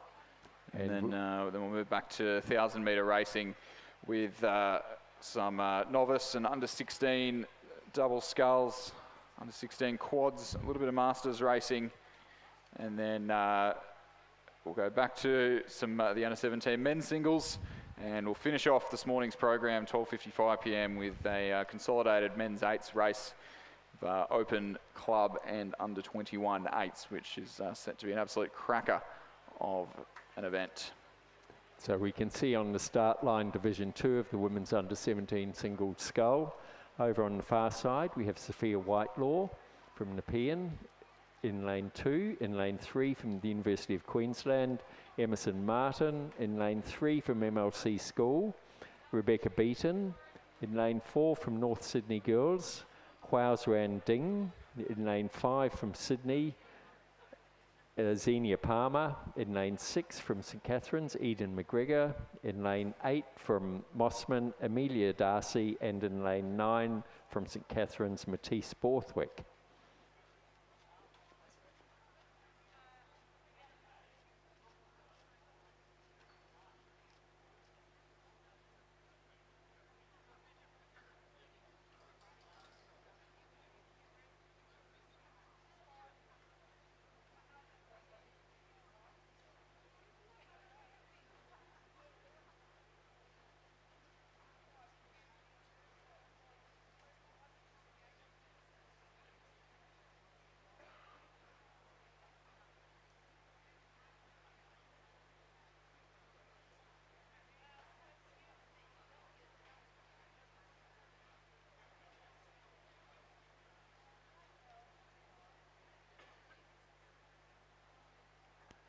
So we have some great video again from the cameras mounted on the umpires' boats, just as the rain is starting to come back. Let's hope it stays light. And a slight wind coming, it looks, from looking at the flags, possibly the southwest. I'll check my weather app. Yeah, west norwest, the weather says, and it looks like we're going to have moderate rain probably for the next hour if the rain parrot is accurate. Yeah, but I think either way, it is certainly far-fetched from the forecast of 35, 36 degrees and sunny and humid. So, although the rain might be a little bit miserable, it is certainly a lot more enjoyable to race in than 35-degree heat. As second division of the under-17 single comes down the course, and we have Xenia Palmer there taking a pretty comfortable lead in the opening exchanges here from, I believe that was the St. Peter's Cambridge, the Mossman sculler there, Amelia Darcy, who was sitting back in second as we ride on board with Emerson Martin from the University of Queensland, who is currently doing battle with Rebecca Beaton from MLC School. Those two scullers locked in a pretty tight battle actually as they approach the 750 metre mark. But you could see over on the far in lane 9, Matisse Borthwick, was it? Just as the camera swings around there. Yes, who was a bit further ahead, yeah, there. So that'd be Xenia Palmer still with yeah, Xenia Palmer. With the lead. Xenia Palmer from Sydney Girls High, but does most of her rowing out of Sydney Rowing Club. Part of a pretty handy under-17 quad last year that just missed out on a medal at the National Championships. And but doing well to extend that lead in the second 500 metres of this race. We'll get a little bit more of a clearer picture once we approach the 1,000 metre mark of what the margins sort of look like. So still in the lead, and sculler from the University of Queensland, Emerson Martin, over there on the far side of the course would be the nearest challenger for the race lead from the Sydney Rowing Club sculler in the light blue in the centre of the course, who looks to still have a reasonably comfortable lead here as the competition crosses into the second half of the race. Call that slightly wrong. Looks like Sophia Whitlaw from Nepean we'll see come across in second place there. Yep. The local sculler over in lane 2. By Daniel Waddell, Hugh Harold and Miles Harold, and then a pretty tight battle for third. St Catherine's Matisse Bortwick just leading Amelia Darcy of Mossman Rowing Club for the minor placings.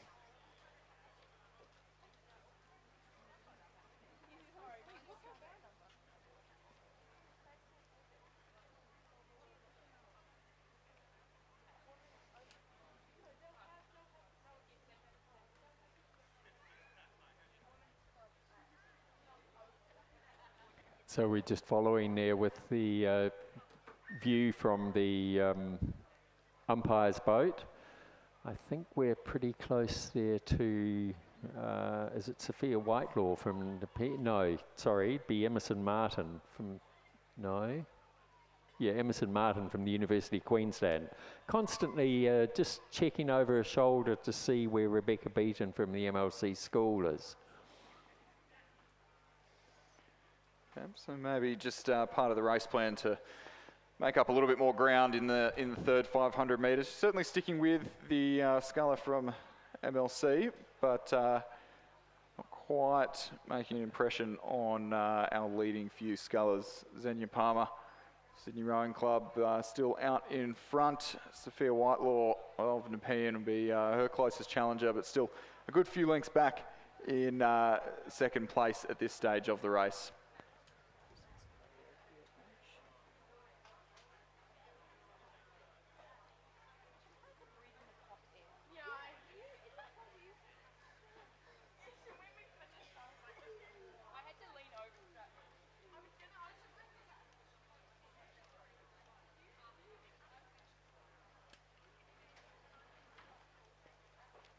through the 1500 metre mark. Still Xenia Palmer, Sydney Rowing Club by about a good 2 or 3 boat lengths at this stage of the race.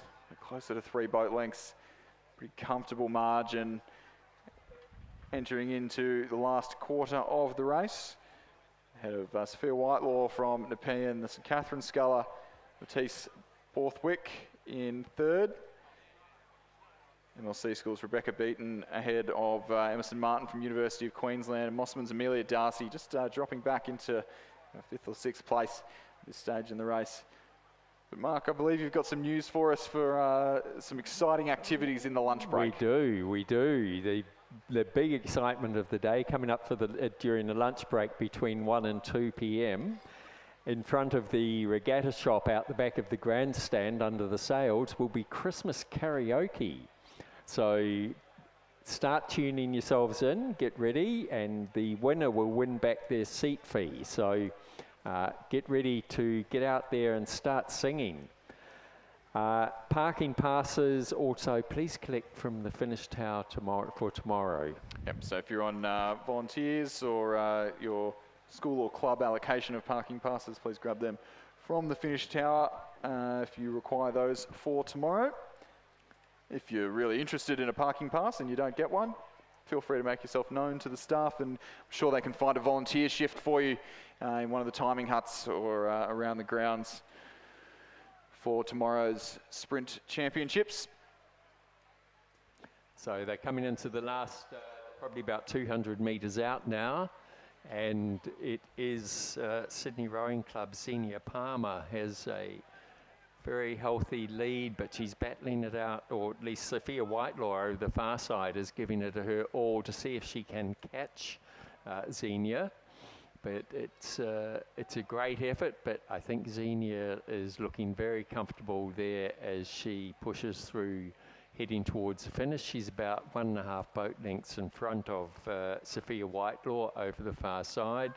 Then closest to us from St Catharines, Matisse Borthwick will take out 3rd place.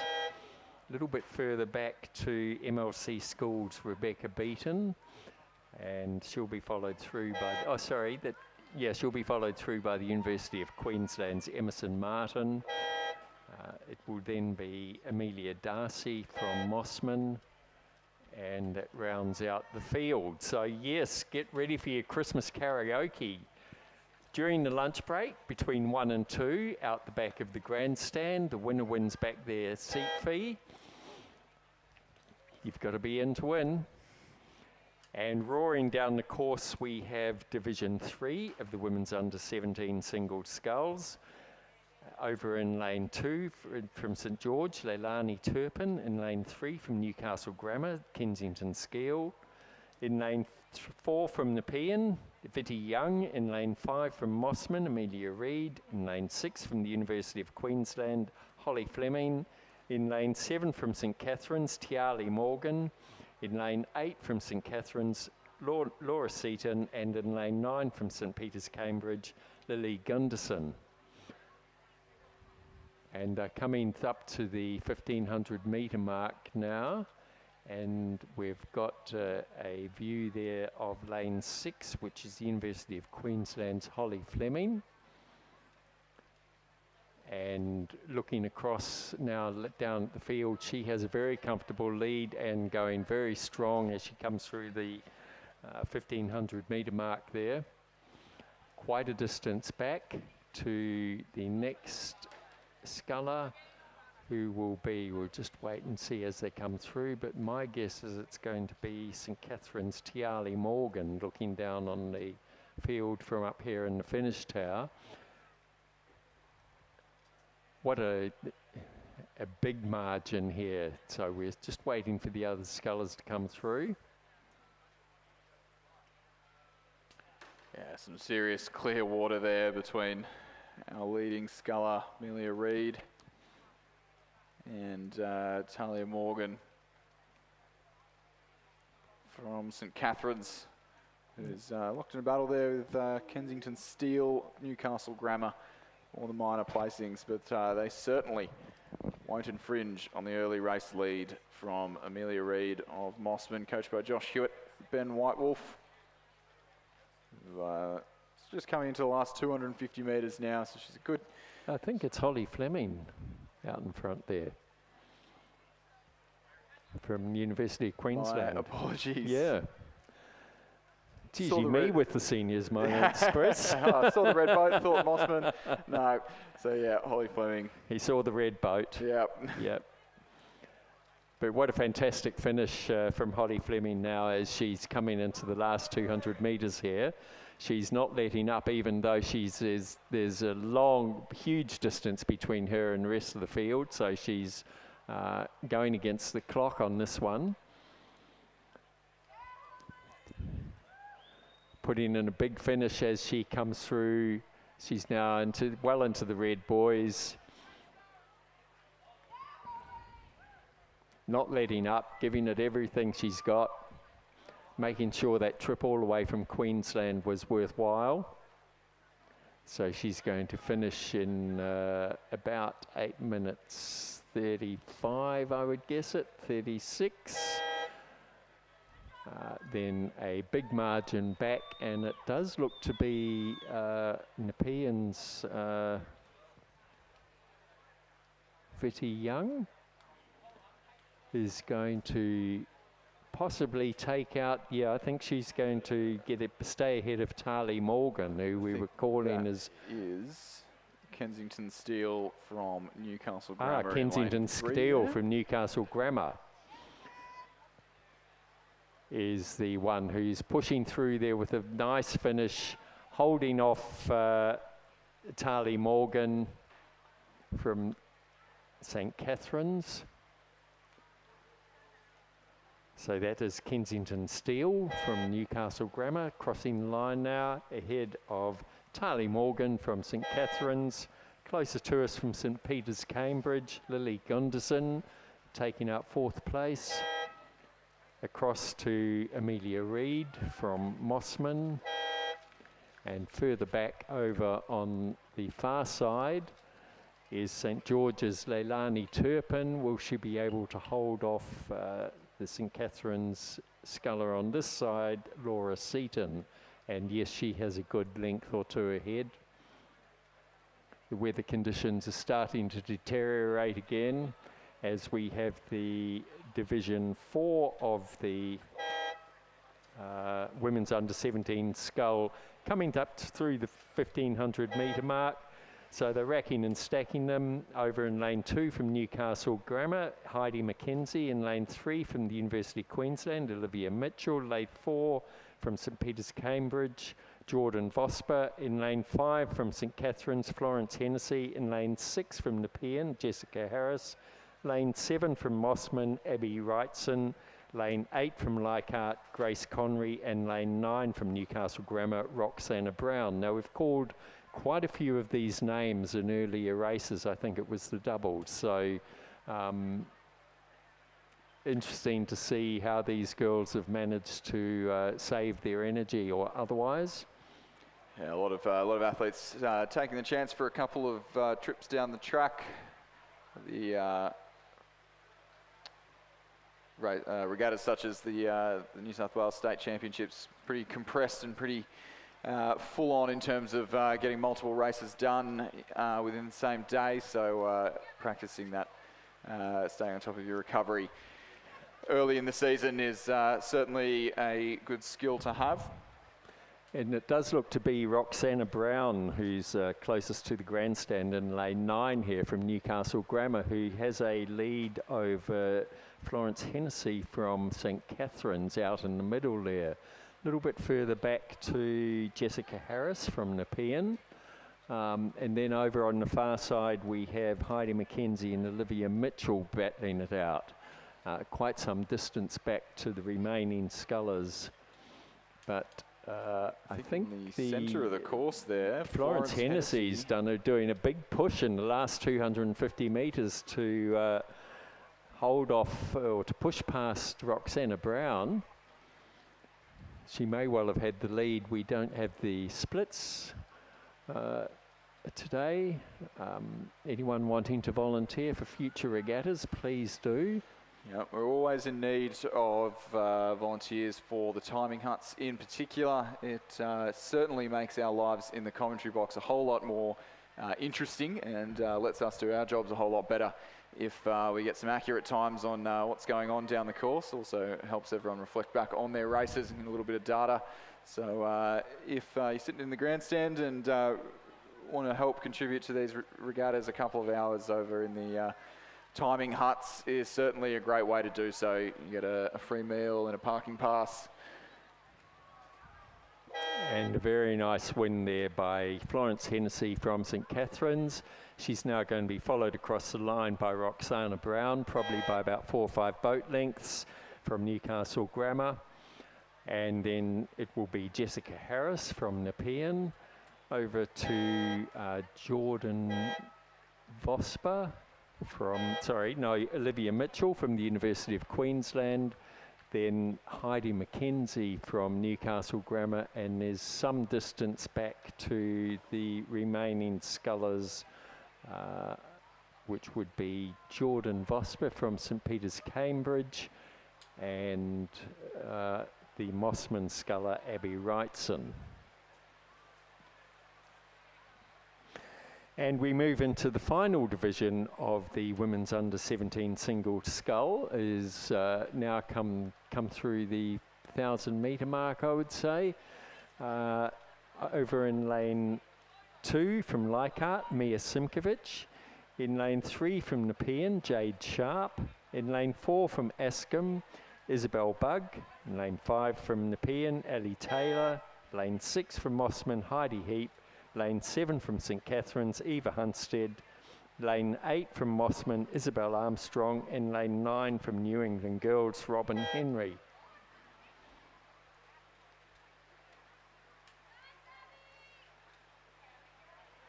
And they're coming up now to the 1,500 metre mark, where we will get a better picture of how they stand. But from up here, it does look to me to be,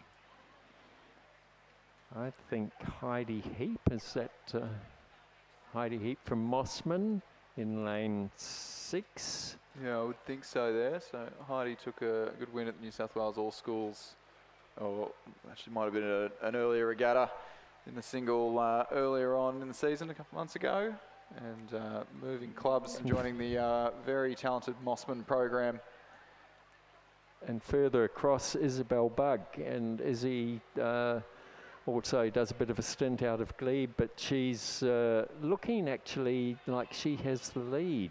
Yeah, I think as they come through. Be the case. Yeah. Izzy as well has had a couple of cracking races in the single earlier this season, and should be one to watch in the under-17 division going forward. And I think Izzy's definitely taken the lead in the as she crosses the 1,500 metre mark. Yeah, pretty clear margin there.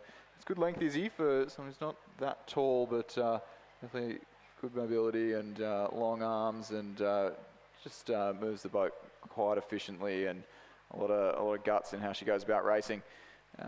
She leads pretty comfortably over Heidi Heap there from Mossman in lane 6.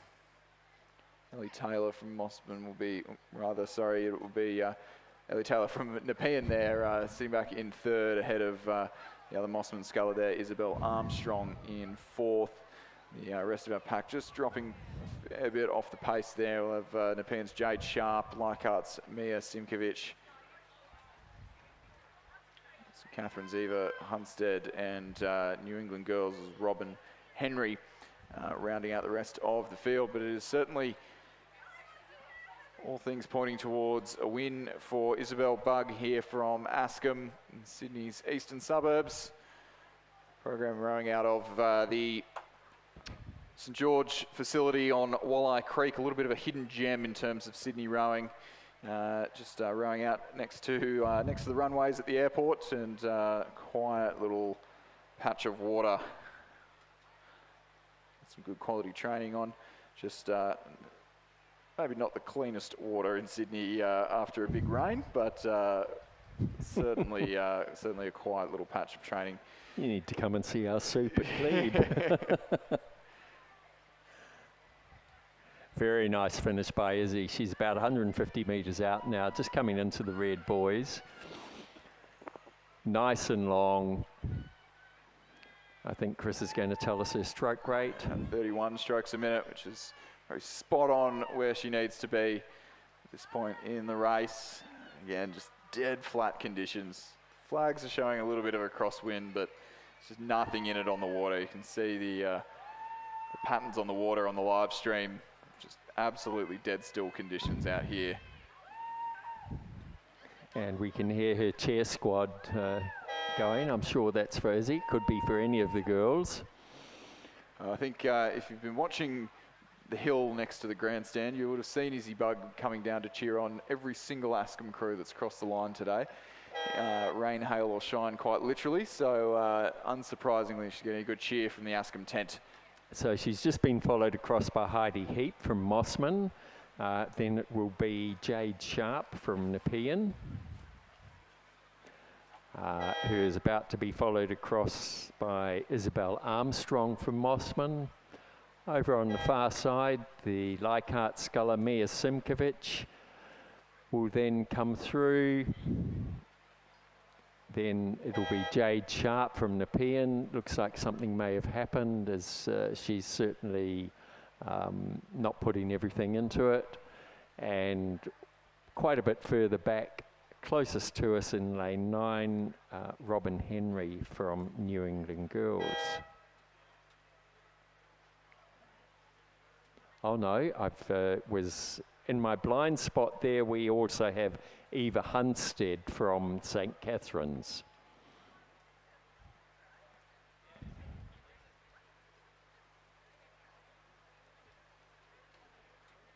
So big hand for Robin Henry as she rounds out the under 17 single sculls, came all the way from New England.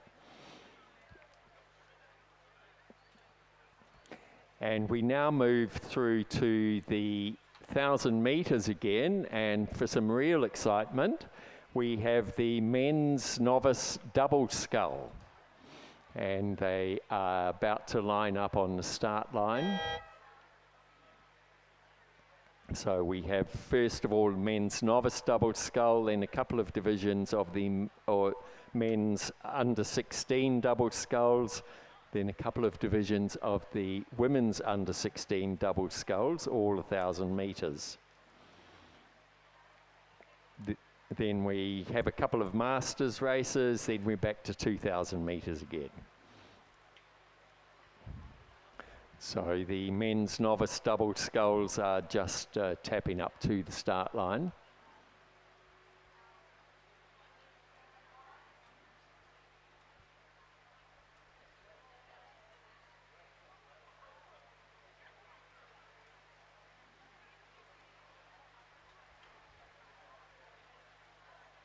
And they're underway. Sorry, I think the tapping up was the following race. This men's novices are underway. Over in lane 2 from Barker College, Isaac Weisenbeek and Lars Volwerk. In lane 3 from Barker College, Ollie Downing and Nicholas Layton. In lane 4 from the University of New South Wales, Edwin Fang and Eric New, who did look to be out in front. In lane 5 from Barker College, Thomas Leslie and William Ryan. In lane 6 from Barker College, Ethan Winters and Charles Walsh. In lane 7 from Glebe, Jonathan Nolan and Sebastian Koskar. And in lane 8 from Newcastle Grammar, Thomas Burns and Lucas Beattie. And as they're coming through, it does look to be the Glebe crew of Jonathan Nolan and Sebastian Koskar out in the lead with a fairly healthy lead over the, I think it's Barker College's Thomas Leslie, Will Ryan, and University of New South Wales, Edwin Fang and Eric New. I think the University of New South Wales crew has a bit of a lead over the Barker College crew, but it is certainly Glebe with a nice healthy lead as they come up to the last 250 metres. University of New South Wales, Edwin Fang and Eric New pushing hard to hold off the Barker College crew of Thomas Leslie and William Ryan. The glebe crew still holding their lead. It looks like probably a boat length or two. Further back, we have over on the far side, the Barker College's Isaac Wisenbeck and Lars Volwerk. And closest to us, we have both Newcastle Grammar's Thomas Burns and then Barker College's, Thomas Burns and Lucas Beattie, and Barker College's Ethan Winters and Charles Walsh. But look at this glebe crew come roaring down in the last 100 metres of the race. That's Jonathan Nolan and Sebastian Koskar in their novice men's double scull, putting in a very strong finish there as they cross the line with about 3 boat lengths ahead of the University of New South Wales, Edwin Fang and Eric New. They'll be followed across by Barker College's Thomas Leslie and William Ryan.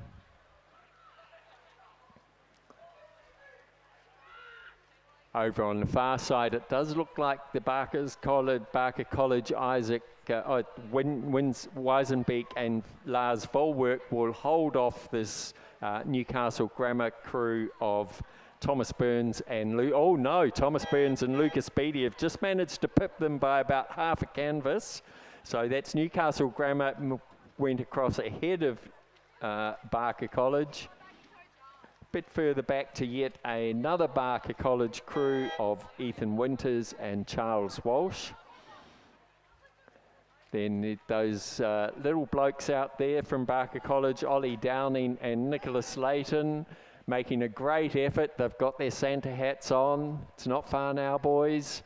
And just as they cross the line. Now roaring down the course, we have the men's under 16 double scull, Division 1. There are 2 divisions, Newcastle Grammar in lane 2, Theodore Spack and Xavier Eisen. Lane 3 from Newington, Lucas van der Westhuizen and Lucas Ross. In lane 4 from Newington, Aidan Evans and Hugh Jones. Lane 5 from Newcastle Grammar, Connor Scott and Aston Myers. Lane 6 from Barker College, Jacob Apps and Finn McKinney.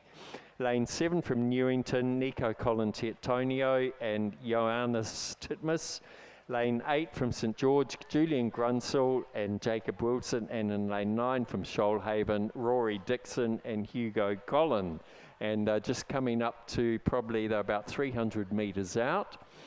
It does look to be Newington's Lucas van der Westhuizen and Lucas Ross battling it out closer to us with the Newington boys from Nico Colantonio and Johannes Titmus. Newington battle here in the under 16 double scull. St George will probably hold their 3rd position, so battle there out for 3rd, 4th, 5th. Again with Newington and I think Barker College, is it? No. Yeah, Barker. There's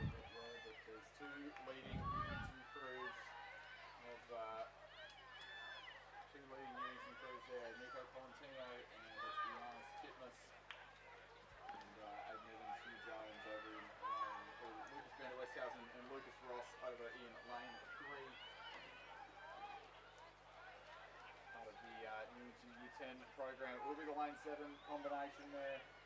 Nico Colantonio, Johannes Titmus will take the win.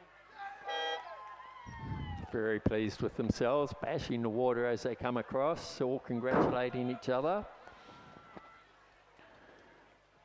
And a battle here for 3rd place between Newcastle Grammar's Theodore Spack and St George's Julian Grunsel and Jacob Wilson. And the St George crew just managed to pip the Newcastle Grammar crew. They'll be followed across by Newington's Aidan Evans and Hugh Jones. I'm not quite sure what Jacob Ibs and Finn McKechnie did there. Just weren't quite sure they were on the finish line, I think.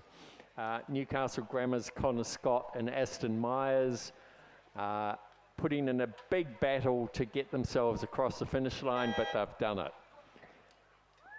And roaring down the course now, we have Division 2 of the men's under 16 double scull. In lane 2 from St Peter's, Cambridge, Jack Kelsinai and Jacob Cammenpout.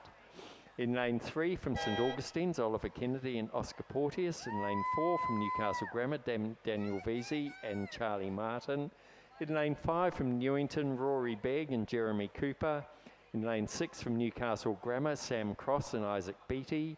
In lane 7 from Newington, Oscar Wong and Ollie Stelmacher. And in lane 8 from St George, Jake McAfee and Aidan West. A pretty tight affair for the minor placings, but the St Peter's Cambridge combination on the far side of the course, Jack Kelsinai and Jacob Campenhout, certainly with the ascendancy as they approach 250 metres left to row of this 1,000-metre race. They've got about a 2 or 3 boat lengths lead over their nearest competition, which will come from the Newington crew on this side of the course, Oscar Wong and Ollie Stelmacher.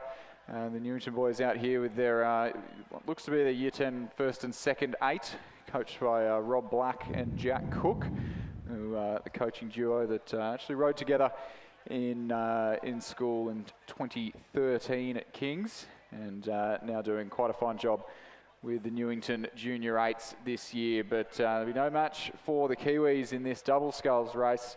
Over in lane 3, Jack Kelsinai, Jacob Campenhout with a absolutely dominant win here, or lead at this stage, but almost certainly a dominant win in the next 10 seconds or so as they take their final few strokes in the last 100 metres.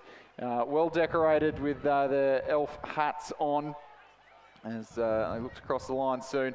Bit of a battle going on for the minor placings, led by Oscar Wong and Ollie Stelmacher of Newington College in lane 7. They're leading the St George combination, Jake McAfee and Aidan West, coached by Mark Featherston on the near side of the course. It's the Newington combination that'll take the win there by about a boat length. They'll take second place by about a length. St George in third, and a tight battle with some creative steering going on for 4th, 5th and 6th. It will be Newington for 4th. It'll be St Augustine's for 5th and Newcastle Grammar for 6th place in this second and final heat, or division rather, of the under 16 men's double scull. As we stay with the 1,000-metre racing for the time being, as look towards the women's under 16 coxed quad scull lining up on the course now. They'll get underway shortly as they are under starters orders down there at the 1,000-metre timing hut. In lane 2 we have Askham, Camilla Burke, Remy Malouf, Amelia McGuinness, Sammy Rebillard and Poppy Mallet the coxswain. Lane 3 we have MLC School, Steffi Lang, Isabel Warasuvatan, Phoebe Zine, Isabel Eng, Mina Canthathis the coxswain. The Askham number 1 crew in lane 4, Jess Rebillard, Emily Zhu, Jess Brown, Amelia Butler and Hannah Kyle the coxswain. Hunter Valley Grammar in lane 5 appear to have scratched, but Newcastle Grammar in lane 6, Matilda Hutton, Paris Myers, Sienna Myers, Ella Windybank and Brooklyn now are the coxswains. St Catherine's in lane 7, Amelia Fletcher, Lillian Orange, Phoebe Shepherd, Ashley Inns and Claudia Lynham the cox. And in lane 8 from North Sydney girls, Sarah Wang, Andrea Deng, Lucia Tang, Felicity Moy and Daisy Meng the coxswain. So a challenge could come from anywhere here in this race, but looks like the crews on this side of the course have gotten away the best. St Catherine's and Newcastle Grammar doing a fine job in the opening exchanges of this race. Just see the Askham combination there on the screen, just trailing behind MLC School. That's the Askham number 1 combination in lane 4, MLC over in lane 3. It'll be between that MLC crew and St Catherine's for the lead of the race at this stage. I'd say MLC still with a little bit of a lead as they approach 500 metres road in this 1,000-metre race.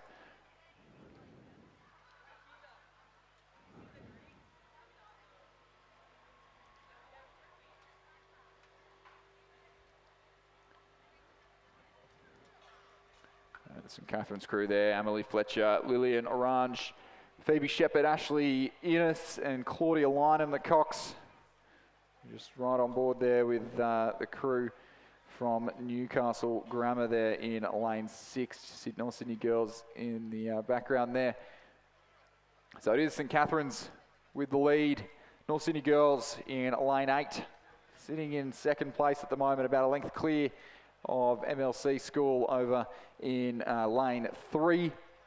A tight battle for fourth between Newcastle Grammar and Askham number 1 and the Askham number 2 crew rounding out the field at this stage of the race. So it is St Catherine's race to lose through the halfway mark.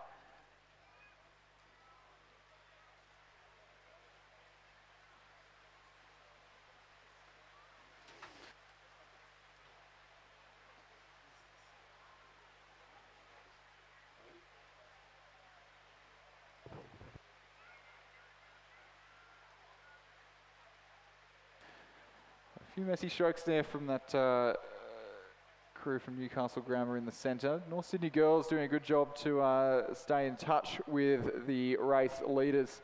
St Catherine's just looking at the timing and the length, really in another league here in this race, and that's what's earned them the lead here.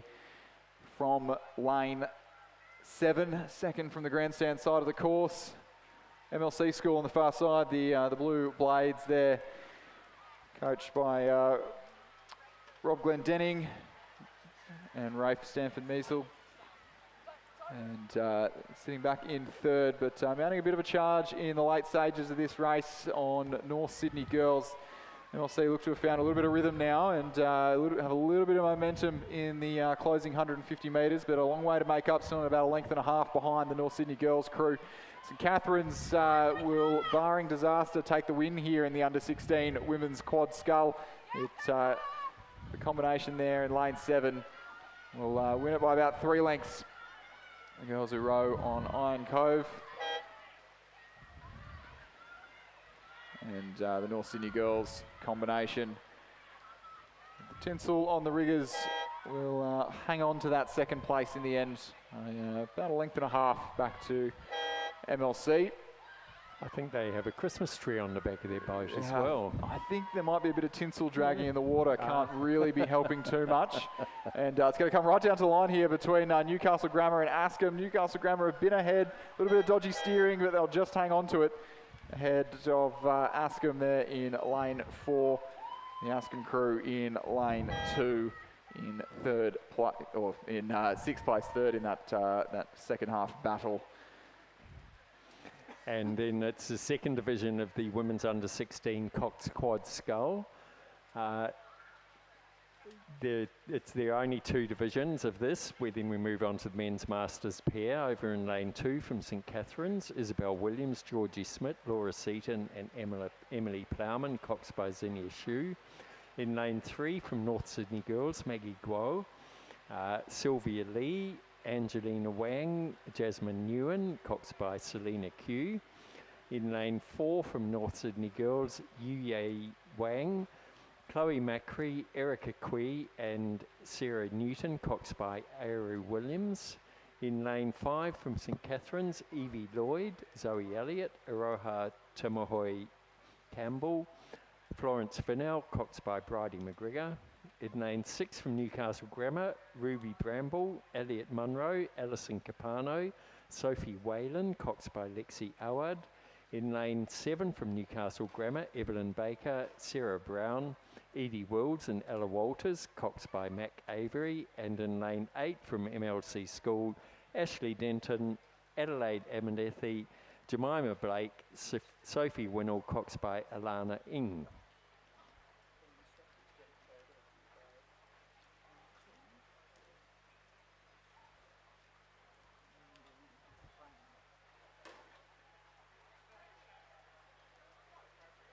Of me.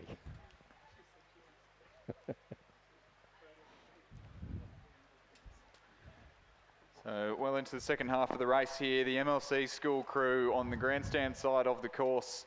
Combination of Ashley Denton, Adelaide Abernathy, Jemima Blake, Sophie Winnell and Alana Ung, the coxswain. Well and truly in the lead as they approach almost just over 250 metres left to row, but a tight battle for the minor placings. St Catherine's on the far side of the course, Isabel Williams, Georgie Smith, Laura Seaton, Emily Plowman, and Zinnia Shu, the coxswain, look to be putting themselves in the best position to claim a second place in this one, but they'll have to contend with the leading Newcastle Grammar crew in lane 6, Ruby Bramble, Elliot Munro, Alison Capano, Sophie Whalen, Lexi Award, the coxswain, and not to count out the North Sydney girls crew there in lane number 4, who are also there or thereabouts in the hunt for the minor medals. MLC School have led from early on. St Catherine's look like they've just got a bit of momentum now on the far side of the course. Their cox has told them where MLC are, and in the dying stages have just lifted and mounting a bit of a challenge. MLC cross into the last 100 metres now. They're about half a length clear of St Catherine's in the battle for the win here in Division 2 of the women's under-16 quad scull. Looks like Newcastle Grammar just pushing ahead of North Sydney girls in the battle for third, as a few dodgy strokes from the North Sydney girls crew just set them back a little bit. It will be MLC who hang on to that lead. They'll take it by a length in the end. MLC School take the win in the under-16 quad. About length and a half in the end from St Catherine's in lane 2. Newcastle Grammar have held off the charge from North Sydney girls for third place. North Sydney girls for fourth. St Catherine's fifth. Newcastle Grammar number 2 crew in 6th. And the last of the North Sydney crews over in lane 3 for 7th place. And great effort by the girls. Some of the boats there are just fantastically decorated. There's a Christmas tree out there on the bow of one of the boats. The rain has really closed in on us now as we wait net for the next race, which is the men's masters pair. Should be quite exciting. We have a whole range of categories here, so a number of handicaps. Over in lane 1 from Glebe, my crewmates from an earlier quad, Richard Rebillard and Stephen Caldwell. They are F, and so they will start off go. In lane 2 from St George, Tom Masterson and James Hunt, who are an A crew, and they will go off 19 seconds. In lane 3 from the University of New South Wales, Andrew McEnroe and James Halliday, who are a D category, and they'll go off 11 seconds. In lane 4 from Nepean, Daniel and Jason Waddell, who are A, and they'll go off 19 seconds, so I think we'll watch them charge through. In lane 6 from St George, Cromwell Olivier and Christopher Jones, who are a D crew, so they'll go off 11 seconds. In lane 7 from Black Mountain, Stephen McGlynn and Ian Mongan, who are a C crew, so they'll go off 15 seconds. And the remaining 2 crews are both Ds as well, so they'll both go off 11 seconds. That's in lane 8 from Black Mountain, Henry Bridgewater and Jeff Howell, and in lane 9 from Sydney, Rob McNeil and David Raymond. And they've just come through the 1500 metre mark, and it does look to be the crews closest to us, yeah.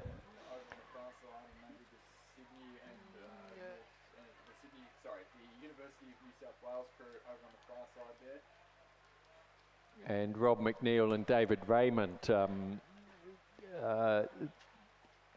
closest to us from Sydney. Yeah, so Rob McNeil, David Raymond going off 11 seconds. Look to have clawed back most of that and are now in a fair fight for the lead with the University of New South Wales crew, Andrew McEnroe, James Halliday, and certainly not to write off the Nepean Rowing Club combination of Daniel and Jason Waddell.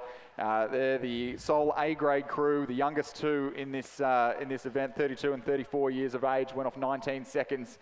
Handicap, so they've clawed almost all of that back and are just about on level pegging with the Sydney crew, and I'd say the University of New South Wales crew over in lane 3 still have just a slight lead over the rest of the field. Rob McNeil, big red in the bow seat there of the Sydney crew. The Queenslander has moved down here and often features in still rows in the Toowong Lightweight 8 at the National Championships, but here in the pair, looks like they're just edging in front of the Nepean Rowing Club combination, who have dispatched with the University of New South Wales pairing in lane 3. It is the Waddell brothers versus the two men from Sydney Rowing Club. The Waddells going off a 19-second handicap, have moved through the field and looks like they're probably going to do enough to take it here. It is absolutely bow ball to bow ball in the men's masters pair. Sydney Rowing Club and Nepean Rowing Club. Daniel and Jason Waddell of Nepean will take it by half a boat length. Sydney Rowing Club in second, UNSW in third, Black Mountain fourth, Black Mountain fifth, St George sixth, St George seventh, and Glebe in 8th place. Exciting finish there with certainly with the Waddell brothers charging through from their 19-second handicap, just pipping the Sydney crew of Rob McNeil and David Raymond. Now we have the Women's Masters Coxless 4. Over in lane 1 from North Shore in E crew, Julie Boom, Annalise Appleton, Joe Hodgkinson and Rhonda Decker. They're E and they'll go off 14 seconds. In lane 2 from North Shore, Zeta Briones, Ruth Gibson, Catherine Boland and Olivia Tong. They'll go off 19 seconds as a D crew. In lane 3 from Black Mountain and Drummoyne, Sky Smith from Drummoyne, Marcella Cox from Drummoyne, Rowena Stewart from Drummoyne and Colleen Chapman from Black Mountain. They're an F crew and they'll go off 8 seconds. In lane 4 from Leichhardt, Daniela Bourget, Susan Huggett, Nikki Lepresti and India Evans. They're a C crew, they'll go off 23 seconds. In lane 6 from North Shore, Susan Walter, Susan Wannon, Wendy Zammett and Karen Samet. They're a G crew, so they went off go. In lane 7 from UTS, Kirsty Edwards, Christine Phillips, Jennifer Luff, Monique Heinke. They're a D, so they're off 19 seconds. In lane 8 from North Shore, Peggy McBride, Nikki Blackwell, Rachel Lash and Nicola Kennedy. They're an E crew off 14 seconds. And finally, in lane 9 from Leichhardt, Diane Williams, Amy Van Den Nieuwenhof, Belinda Brigham and Jane Hutchison. They're a C crew off 23 seconds. So it's interesting, with the handicaps, usually what happens is the slowest crews, or the crews with the biggest handicaps, start on one side and the crews off go start on the other side, and they all gradually fan across. But these today sort of scattered across the field with the different handicaps, which is interesting because it means that those coming from behind are dealing probably with a bit more wash from the crews in front. As they're getting closer to us, it is the North Shore crew of Peggy McBride, Blackwell, Lash and Kennedy, who the E crew, who look to have the lead but wait to see who's pushing through. I would look at the Leichhardt crew out there in lane 4. They went off a much bigger handicap of 23 seconds. Will they be able to make it up? They're certainly trying. Then over the far side, the D crew from North Shore, Briones, Gibson, Boland and Tong are pushing hard as well. They went off 19 seconds. So as the venerable Kim Mackney said, we get confused by the handicaps, but ideally, if you've got pretty good crews, they should all pretty much hit the line together. And we're seeing that start to happen, but it looks like it's going to be North Shore and North Shore, which is fairly typical in a lot of the Masters races these days. So the crew closest to us of McBride, Blackwell, Lash and Kennedy has a lead over the one of the crew over the far side, Briones, Gibson, Boland and Tong. And Leichhardt aren't quite going to manage to reel them in. So Leichhardt will cross in 3rd place. Then we have a UTS crew. Further over the far side, the E crew from North Shore. Out in the middle here, the G crew who went off go from North Shore. On this side, the C crew from Leichhardt, and that'll be rounded out out in the middle there by the Black Mountain Composite, who actually have a cox. So they'd have that extra weight to drag down the course. And we move now back to the 2,000 metre mark, so we wait for the starter to go down and get himself all set up down there. For the men's under 17 sculls, which under 17 single sculls, and there are 2 divisions. And once those are over, we'll have the big, exciting 8s race, and we'll go to the lunch break. The women's and the men's 8s races. So the first division of the men's under 17 single scull is on the line, is just pulling into the starters blocks. So we'll wait until they're ready to go. But in lane 3 from Glebe, we have James Walker. In lane 4 from Leichhardt, Luca Wilson. In lane 5 from St Peter's, Cambridge, Angus Denise. Lane 6 from Leichhardt, William Spuey. Lane 7 from St Augustine's, Henry O'Hare. And in lane 8 from the University of Queensland, Hayden Nielsen.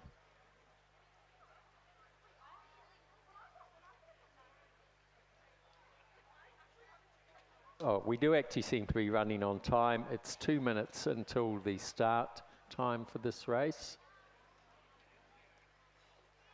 So the starter will have probably called the 2 minutes.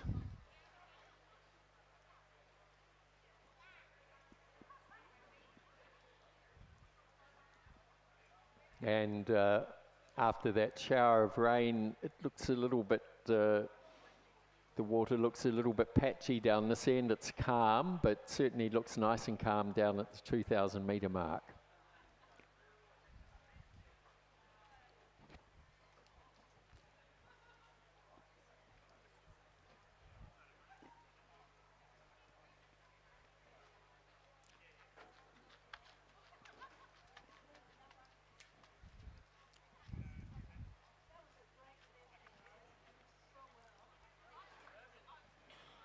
So while we wait for this race to start, we hope you're all tuning up your tonsils to get ready for the Christmas karaoke out the back of the grandstand under the sails in front of the Regatta and pontoon shops.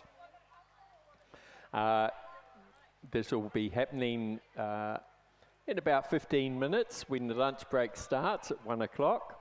And the winner, the grand prize is to win back your seat fees. So Christmas karaoke, get your Christmas carol tunes ready. And the first division of the men's under 17 single scull is now underway. Too early to call anything really, but they have all gone off together. So whether they can hold this even placings as they get further down the course makes for very exciting racing.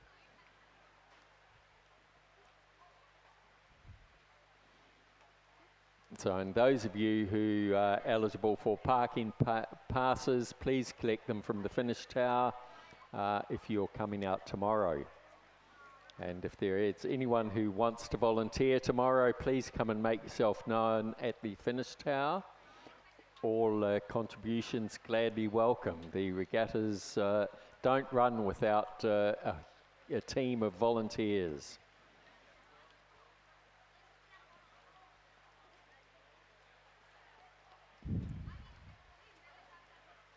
So again, we have some great video off the front of the marshal's boat. And we can see from the 2 scullers we're seeing, and we got a glimpse out the side of a third one, they're all pretty close together within this first 500 metres. So it's coming up to the 500 metre mark. So we'll get a bit of a view as they come across that 500 metre line. But all pretty close together, but it does look to be the Nepean sculler, Aidan, oh sorry. the Leichhardt sculler, is it? No, it was the sculler closest to us, Hayden Nielsen from the University of Queensland, had a slight lead over Luca Wilson from Leichhardt. The rest of them passed too quickly for me to register. So they're still quite tightly bunched. Anything could happen within this middle section of the race between the 500 and 1500 metre mark.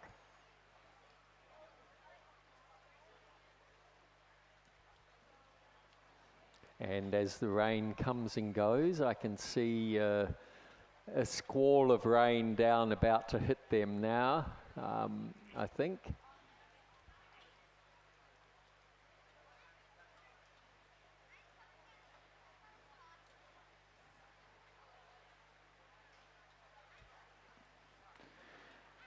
Yeah, as fortunate as it is that it's not 35 degrees, if you're hoping for drier conditions this afternoon, you're going to be a little bit out of luck, as the radar is just raining at about this intensity for the rest of the day.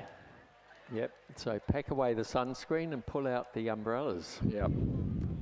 But, under 17 single well underway now. Division 1 looks like our sculler from Leichhardt there in the centre of the course in lane 6, William Spuey, coached by Isaac Shepherd, who is doing his best to hang with his clubmate 2 lanes over, Luca Wilson, but just hanging maybe a length behind at this stage, just approaching 1,000 metres to row, and just caught a boy there from the lane number 6, Leichhardt sculler, and that's made a big impact on his race, dropped him back from a comfortable second all the way back into the clutches of 4th and 5th place.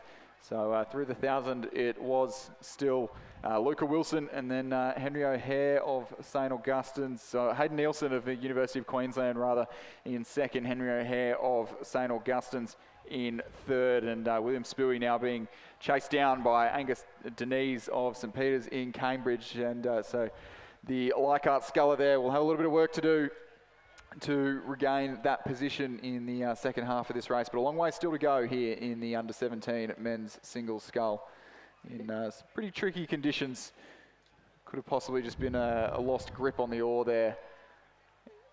It's a constant reminder to with sunscreen and oar handles, to constantly clean your oar handles. I think Croker recommends that you do them at least once a week with sugar soap. I know I was out training the other day with a set of club oars and got splashed, and I completely lost my grip. Can end the session almost as soon as a bit of water gets on him. So it does look like James Walker from Glebe has not made it to the start on this one. So we only have 5 scullers in. All fairly tightly matched, so looks like it's still Luca Wilson from Leichhardt on in lane 4, which is furthest from the grandstand.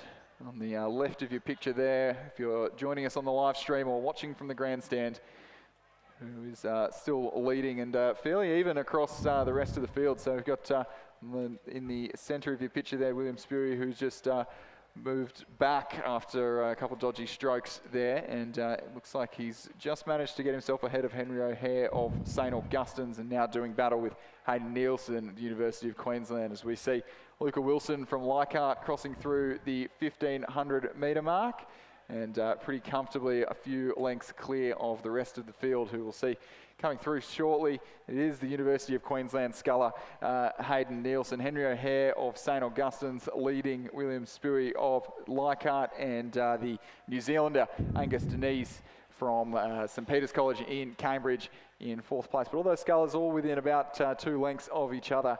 So the minor placing, certainly anything can happen here in the last 500 metres of this race, but what is definitely unlikely to happen would be Luca Wilson from Leichhardt being overcome, as he's done a great job in the early stages of this race to put himself in a pretty comfortable position where he can look back on the field and just temper his efforts to hold them off. It looks to be Hayden Nielsen from the University of Queensland, probably pushing himself into second position, having a battle there with Henry O'Hare from St Augustine's. And out in the middle, it'd be Angus Denise, the New Zealand sculler, just fighting to stay ahead of William Spewey from Leichhardt. A fantastic lead now by Leichhardt's Luca Wilson as he comes approaching the final 100 metres, getting into the red boys. Closest to us, Hayden Nielsen from the University of Queensland. Then just in from him, Henry O'Hare from St Augustine's. And across to Angus Denise from St Peter's in Cambridge. And what a great finish here coming up from Luca Wilson from Leichhardt. Although he has a very comfortable lead, he's giving it everything to cross the line. Hayden Nielsen from the University of Queensland looks to be cruising. He knows he's got a comfortable lead over the rest of the field. He'll be followed across by Henry O'Hare from St Augustine's. Then great effort there from Angus Denise from St Peter's in Cambridge, and Leichhardt's William Spewey. And coming down the course now is Division 2 of the men's under-17 single scull. Over on the far side from Glebe is Connor Walker. In lane 2 from Nepean, James Baker. In lane 4 from Nepean, Aidan Hall. Lane 5 from Northern Beaches Secondary, Banjo Kirkman. In lane 7 from Leichhardt, Nico Colantonio. In lane 8 from Leichhardt, Massimo Fitzsimon. Didn't we just call them go down the in double not very long ago? So let's see how their stamina is. Yeah, absolutely. That's an impressive feat to be backing up there after a race in the double scull, to jump back out in the single. It does look like we have all 6 of those crews out on the water here. So just the 3 Hunter Valley Grammar scullers scratched as they have from the regatta all morning. Does look to be the scullers in the centre of the course who have made the best of things in the opening exchanges and well into the championship quarter of the race now. Banjo Kirkham, Northern Beaches Secondary in lane 5, certainly leading and leading well by a pretty significant margin there, I believe, from the scullers on this side of the course, from those 2 Leichhardt scullers backing up after a row in the double. Just from the naked eye, the Leichhardt scullers do look to be probably holding that 2nd and 3rd position, but across on the other side, James Baker from Nepean as well, who I think was also in that doubles race earlier on. So the Northern Beaches Secondary sculler there, probably pretty grateful that he's got some slightly fresher legs. We did see him in a double, or possibly in a single race earlier on in Mossman colours. So not the freshest legs, but certainly not 2 races in half an hour. So, but doing well to be leading this race. Connor Walker from Glebe on the far side there in the mix as well. That might actually be James Baker from Nepean rather, not the Glebe sculler there. But it'll be James Baker from Nepean, who's sitting pretty much level with Massimo Fitzsimon from Leichhardt on this side of the course. But Banjo Kirkham of Northern Beaches Secondary leading through the 1500 metre mark by a good couple of lengths. Back to the local Nepean sculler on the far side, and Massimo Fitzsimon from Leichhardt Rowing Club on the near side of the course.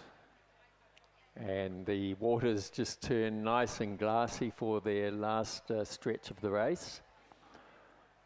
Yeah, some great conditions underway for our men's 8s race, which we'll see coming up shortly. We're just seeing them lining up, and they'll be starting in just a minute or two's time, which will be fantastic to see.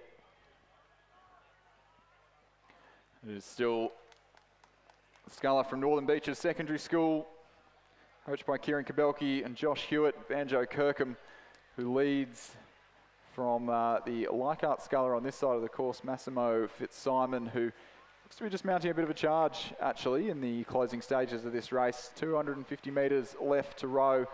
James Baker of Nepean just dropping back slightly possibly into the clutches of Nico Colantonio, who has been sitting in 4th for the majority of this race, but will have an opportunity now to cement himself just one spot further up. But it is still Banjo Kirkham from Northern Beaches Secondary. Just raising his rate, had a little look around. He knows that he's probably safe from any danger in the closing 125 metres of the racetrack here. Into the red boys he comes, and a good race starting to unfold now between James Baker of Nepean, who looked to be falling back, but has just responded to the threat from Massimo Fitzsimon on this side of the course in lane number 8, the closest to the grandstand. It is definitely going to be Banjo Kirkham from Northern Beaches who will take the win. James Baker from Nepean is lifting and is going to just hold off a very fast finishing Leichhardt Sculler on this side of the course. James Baker, Nepean, will take 2nd place by about half a boat length from Leichhardt's Massimo Fitzsimon. The second of the Leichhardt Scullers, Nico Colantonio, in 4th place. It'll be Glebes, Connor Walker in 5th, and Nepean's Aidan Hall in 6th place. As we see a little bit more rain just making its way down the course for the last 2 races of this morning's program. We have 2 combined 8s races. So the first one, we'll have a men's 8s race with under 21 open and club races. So this will be the debut of the under 21 and club events outside of a championship regatta, which is fantastic to see for this season. So in the under 21 8s, we have the Scots College 1st and 2nd 8s, 2 crews from UTS and 1 from Sydney Rowing Club. We have the club 8s, 1 from UTS and 1 from Sydney, and 2 open 8s, 1 from UTS and 1 from Sydney Rowing Club. Bit of a mix of skill and experience, and probably fitness levels as well in these races. I think the Scots first 8 there might be a bit of a dark horse to mix it with some of the club 8s. They posted a pretty impressive time at the last GPS regatta. It'd be very interesting to see the Sydney crews up against the UTS crews in the open 8, although I think the club Sydney crew may just have a bit of an advantage over the club UTS crew. So riding on board there with the combination in lane 5 from Sydney Rowing Club in the open 8. That's Nick Whalen, Jerry Anderson, Nicholas Miro, Pasha Bevan, Alec Hoskin, Galen Quinn, Torrin Olsen, Charlie Hine, Tess Harris, the coxswain. And they've just gotten a bit of a jump on the UTS Club 8 to their left. UTS Open 8 to their right are hanging right with them though. That's the combination of Joe Lynch, Alex Wood, Harry Glacken, Mackenzie Thompson, Miles McQuillan, Torben Ungermark, Nick Pender, Josh Wilson and Anna O'Hanlon, the coxswain, coached by Matthias Ungermark. We're seeing just there the Sydney under 21 8, Finn Woodward, Tommy Poulton, Max McAlpin from ANU, Fletcher Smith, Thomas Patrick, Tom Chanter, Henry Pursehouse, Ambrose Hennessy and Sebastian Kladnick, the coxswain, who are just dropping back behind the UTS under 21 8, who are a seriously impressive combination and will be one to watch throughout the season here. Will Pender, Lawson Banks, Edward Kelly, Oscar Baragi, Oliver Milling, Lucas McGregor, Thomas Beck, Tom Juracic. Sorry, I've just moved over to the Scots 8 halfway through that. So that UTS combination, Will Pender, Lawson Banks, Edward Kelly, Oscar Baragi, Jack Power, Will Clubb, Brandon Smith, Luca Malozzi, Ryder Taylor, the coxswain. And they'll be a very impressive under 21 8 to watch throughout the season. I'm very excited by the prospect of this Sydney under 21 squad, but certainly a lot of them a late start to the season. Schoolies has its effect at this time of the year. A lot of boys coming straight out of a few months off rowing and back into life after club rowing. As the rain intensifies here for the men's open 8s, the race in the middle of the course between the UTS and Sydney men's open 8s looks to be going to the way of the boys from Iron Cove, and the UTS under 21 8 on the far side of the course really going with them. So a really impressive performance from a very young UTS crew, and the Sydney crew going with them at this stage. So as they approach the 1,000 metre mark in lane 4, there is the UTS Open 8. In lane 2 on the far side, you can see the UTS under 21 8. And in lane 5, just poking that yellow bow into the picture, is the Sydney Club 8. Well, the Sydney Open 8 rather, the Sydney Club 8 on this side of the course. Thomas Maloney, Maxim Maloney, Angus Aitken, Fraser Burdett, Sam Jones, Mac Bucknell, James Fredrickson and James Harlow, Nick Rogers, the coxswain. They appear to be right up in the mix with the Open 8s, which is a very impressive effort for a crew that should, in theory, be ranked below. As we right on board there with that Sydney under 21 8 in the stroke seat there, Ambrose Hennessy, a world champion in the junior men's Cox 4 from earlier this year in St Catharines. Seb Kladnick, the coxswain, alumni of the King's School a couple of years ago, and crew rowing in the Empacker shell as the club normally does. But as we get we'll get an update on the crews as they come approaching at the 1500 metre mark. It is all to play for at the head of the field. That's the UTS Open Men's 8 there. Coxed by Anna O'Hanlon. Her dad, Terry O'Hanlon, is over on the other side of the course in the UTS Club 8. So a family affair here for UTS. You can see there in the bow seat, Joe Lynch just setting things up. A really good strong rhythm from the UTS boys in lane 4 that just look to be pushing out to about half a boat length of a lead over the Sydney Rowing Club combination, but the Sydney Rowing Club Club 8 going right with them in lane 7. The Sydney Rowing Club Club 8, which should in theory be ranked below the Sydney Open 8 there in the centre of the course. A few last minute substitutions with injuries and family Christmases going on here, where they've had a bit of a disrupted morning in terms of getting these crews together, and I believe a session out on the Nepean in pairs as well. So a little bit of work in the legs already. It is UTS in the Open 8 and Sydney in the Club 8 on this side of the course. The Sydney Open 8 are about a length behind now and look to be well out of the running. The Scots 8 are on the near side of the course having a good tussle with the UTS Club 8 who have dropped well behind. So a great performance here from the Sydney Club 8. The UTS Open 8 are under pressure here. They'll want to get the win here over the club, Sydney Rowing Club boys, a crew that is very well credentialed from UTS. Nick Pender in the 7th seat has just been picked in the Men's National Training Centre for next year. They're hanging on here. They have just a little bit of margin. Sydney Rowing Club are coming home strong. They've just lifted the rate of striking here in the closing stages of the race. The combination in lane 7, Maloney, Aitken, Burdett, Jones, Bucknell, Fredrickson and Harlow are going at them, throwing everything they have at them, but I think UTS are going to have done just enough in the early stages of the race. They've responded now and they're going to just hang on for the win. UTS will take the win in the Open 8 and will take line honours across the line. Sydney will take second place and take the win in the Club 8 there in lane 7. Well, it looks like they may have had their crews switched around a little bit. The UTS under 21 8 with a very impressive performance there, crossing the line 4th. The UTS Club 8 there in 5th. The Scots 8 in lane 8. That's a good scalp for them to take, crossing the line ahead of the Sydney Rowing Club crew. The Sydney under 21 8 in lane 3.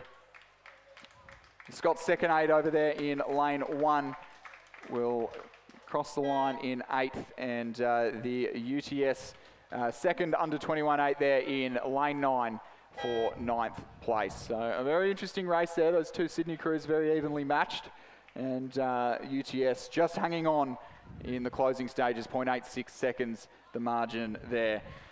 As we get ready to do it all again with the final race before the lunch break, a combination of the Club and Open Women's 8s. So in lane 3, we have the Sydney Club 8, Paige Critchlow, or rather, I have my updated draw here, Alison Mooney, Kaylee Batchelor, Leah Dardis-Green, Isabella Niven, Sarah Bebbington, Georgia Allen, Caitlin McManus-Barrett, Isabel Farah, Mietta Jones, the coxswain.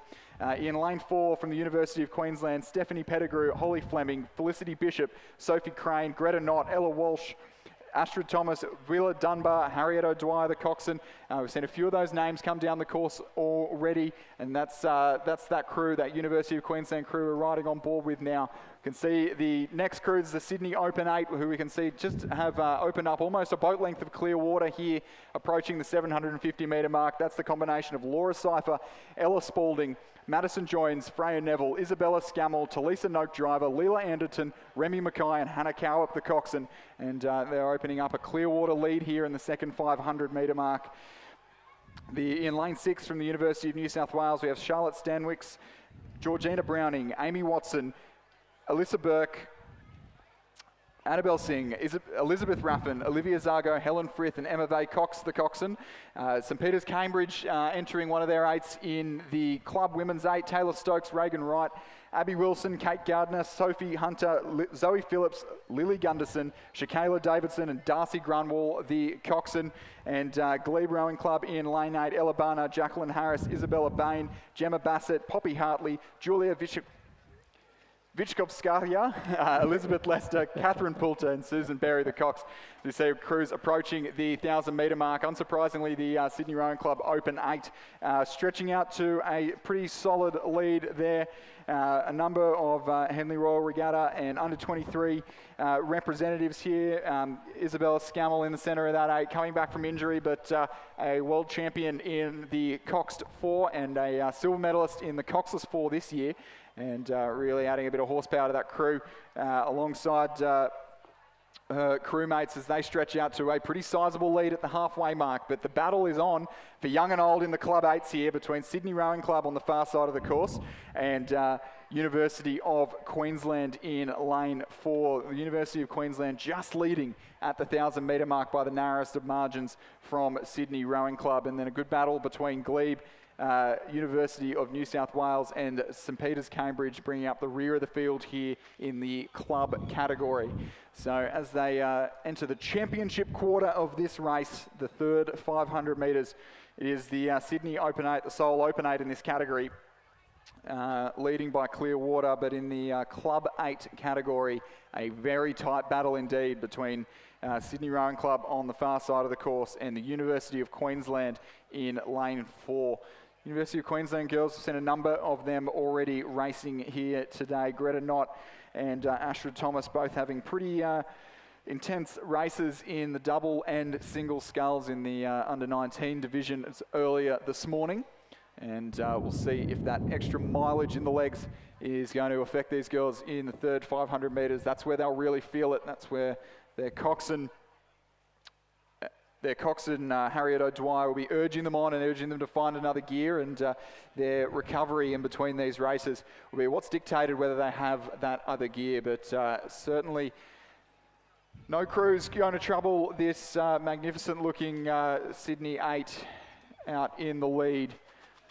Combination of Laura Cypher, Ella Spalding, Madison Joins, Freya Neville, Bella Scammell, Talisa Noak Driver, Leela Anderton, Remy Mackay and Hannah Cower, coached by Lachlan Carter and Florence Griffiths. And in the battle for the Club 8, it looks like Sydney have just pulled out about 3 seats of lead over the University of Queensland. So a bit of momentum going into the final quarter of this race for the Sydney Rowing Club crew in lane 3. The University of Queensland in lane 4 will do their best to try and hang on, but when you get overtaken in an 8th race, it's very hard to find that turn of speed to then take back what looks to be almost half a boat length now. The Sydney Club 8 really with the rate of striking right up in the closing stages of this race. 36.5 strokes a minute. The Open 8 that's leading, sitting up at around about 31 strokes a minute. So really just cruising and controlling this race. And the club girls on the far side of the course really going for it. They're locked in a battle and they know they can't give an inch to the University of Queensland, who look to have dropped behind almost to a full boat length now at the 1750 mark. 250 metres left to row. There's a good battle unfolding for 4th and 5th as well between the University of New South Wales and Glebe on the near side of the course. RNSW were leading at the halfway point. Look to have just eked out a little bit more margin, but not by much. Glebe hanging with them.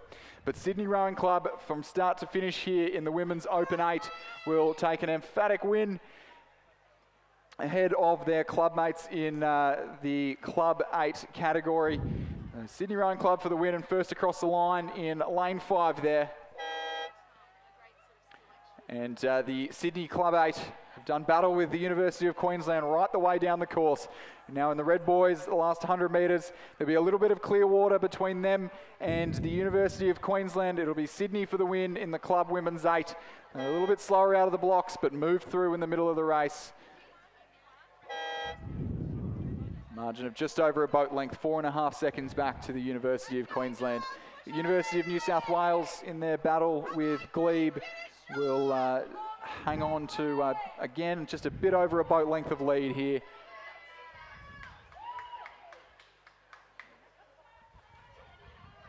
The RNSW cross the line for 4th, 3rd in the Club 8. Glebe just behind them, and St Peters of Cambridge will cross the line to round out this final race of the morning session. We'll have an hour's lunch break, and we'll be back at 2:05 p.m. for the men's under 21 quad scull. So some fantastic racing there, and huge thanks to Chris McCarthy for that amazing race calling through the last races there. I think he was well deserved for his lunch break now. And we don't forget the Christmas karaoke happening now out the back of the grandstand under the sails. We all want to hear you sing. And we'll see you back here at 2:05.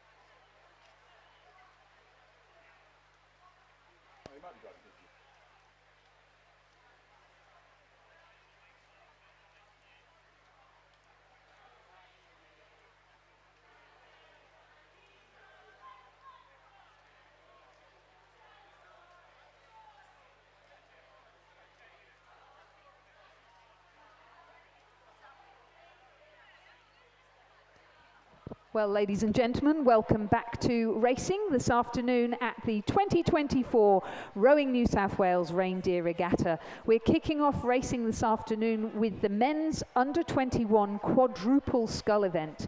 In lane 3, Newcastle Grammar School. In lane 4, Newcastle Grammar School. In lane 5, our visitors from St Peter's School in Cambridge. That's New Zealand. In lane 6, Mossman, and in lane 7, Leichhardt. In the Newcastle Grammar School in lane 3, we have Logan Harmon, Edward Baker, Thomas Clarkson, and Jack Martin. In the lane 4 crew, Mitchell Chung, William Bird, Ronan Brown, and Lucas Burton. From New Zealand, Cameron Moores, Carter Taylor, Ethan Harrison, and Leo O'Reilly. The Mossman Rowing Club crew is Julian Lemaitre, Leighton Showman, Tobias Elias, and Floris Elias. And from Leichhardt, Dylan Lee, Petar Simkovic, Remy Wilson, and Carter Clifton. The under-21 men's quads, often a very hotly contested event once we get towards the tail end of the season, and I suspect this Mossman Rowing Club crew in lane 6 will be right amongst that end of the competition once they're joined by some crews from Sydney Uni, Sydney Rowing Club, UTS, as we see them just striding out to a pretty clear advantage early on. The stern pair there, Tobias and Floris Elias, who we saw them take an emphatic win in the double sculls just an hour or two ago. Yeah, the 500 metre mark already opening up about 3 boat lengths of lead over the Leichhardt Rowing Club crew, and then the trio of Newcastle, then St Peter's Cambridge in 3rd and Newcastle Grammar in 4th and 5th place at that first timing point. The quad scull, definitely one of the faster moving boats, and very important to get out in front and get as much lead as possible early in the race, because moving it closer to a peak boat speed, it is obviously much harder for a closing crew to change that boat speed and come through at the finish. So the Mossman crew really racing the ideal race plan for a coxless quad here. And their coaches are Tom Schramko and Rowena Meredith. So Rowena, a dual Olympian in the women's quad for Australia, certainly will have given them some handy tips. And it looks like they're really taking them on board. And as you say, really taking it to the race. Yeah, they really got that sort of distinct quad scull style where not really using too much hip drive, not too much body rock, and really making sure that it's a very, very leggy sort of stroke in the quads. Very fast moving boat. You kind of only really have time to do the legs and a little bit of the body, and then the arms just finish it off. But notice they're not really drawing all the way through the body, because such a quick moving boat, it's quite hard to be really dynamic around the back. So often you just cut the finish short a little bit in the quad and get on to the next stroke as quick as possible. It just keeps things quite light and dynamic. You can see that lead through the 1,000 metre mark is really stretching out to almost 10 seconds at this point over the combination from Leichhardt, Dylan Lee, Petar Simkovic, Remy Wilson and Carter Clifton, coached by Isaac Shepherd. As the leading of the Newcastle Grammar crews moves through St Peter's Cambridge, that's Mitchell Chung, William Bird, Ronan Brown and Lucas Burton, just narrowly leading from the St Peter's combination of Cameron Moores, Carter Taylor, Ethan Harrison and Leo O'Reilly. The second of the Newcastle Grammar School crews, Logan Harmon, Edward Baker, Thomas Clarkson and Jack Martin just trailing the field at this point as we ride on board with that pretty close battle between Newcastle Grammar on the left of your picture and St Peter's Cambridge in the foreground. Mossman Rowing Club really with the look back on the field there. A very enjoyable row, having gotten the work done that early. It'll be all about chasing a time and seeing how they sort of rank compared to a quick under-21 quad. Will go about 6:10 in the pointy end of the season.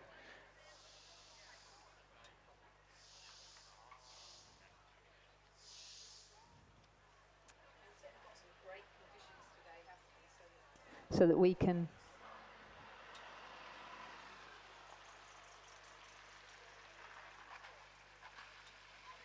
So great conditions today to actually get out there and test yourself and see what you can do. It's been a really long time since I think I've seen conditions that serve this looks like fair, but this neutral and representative of the crew's ability. Normally don't see this until sort of edging into the winter months. It really starts to calm down.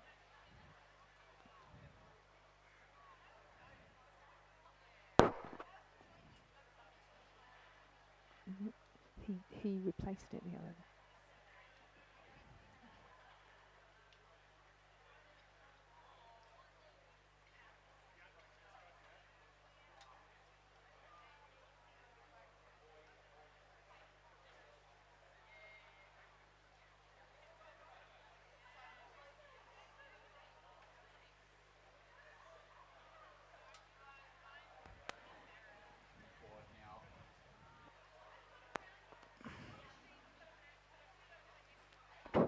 So the Mossman quad now up at a solid 35 strokes a minute, so certainly not taking their foot off the gas in the closing stages of the race.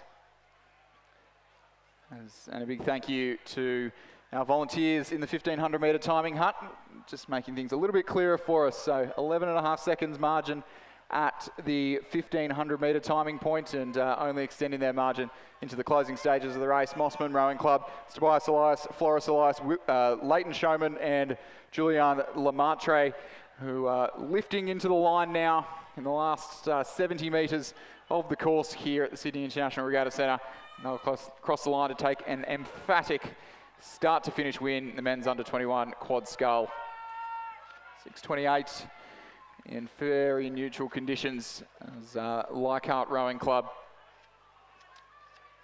now across the line to collect second place.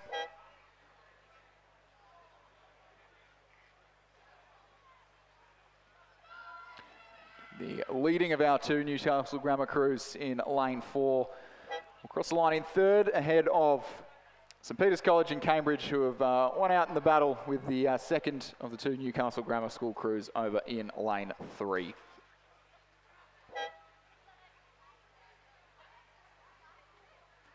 So the unofficial results there in our final of the men's under 21 quad scull: a win for Mossman Rowing Club, second Leichhardt Rowing Club, third Newcastle Grammar School's crew from lane 4, fourth the St Peter's Cambridge crew, and in fifth place the Newcastle Grammar School from lane 3. The unofficial time from Mossman Rowing Club in that 2,000 metre race was 6 minutes 28.81 seconds. Race 65 is on the course, and that's the women's under 21-8. In lane 4, Newcastle Grammar School. In lane 5, St Catherine's. In lane 6, Sydney University Boat Club. And in lane 7, St Catherine's. The Newcastle Grammar School crew is Valero Trujillo, Megna Lacundi, Evelyn Baker, Kensington Steele, Heidi Mackenzie, Annabelle Mackenzie, Molly Boyle and Roxana Brown, coxed by Claudia Wills. The St Catherine's crew in lane 5 is Eva Hunstead, Laura Seaton, Tilda Dunn, Florence Hennessy, Genevieve Links, Darcy Connell and Tiali Morgan, Ada Lloyd in the stroke seat and Zinnia Shu coxing. The Sydney University Boat Club crew is Isa Kennedy, Georgina Stevenson, Maddie Walk, Alice McCready, Alexandra O'Brien, Zara Taylor, Mia Booth and Eva Thompson, coxed by Chloe Giretta. And the St Catherine's crew in lane 7 is Evie Lloyd, Isabel Williams, Zoe Elliott, Georgie Smith, Lillian Orangi, Ashley Inns, Phoebe Sherrard, Amelie Fletcher and Claudia Lynham as cox. Yeah, so once again, the debut of this event outside of a New South Wales State Championship regatta, where it has been a very, very popular event for a number of years. Great opportunity for athletes fresh out of school to have a hit out in their clubs and do a campaign in an 8, which is often something in Australian rowing that we don't really get the chance to do very often until you're right at the top level. So it's been a fantastic event to have at the state championships, and it's great to see this progressing now to all the regattas throughout the Rowing New South Wales season. But we'll just quickly note, we're riding on board with the Newcastle Grammar School crew, and I'd say it'd have to be a contender for the best dressed 8. I think 100%. Look at the t-shirts. Yeah, the colour coordinated green and red shirts all the way down the 8 is a nice touch, alongside the coxswain dressed up as a Christmas tree. But, so a few different standards going on in this 8. We've got the Sydney University Boat Club's under 21-8 getting their first hit out of the season. who are somewhat unsurprisingly leading very comfortably as they cross the 1500 metre mark, a good distance ahead of the two St Catherine's crews. So those St Catherine's crews are the St Cat's Year 10 8s, not their senior 8s. So not their senior 8s might be a little bit closer to the under 21s, but it'll be two separate races here, unfortunately for us, on the banks, as we see the St Catherine's Year 10 first 8 coming through now. It's the crew in lane 5 of Hunstead, Seaton, Dunn, Hennessy, Lynx, Connell, Morgan, Lloyd and Zinnia Shu, the coxswain. And they're comfortably leading their Year 10 second 8 now. We'll just come through the 1500 metre mark here. And the Newcastle Grammar School crew not quite making an impression on the race, but certainly making an impression on the best dressed crew competition here. Yeah, you mentioned about under 21s being the people who basically have just finished their HSCs, or the people who are maybe taking a gap year going on to university. And that's certainly what's happened here with the Sydney University Boat Club crew, that we have a combination of Year 11s, Year 12s and people just out of school and into uni. What a great opportunity, you're quite right, and a very exciting development, I think, especially at such a fun regatta. Yeah, exactly. I think the plan is to see this one. We would have seen it at the Time Attack Regatta, which was cancelled, but we'll have it here. We'll have it at I think the Sydney Rowing Club Regatta, at the State Championships. It'll be an ongoing thing throughout the season. But Sydney University Boat Club getting their first hit out in the under 21 women's 8, and across the line now. Good margin ahead of combination from St Catherine's in lane 5.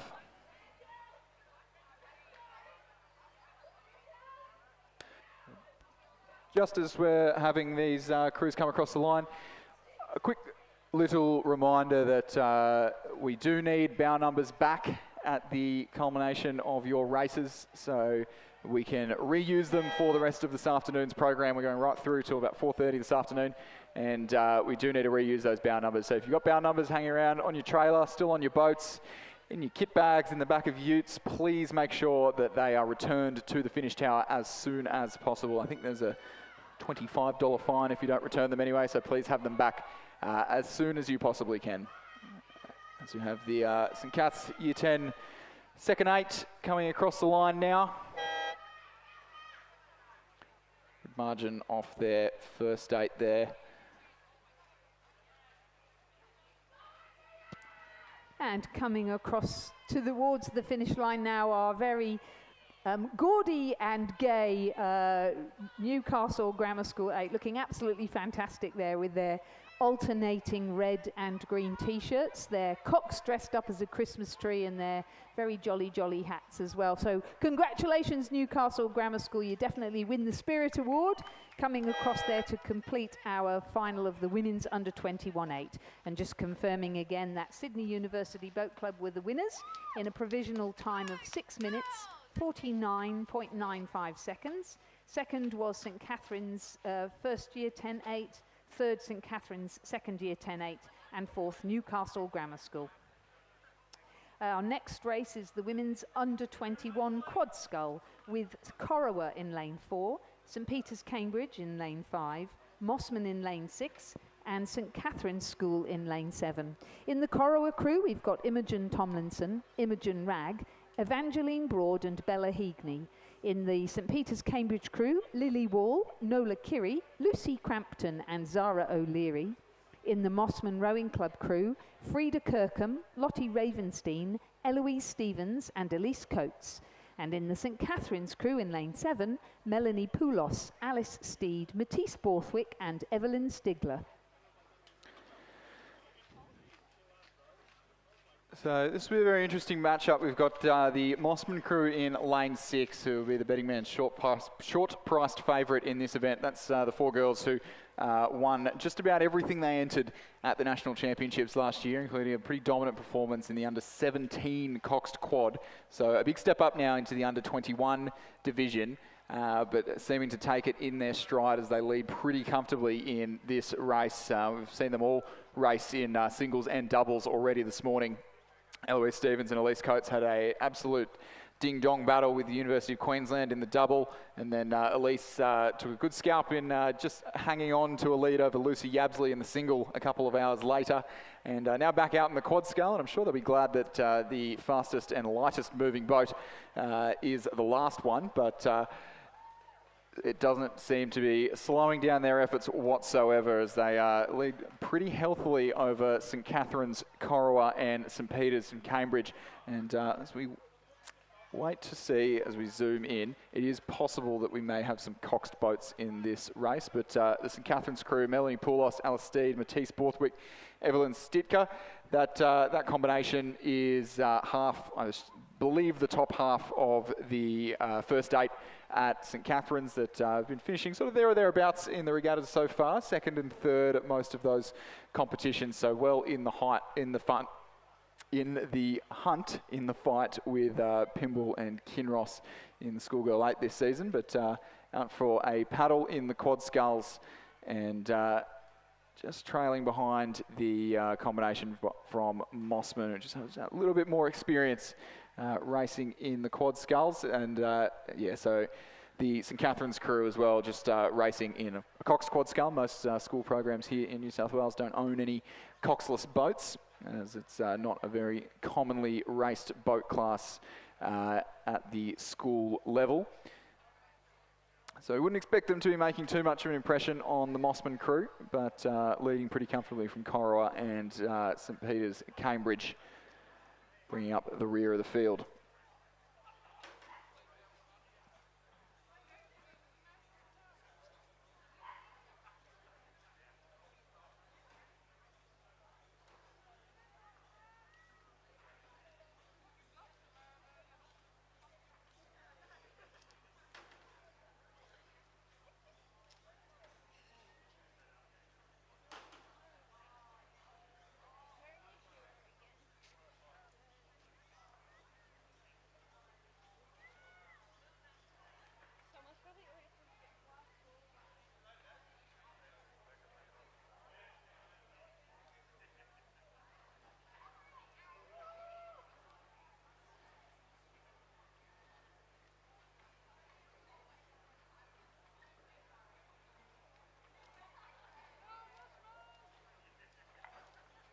So Mossman Rowing Club, the all-dominant quartet of Freda Kirkham, Lottie Ravenstein, Eloise Stevens and Elise Coates, coached by Tom Schramko and Marina Meredith, crossing the line 7:14.55, which is a pretty handy time for what is a junior quad at this stage of the year. And St Catherine's School, half of their first 8, so in a Cox quad, remember, just crossing the line now, margin 21 seconds, so not super far off the pace for what a schoolgirl quad would be looking at, but keeping in mind as well, these girls a few races under the legs as well. So Corowa from down in Victoria over in lane 4 to cross the line in 3rd, and they'll finish comfortably clear of St Peter's and Cambridge at the rear of the field.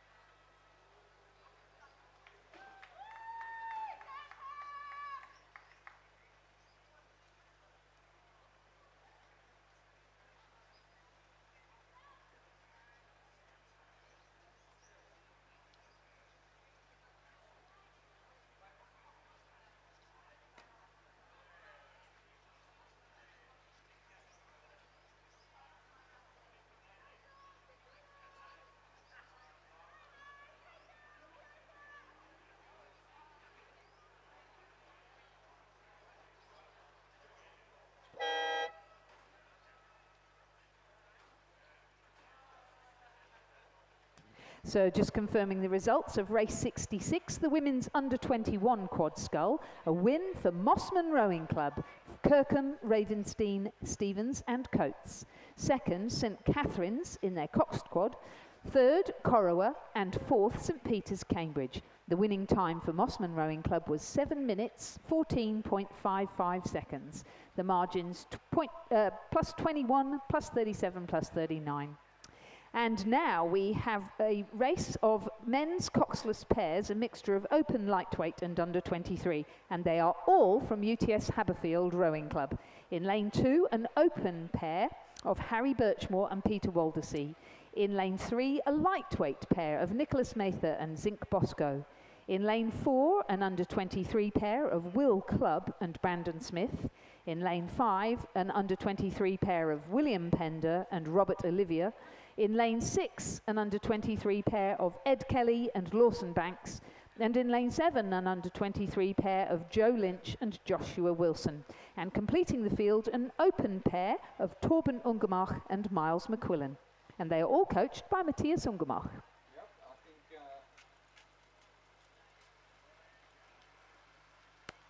I think if you were a betting man in this race, you would have UTS for a win, probably for a second, a third, and right the way down to 7th place. So a little bit of intra-club rivalry on display here in the Regatta Centre. So to run you through these crews, on the far side of the course, the open pair of Harry Birchmore, Peter Waldersee, distinctly a clubby combination. Peter Waldersee, the former lightweight, rode for New South Wales on a number of occasions and enjoying the clubby lifestyle at UTS. Then we've got the lightweights, Nick Mather, Zinc Bosco. They'll be putting their names forward for Penrith Cup selection later on in the year.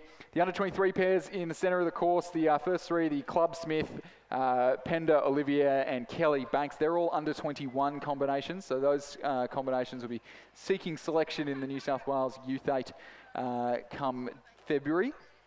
And Joe Lynch, Josh Wilson, that is an under 23 pairing who are going toe-to-toe at the moment with the open combination on the near side of the course of Torben Ungemach and Miles McQuillan, who will have their eyes set on senior selection later in the year.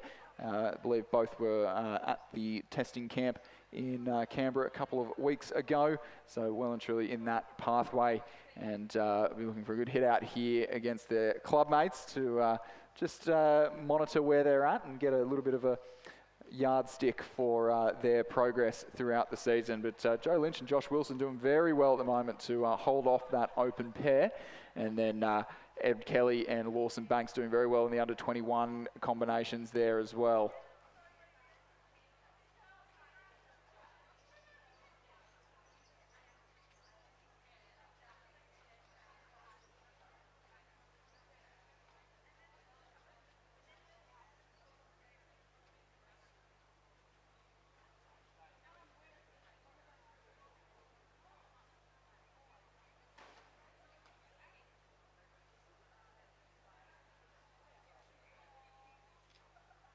It looks like we're just missing the clubby pair, Harry Birchmore and Peter Waldersee over on the far side of the course, which is a shame. I'd love to see them take the fight to the young guns, if only for the first 500 metres or so. But the under 23 combination of Joe Lynch and Josh Wilson doing very well to hold a canvas lead over Torben Ungemach and Miles McQuillan in lane 8. That's going to be a very interesting matchup as we come into the second half of this race. The under 21s following almost in lane order at this stage, with only Will Pender and Robert Olivier dropping off the pace as well. But that combination, I believe, is actually an under 19 combination, so should be maybe just a little bit off the pace. But I'm sure the head coach, Matthias Ungemach, will be very pleased with the sight of 6 teal and white striped pairs making their way down the course here at the Sydney International Regatta Centre. And a very impressive performance here from Joe Lynch, Josh Wilson, as they continue to hold off Ungemach and McQuillan. Miles McQuillan, the West Australian, formerly of Swan River Rowing Club, who's moved over here for, I believe, to study as well as to train at UTS out of Iron Cove. See the lightweight pair on the far side of the course there, Nick Mather, Zinc Bosco, just maybe dropping off the pace slightly.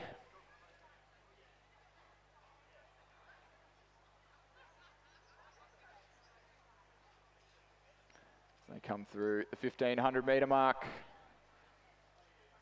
It It is still absolutely bow ball to bow ball between these two top UTS combinations. It's going to be really tight through the 1500 metre mark, and it looks like the opens of Ungermark and McQuillan have just got their bow ball in front. I think this is going to come right down to the finish line. So ladies and gentlemen, if you're in the grandstand, this is definitely one to be watching between the open combination of Torben Ungermark and Miles McQuillan, the under 23 combination of Joe Lynch and Josh Wilson, both crews closest to the grandstand side of the course here as they go absolutely hell for leather in a little bit of a club rivalry, and will be wanting to claim bragging rights over their fellow clubmen here. It looks like a good little response made by the under 23s in lane 7 as the opens in lane 8 just try and hang on to that very slight lead. It was less than a foot at the 500 metre mark. An update on the rest of the racing. It's pretty tight between the two under 23 combinations of Kelly and Banks, and then Clubb and Smith. I believe Clubb and Smith just leading a faltering Kelly and Banks now, just getting lost in the boys a little bit.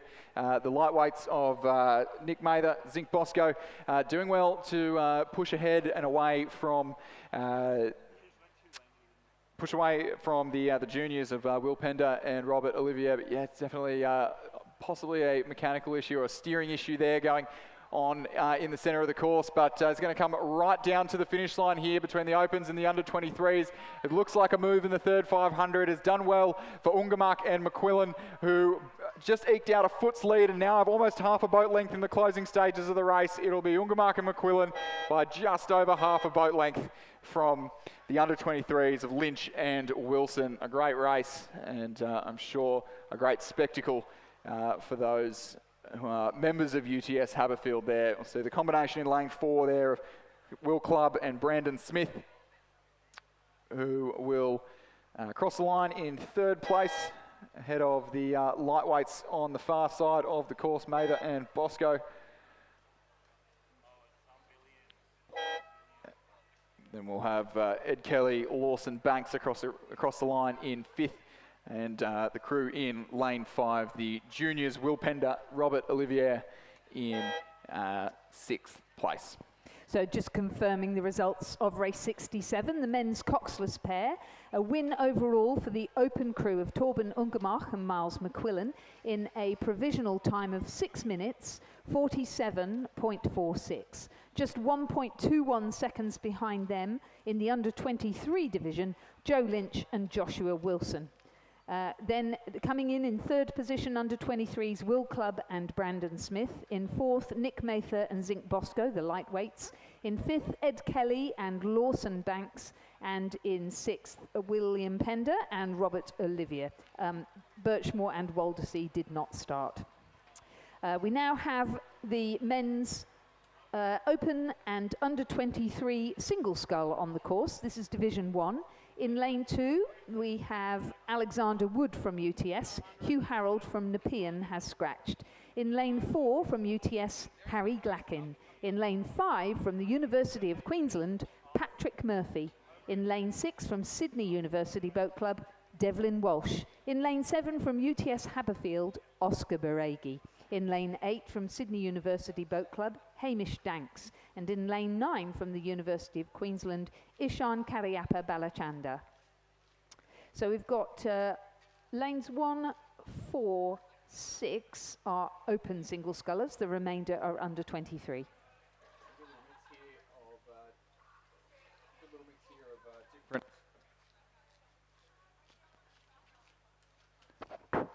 So a good little mix here of varying ability levels and varying goals here. We've got Harry Glackin, Devlin Walsh, Alex Wood from the opens, but they appear to be just off the pace of Hamish Danks from Sydney University Boat Club, second from the grandstand side of the course in lane 8, who has done the best job in the opening exchanges of this race, and coming through the 1,000 metre mark will enjoy a reasonably healthy lead over his competition.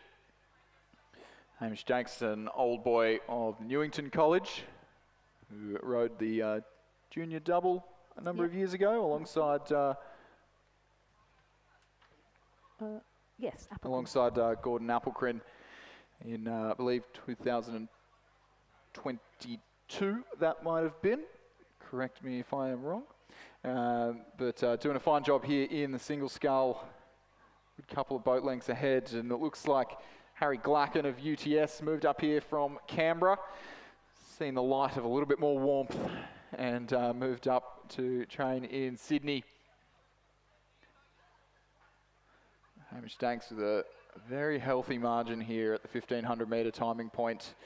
5:19 through the 1500, and very tight for the second place between Harry Glacken and Devlin Walsh. My eyes said maybe just Devlin Walsh through there, just in front of Glacken. Oscar Baregi in fourth, Alex Wood from UTS on the far side in fifth, Patrick Murphy, University of Queensland in the centre of the course there, just sitting sixth, but very close between Glacken and Walsh in the centre of the course there for second place as they enter the last about 400 metres left to row, maybe 300 at this point.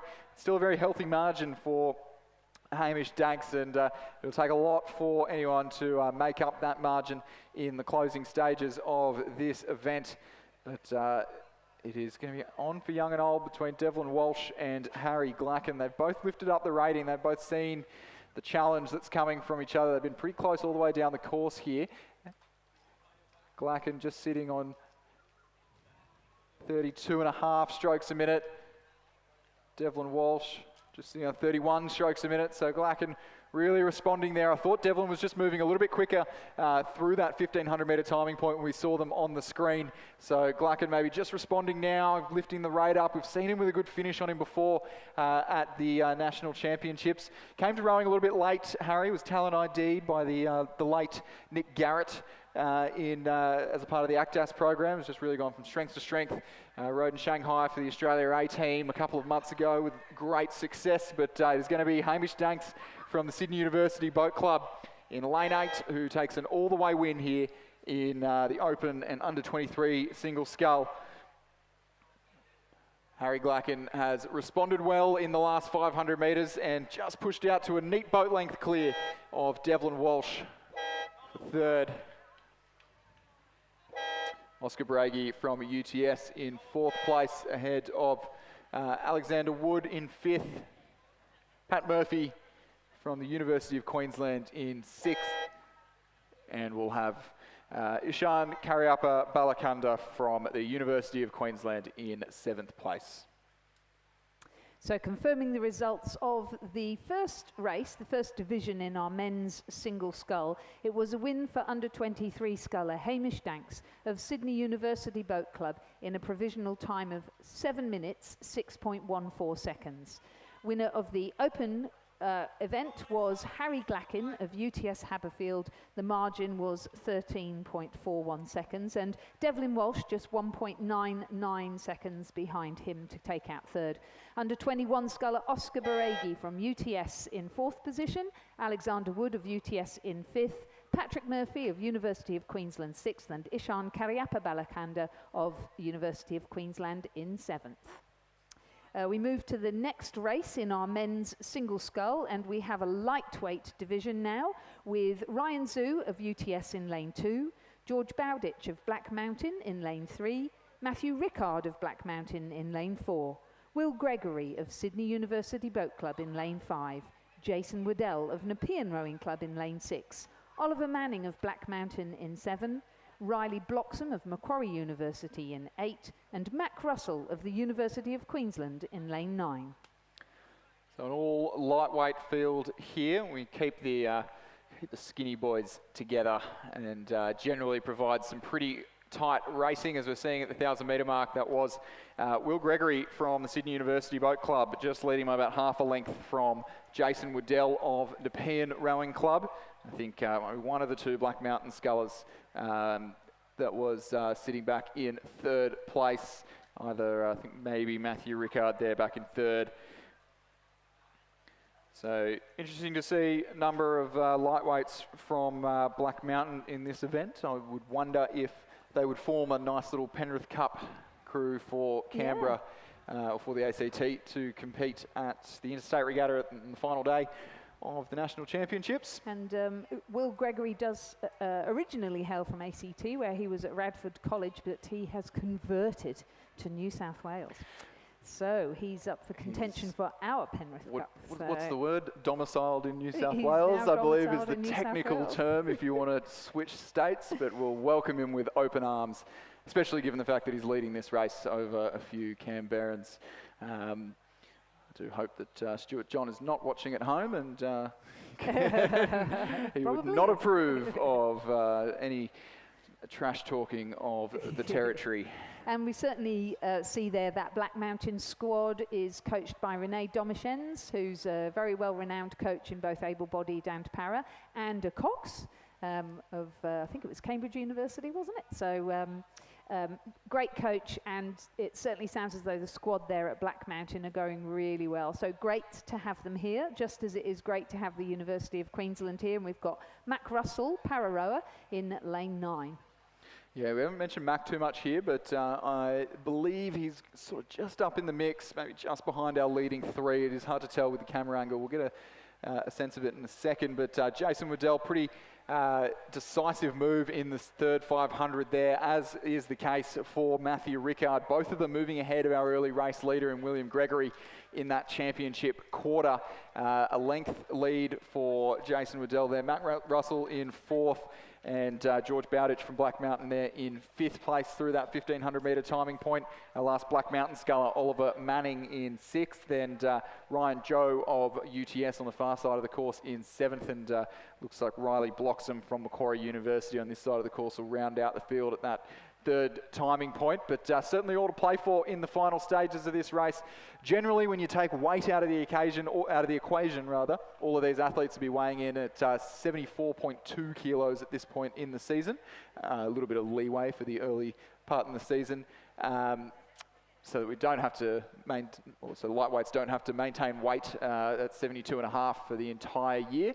But all these athletes weighing in about the same. When you take that out of the equation, you generally get some pretty tight racing, and it looks like the sculler from Black Mountain in the red Zudi in lane number 4, Matthew Rickard, is just mounting a late surge against the local sculler Jason Waddell in lane 6 in the blue Zudi, who made that decisive move in the third 500. Looks like both of these scullers have dispatched with William Gregory from Sydney University Boat Club. Doesn't look like he quite has the bickies to hang on. Both crews getting their bow ball into the red boys the last 100 metres now. Both scullers absolutely going stroke for stroke here in the final few strokes. Waddell from Nepean has lifted.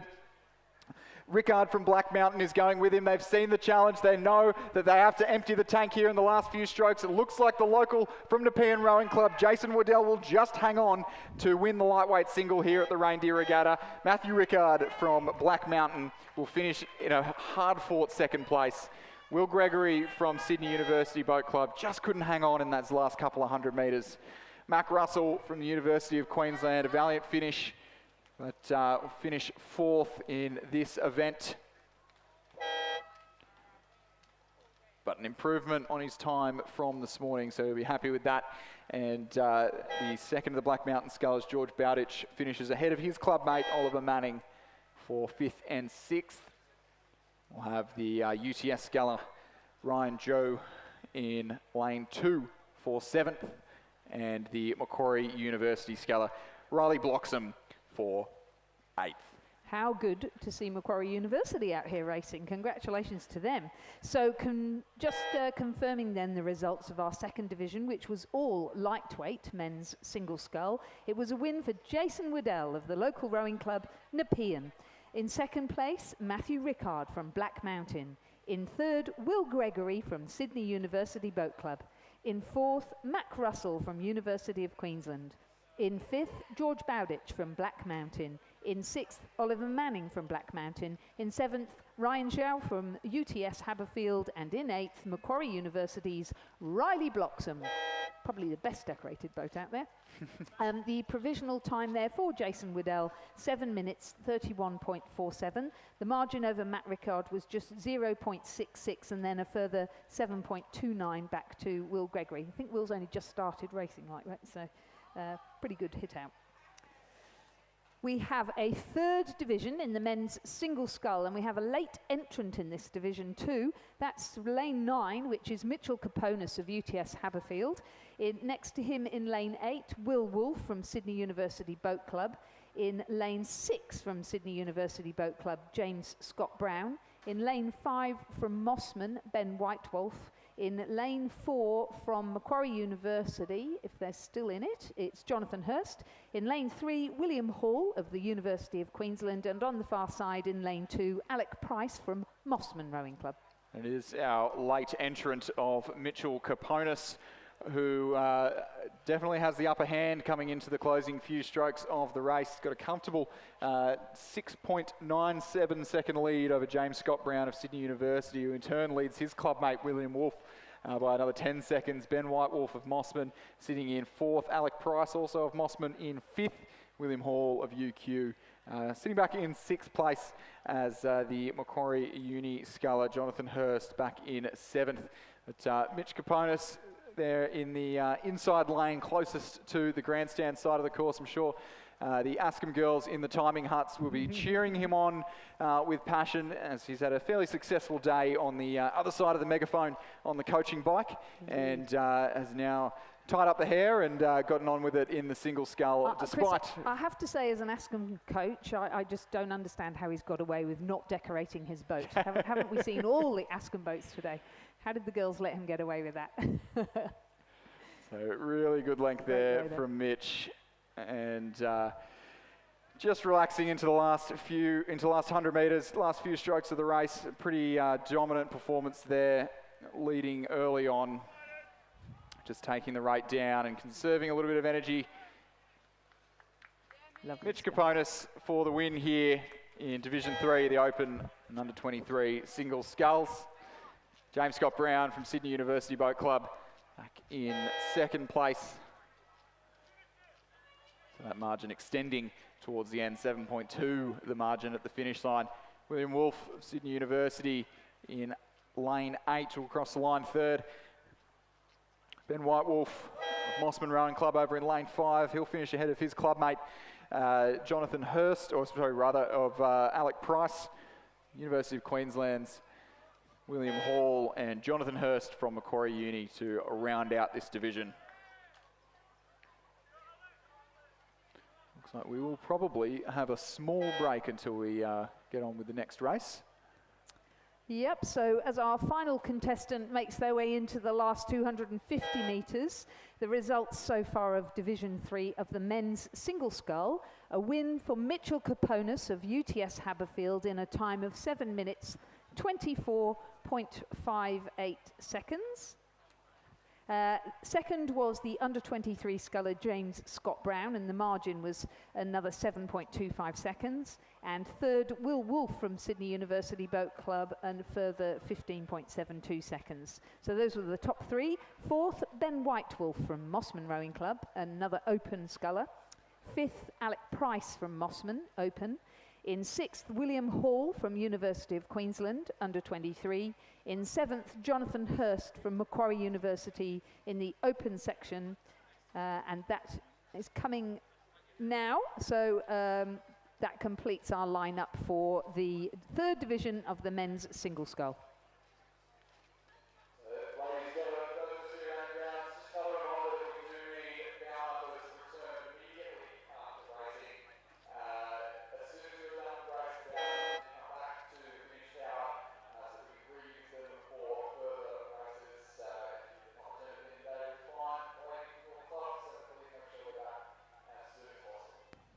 On the screen now and on the course now, race number 72, a straight final of women's quads. Some of them are A, B or C, and one of them is an open, a couple of them are open quads. In lane 3 from Sydney University Boat Club, a B grade quad of Georgina Stevenson, Alice McCready, Mia Booth and Alexandra O'Brien. I think that's an under 21 quad too. In lane 4 from University of New South Wales, a C grade quad of Samantha Backler, Annabelle Singh, Annabelle Fuller and Helen Frith. Oh, sorry, they have scratched. That's a shame. They probably realised it was 2,000 metres. In lane 5, an open quad from Sydney University.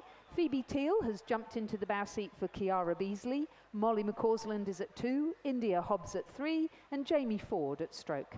They are coached by Tom Lorridge. In lane 6 are visitors from St Peter's, Cambridge, Bella Shuker, Caitlin Silcock, Molly McClintock and Olivia Henry. In lane 7 from UTS Haberfield, a B-grade quad of Bianca Rupnik-Williams, Sienna Morgan, Grace Burke and Madeline Mannins, coached by Sam Fennessy. And in lane 8, another Sydney University under-21 quad of Grace Bennett, Zara Taylor, Maddie Walk and Eva Thompson, coached by Alan Bennett and Alfie Young. And just as we saw those crews get underway, the Sydney Uni crew in lane 5, that's the open combination, just really getting off to, there's no other word to describe it, a really shocking start there. I think possibly Jamie Ford just didn't get going, or something broke or something. There was someone not rowing off the start, and it looked very messy, but that definitely would be the form crew coming into this race, and you can see as they go through the 500 metre mark, they have regained that little slip up and almost a boat length clear of their club mates on the far side of the course of the under-21s of Stevenson, McCready, Booth and O'Brien. The UTS crew were sitting back in 3rd. Again, that's another under-21 combination, and they were just leading ahead of St Peter's, Cambridge and the last of the Sydney University crews in lane 8. So a good little race unfolding here. We've got essentially an open quad in the crew in the middle in lane 5, and then 3 under-21 quads in the 2 Sydney University crews on either side of the course, and the University of Technology Sydney crew in lane Sydney. St Peter's, Cambridge right in the mix as well with the under-21 crews. So this will be a good little form guide, and I'm sure the Mossman girls who we saw competing in the under-21 quad earlier will be watching this with great interest, as the St Peter's crew just need to have a watch of their steering. The boys are rather unforgiving here at the Sydney International Regatta Centre, and although sometimes you can get away with getting through them, sometimes you just clip one and it can be a bit of a race ender. But just hanging on to the UTS crew there, the UTS combination, Bianca Rupnik-Williams, Sienna Morgan, Grace Burke and Madeline Mannins, coached by Sam Fennessy. You see the 2 leading Sydney Uni crews there just starting to move towards the 1,000 metre mark. So the 2 Tasmanians in the bow pair, Phoebe Teal, Molly McCausland, joining India Hobbs and Jamie Ford in the stern pair, and recovering from that start to find a good bit of rhythm through the middle of this race, and reasonable time through the 1,000 metre mark as well, just under 3:30 as the under-21 combination on the far side of the course of Stevenson, McCready, Booth, O'Brien across in 2nd, and then it is a ding-dong battle between UTS and Sydney Uni in lanes 7 and 8. So the Sydney Uni crew, their 2nd under-21 quad essentially, and going toe-to-toe with the UTS under-21 quad as well. And made reference to the under-21 rowing a few times today, but it is an interesting time of year because a lot of Year 12s won't really do much rowing from March through till now, really, and a lot of them just recently back from a fun little trip known as schoolies, and it can be some varying fitness levels, so it'll be really interesting to watch these under-21 competitors sort of progress through this regatta, small boats regatta, and the state championships next February, and sort of see how much of that fitness can be regained over the summer holidays. But the crew in lane 3 certainly don't need to do too much more work. They are doing a very good job of it. Alexandra O'Brien, one of the older ones in the crew, probably the oldest person in that crew in the stroke seat, and she's 2nd year of under-21s, was in the Youth 8 last year, and the Australian Junior for the year before, and joined by Mia Booth, recently graduated from Pymble, Alice McCready from Newcastle, Georgina Stevenson, whose school escapes me, from Winona. Still at school, correct? Yes. And they're doing a good job just hanging on to the open quad there in lane 5. Through the 1,500 metre mark, it's about pretty much a neat 2 boat lengths, about 5.5 seconds here in the coxless quad. But there's going to be a good battle going on for the minor placings here. The 2 Sydney Uni crews clearly in the lead But the number 2 Sydney Uni crew and the UTS Haberfield crews are going absolutely bow ball to bow ball the entire way down the course. They haven't been separated by more than a foot for the last kilometre, and through the 1500 metre timing point, it was the Sydney Uni crew of Bennett, Taylor, Walk and Thompson who just had the ascendancy over UTS, but there was only a bow ball in it, so everything to play for still for Rupnick Williams, Morgan, Burke and Mannins, the Sam Fennessy coached crew who just come off their station a little bit and maybe just a little visit to the boys, as are the Sydney Uni crew on this side, just very, very close to that buoy line as well. So if both crews can keep the steering in check, we could be in for a grandstand finish here in the women's A, B and open quad sculls, but we know that these are under 21 competitors, and it'll be a good preview for racing to come later on in the season. So the Sydney Uni Open Women's Quad, Phoebe Teal, Molly McCausland, India Hobbs and Jamie Ford, coached by Tom Lorich, into the last 100 metres now. So Phoebe Teal there in the bow seat, was part of the Australian Lightweight Rowing Alliance 8 that won the Women's Lightweight 8 at the head of the Charles, and switching 1 oar back to 2 in the quad scull that she was pretty well from winning a couple of Victoria Cups, and takes the win here in the Open Women's Quad. The first of the Sydney Uni under 21 crews there crossing the line in second, and it will be Sydney Uni 1, 2 and 3 here, as the second of their under 21 crews just managed to break free of their battle with UTS Haberfield. So the Sydney Uni crew in lane 8 by a neat boat length over UTS in lane 7. And our visitors from St Peters in Cambridge, we're doing a pretty tricky job in the Cox Quad with no steering. We'll Oh, I hadn't even realised that. Good for them. just finished just off the pace there. Yeah, so just confirming the results of the women's quad scull, a win for Sydney University's open crew in a time of 6 minutes, 55.77. Second was Sydney University's B grade but under 21 crew, stroked by Alexandra O'Brien. In third place, Sydney University Boat Club's younger under 21 crew, stroked by Eva Thompson. In fourth, UTS Haberfield. In fifth, St Peters Cambridge. So we must be going to, yes, back to 1,000 metres, looking at them coming up to the start there. We move to Division 1 of the Women's Masters Quad Scull. In lane 2, Leichhardt, Embarak and Nikki Lepresti. In lane 3, Glebe Rowing Club, Francesca Di Gallianardo and Gemma Bassett. In lane 4, North Shore, Zita Briones and Ruth Gibson. In lane 5, Glebe Rowing Club, Jenny McEwen and Antonia Ruff. In lane 6, Glebe Rowing Club, Elizabeth Lester and Ella Barnard. In lane 7, Leichhardt, Diane Williams and Amy van der Nieuwenhof. Lane 8's North Shore crew of Tamulolo and Sasha Tchaikovsky have scratched, and in lane 9 from Balmain Rowing Club, Bronte Mason and Alexandra Krawich. These are quads. I've missed out 2 names, haven't I, from each one? I am so sorry, everybody. So I think as we go through this, I did not realise either. A few minutes until we'll find a start. Until we have a start here in the Women's Masters Quad Scull, first of 2 divisions, and fleet of 8 crews in each of these races.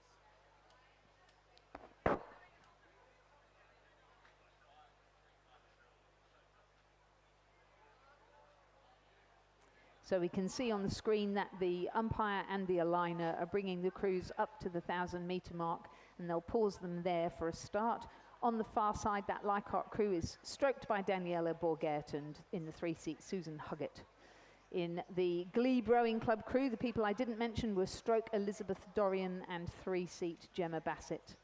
In lane 4, North Shore, in the blue zoot suits, the stroke is Olivia Tong, and the 3-seat Catherine Boland. In lane 5, the Glebe Rowing Club stroke of that crew is Mika Zusak, and Raquel Boza is in the 3-seat. And in the other Glebe Rowing Club crew, Catherine Poulter is the stroke and Jackie Harris is at 3. The Leichhardt crew in lane 7, is stroked by Jane Hutchison, and at 3, Belinda Brigham. And in the lane 9 Balmain crew, it's Philippa Spork in the stroke seat and Raylene Ravenhall in the 3 seat.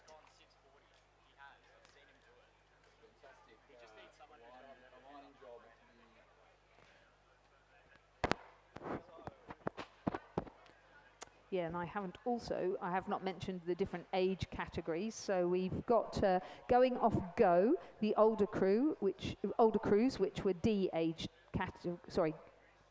group, Leichhardt in lane 2 and North Shore in lane 4. Then we had a bunch of crews that are C grade, Glebe in lane 5, Leichhardt in lane 7 and Balmain in lane 9.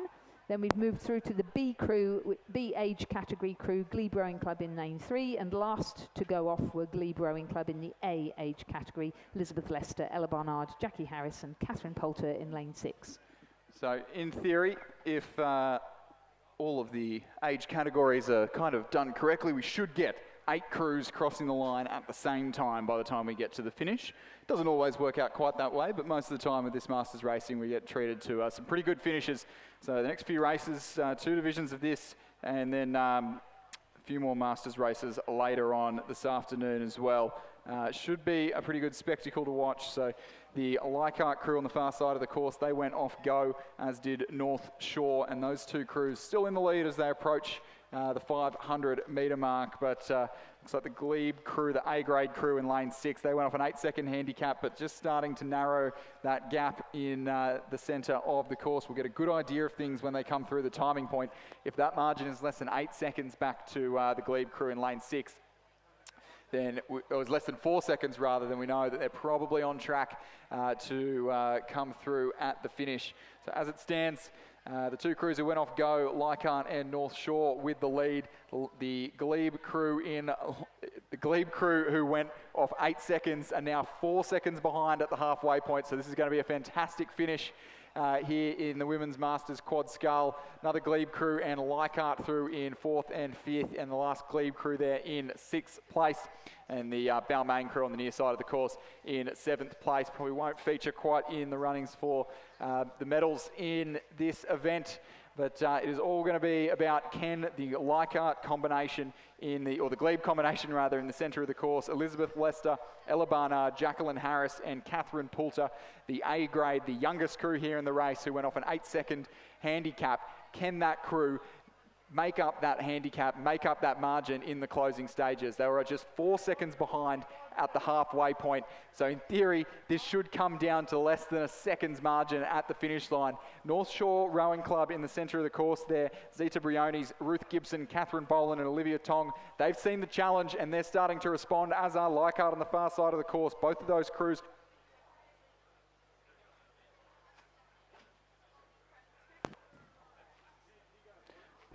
crews went off go, and they've seen the challenge from Glebe. Glebe are just lifting again. They've just had a quick little look around. They know how close they are here as the crews approach the red boys at the last 100 metres. It's still Leichhardt on the far side of the course, who have kept their bow ball in front of the North Shore Rowing Club in lane 4 and Glebe in lane 6. Glebe are hunting, but it might be too little too late here. They've done a good job to make up most of their handicap, but they might not get there in time. They're going to run out of racetrack here, and the finish line couldn't come soon enough for Leichhardt Rowing Club. The crew in lane 2 will take the win here in the Women's Masters Quad Scull. North Shore will take the 2nd place, and Glebe, despite chasing down the majority of that margin, will just have to settle for 3rd here in this race. It'll be a tight finish for 4th and 5th, with the combination in lane 7 for Leichhardt Rowing Club. Will come home in 4th place, about a length clear of Glebe in lane 3. The Glebe crew in lane 5 in 6th place, and the Balmain crew on the near side of the course in 7th.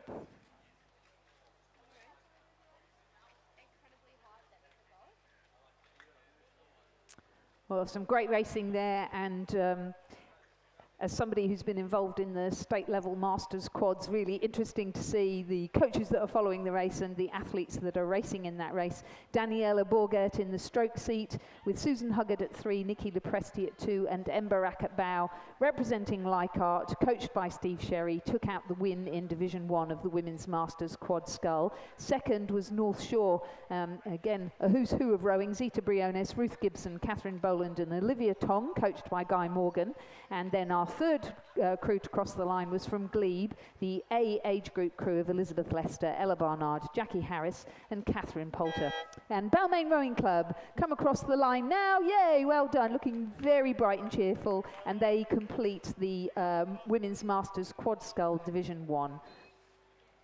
The winning time for Leichhardt Rowing Club, 3 minutes 38.37. Our second division is coming up onto the start line now, and in lane 2 of the Women's Masters Quad Scull, we have a composite of Black Mountain with Drummoyne Rowing Club, of Skye Smith, Yasmin Finnegan, Bridget Austin and Colleen Chapman. In lane 3 from North Shore, an E-age category crew like the Black Mountain composite. North Shore's crew is Julie Bohm, Rhonda Decker, Joe Hodgkinson and Annalise Appleton, and they are coached by Richard Stacey. In lane 4 from Drummoyne, a D-age category crew of Kathleen Hextall, Renata Ipma, Jodie Panagopoulos and Marcella Cox. In lane 5 from Glebe Rowing Club, an E-age category crew of Catherine Maxwell, Katie Elias, Charlotte Dowd and Heather Doig. In lane 6 from UTS Haberfield, a D-age category crew of Kirsty Edwards, Christine Phillips, Jennifer Luff and Monique Heinke. In lane 7 from North Shore, F-age category, Catherine Sainty, Wendy Zamit, Karen Samet and Julie Wass. And in lane 8 from Drummoyne Rowing Club, Katrina Shanahan, Esther Tucker, Rowena Stewart and Julie Lau, who are an E-age category crew. I've got to say, Lizzie, the Drummoyne crew in lane 4 and the UTS crew in lane 6, that was a very quick counting of 10 seconds, I believe, off the start line there. But it's all fun and games, isn't it? It's just rowing. It's not the biggest deal in the world. And this UTS crew just freshly back from their victory at the head of the Yarra. Yep. And a great Masters squad that they've got down there at UTS Haberfield, pretty much led by Monique Henke, Olympian, dual Olympian, triple Olympian. Jennifer Luff, who represented Australia in the double scull, Christine Phillips and Kirsty Edwards, who also represented Australia. So great to see those girls getting back together again and doing some masters rowing and having such good fun with it. Yeah, doing a really good job of things there. You can just see the bow number of lane 6 just starting to creep into shot, and they're well and truly ahead despite starting off a 10-second handicap there. It wasn't quite 10 seconds, but I don't think it'll matter in the end. Through the 500-metre mark in the lead, and they'll be about 3.5 seconds in the lead of the Drummoyne crew in lane 4, who also went off pretty much the same handicap. So again, not really mattering too much in the end about the timings of these things. But North Shore in 3rd, Drummoyne 4th, the Black Mountain Drummoyne composite on the far side of the course, so back in 5th place, and Glebe in 6th.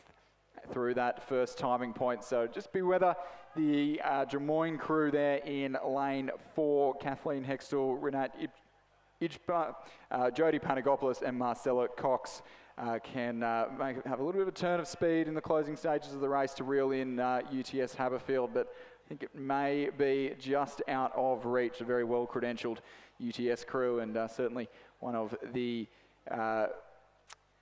form Masters squads in the country at the moment off the back of that head of the Yarra win. Yeah, it'll be great to see the progress of that whole squad through the season, won't it?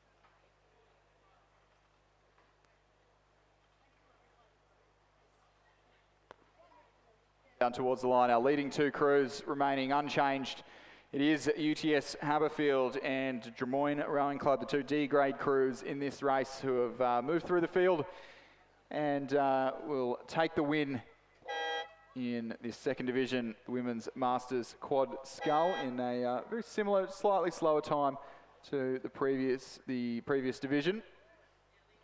So Drummoyne there in lane 4, across the line in second. Be tight for third between North Shore in lane 3 and Drummoyne in lane 8. It'll be really Drummoyne in lane 8, just hanging on ahead of North Shore, who will finish 4th. The Drummoyne Black Mountain Composite will cross the line in 5th place, and the Glebe crew in the centre of the course will cross the line in 6th place.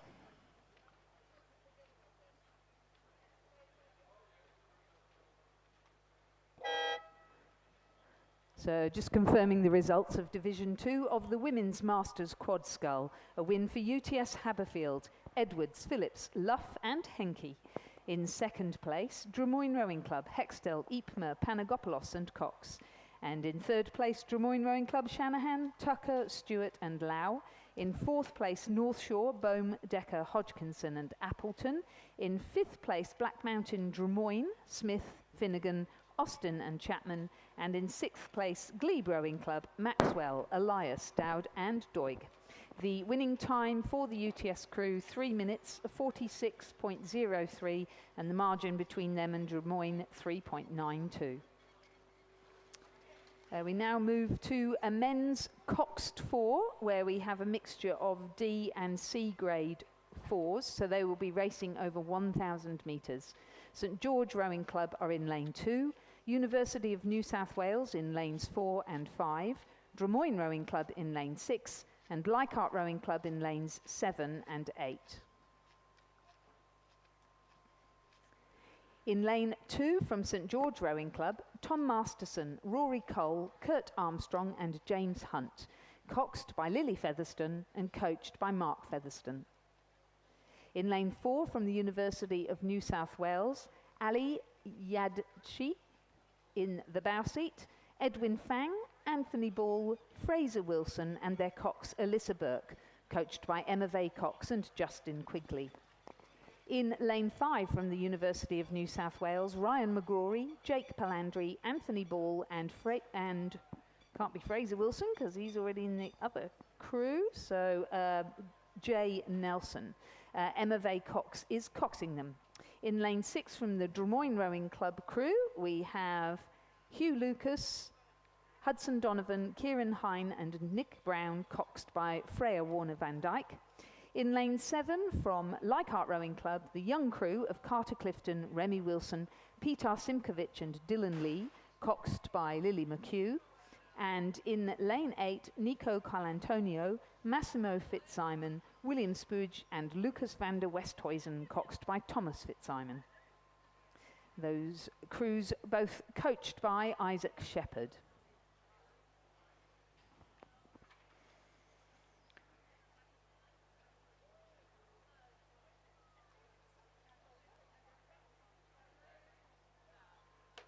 It looks like the main threat coming from the centre of the field here, the two University of New South Wales crews who, well, I might just correct myself there. It looks like the Drummoyne crew are just swapped places with one of the UNSW crews, or we're missing one of the UNSW crews, which that looks to be the case. So it looks like we're missing the University of New South Wales crew in lane 4, as well as the UTS crew in lane 3 of scratch. So, but it is the UNSW crew in lane 5. That's a combination that I have here of McGrory, Palandri, Ball, Wilson and Vaycox as the coxswain, who are just leading the Drummoyne Rowing Club combination on the near side of the course with the yellow blades.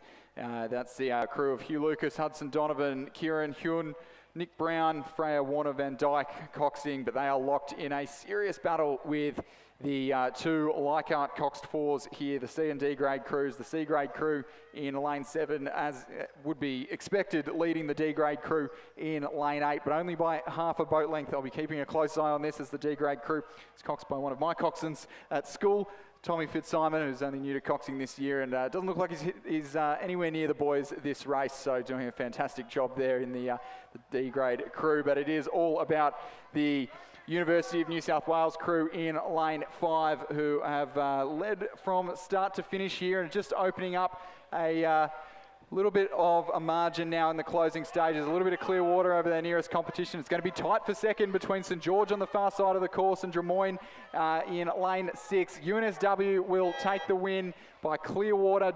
St George will just hang on for second place. It'll be St George, Drummoyne, Leichhardt and Leichhardt in lane 8 to round out this C and D grade Coxed 4.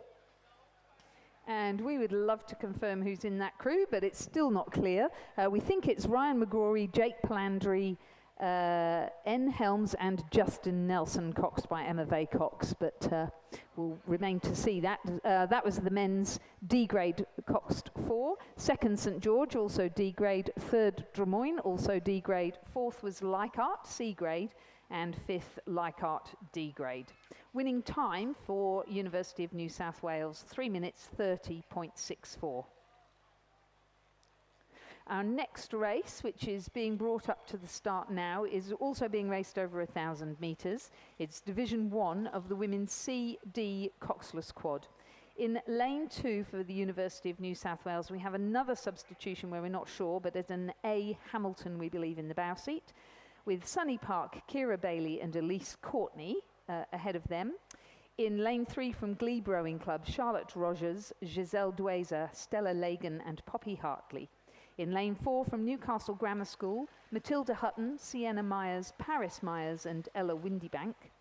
In lane 5 from the University of New South Wales, Georgina Browning, Charlotte Stanwicks, Samantha Backler and Amy Watson. In lane 6 from St George, Maya Cole, Leilani Turpin, Amelia Featherstone and Ellen Featherstone. In lane 7 from Barker College, Lucy Watkins, Emily Holdsworth, Taylor Grayson and Meg Anderson. And in lane 8 from Newcastle Grammar School, Alison Capano, Elliot Munro, Sophie Whalen and Ruby Bramble. And this is a coxless quad race, but I would say all of the schools really only have coxed quads, so we will see a combination here of crews with coxes and without. And we don't have the coxes' names, as you didn't have to list them. You can see the Newcastle Grammar crew there on the near side with a coxswain on board, as would there's one of the crews further down that I just can't quite make out at this stage. But yeah, both the Newcastle Grammar crews there with a coxswain on board. But off to a really good start there, Barker College, who have secured themselves a coxless quad for this race. It's Lucy Watkins, Emily Holdsworth, Taylor Grayson and Meg Anderson, who part of a program that is relatively new, I think only in their second full season at Barker, rowing out of North Shore Rowing Club and growing significantly year on year with huge numbers in some of the regattas that they've been present at this year. They've gotten away off the line well, as have the Newcastle Grammar School crew on the far side of the course, riding on board there with the St George crew, who are just trailing that Barker College crew with some pretty good decorations on board. School from Hornsby. Newcastle Grammar there on the grandstand side of the course in lane 2. Also with some fantastic decorations. I think there's a lot of the same girls that we saw racing in the 8 earlier on. As we pan across, we see the combination in lane 5 from the University of New South Wales. Georgina Browning, Charlotte Stanwicks, Samantha Backler and Amy Watson, who are, I believe, our race leaders at this point in the competition, going toe-to-toe with the combination from Glebe there on the near side of the course. See a great shot, another very well-decorated boat in lane 4 from Newcastle Grammar. Christmas tree is back. The Christmas tree in the coxswain seat is back, but it is University of New South Wales at the head of the field here, halfway through the race. A neat boat length clear of Glebe over in lane 3. And both crews just opening up a good margin on their nearest competition. The second UNSW crew on the far side of the course just narrowly leading Barker College there in 4th place. Newcastle Grammar sitting back in 5th ahead of St George in the second Newcastle Grammar School crew. So it'll be all up to the crew from Glebe. That's Charlotte Rogers, Giselle Dueza, Stella Lagan and Poppy Hartley. See if they can make any impression on our early race leaders from UNSW in the late stages of this race, rather. The early stages of this race have certainly gone the way of UNSW. But it is only a 1,000-metre race, but 1,000 metres, it's a little bit longer than you think, and it's very easy to go out a little bit above what you can hold for 1,000 metres and realise that it's actually just a little bit longer than you think and start to falter towards the end. But I don't think that's the case for the University of New South Wales, the club that rose out of the Tarban Creek boat shed, coached by Chris Burns, Justin Quigley, new coaching team for this year. Great to see, I must say, to see Barker College getting a women's quad together. I know they haven't got a huge intake of girls this season, so starting to look really neat under the guidance of Sarah Ellis, their head coach there. Yeah. Co-ed program. They've just moved themselves up into 3rd place as an errant UNSW crew on the far side of the course, just exploring a number of different options for what lane they can cross the finish line in, but I guarantee you the one they started in is probably the quickest. But as it has been the entire way down the course, University of New South Wales, Georgina Browning, Charlotte Stanwyck, Samantha Backler, Amy Watson will take the win in women's CD grade coxless quad ahead of crew from Glebe over in lane 3. Barker will do well here to hang on for a 3rd place ahead of the 2nd UNSW crew in lane 7. About a neat length clear. That University of New South Wales combination. And then the 2 Newcastle Grammar School crews, both dressed to the nines, well decorated boats here. The combos in lanes 8 and 4, across the line in 5th and 6th. As St George Rowing Club round out the field in the women's C&D grade coxless quad scull, the first of 2 divisions. And the official results for race 77, the first division of the women's coxless quad, was a win for the University of New South Wales crew of Browning, Stanwicks, Backler and Watson. 2nd place, Glebe Rowing Club. 3rd, Barker College. 4th, University of New South Wales, Hamilton, Park, Bailey and Courtney. 5th, Newcastle Grammar School, 6th, Newcastle Grammar School and 7th, St George Rowing Club. The winning time for University of New South Wales, 3 minutes 43.04 seconds, the margins 4.83. Second division is now underway with Mossman Rowing Club in lane 2, Sophie Mills, Chloe Phillips, Scarlett Bradshaw and Amelia Reid. In lane 3, Newcastle Grammar School, Lexley Awad, Ella Walters, Edie Wills and Sarah Brown. In lane 4, Askham, who've had a bit of a change. They've got Amelia Butler, I believe, in the bow seat. Izzy Razavi at 2. We've got Poppy Mallet at 3 and Hannah Carl at stroke, and they are being coxed by Jess Robilliard. Nepean Rowing Club in lane 5 with Sophia Whitelaw, Ellie Taylor, Jessica Harris and Viti Young. In lane 6 from Leichhardt Rowing Club, Frankie Andrews, Malia Sulvikar, Grace Conry and Mia Simkovic. In lane 7 from Nepean Rowing Club, Zoe McLeod, Sarah Morfitt, Elise Currell and Maya Edwards.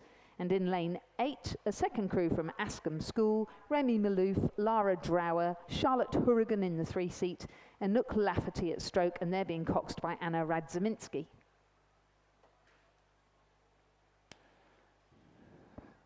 Our 2 leading crews as it stands through the 500-metre mark, Nepean and Leichhardt, which I think, and then the second Nepean crew. So I think those are the 3 crews that are all competing in coxless boats here in this race. The remainder of the crews are all racing in coxed boats. The school combinations from Askham and Newcastle Grammar. This Nepean combination looking very tidy indeed of Sophia Whitelaw, Ellie Taylor, Jessica Harris and Viti Young, coached by Daniel Waddell, Hugh Harold and Miles Harold.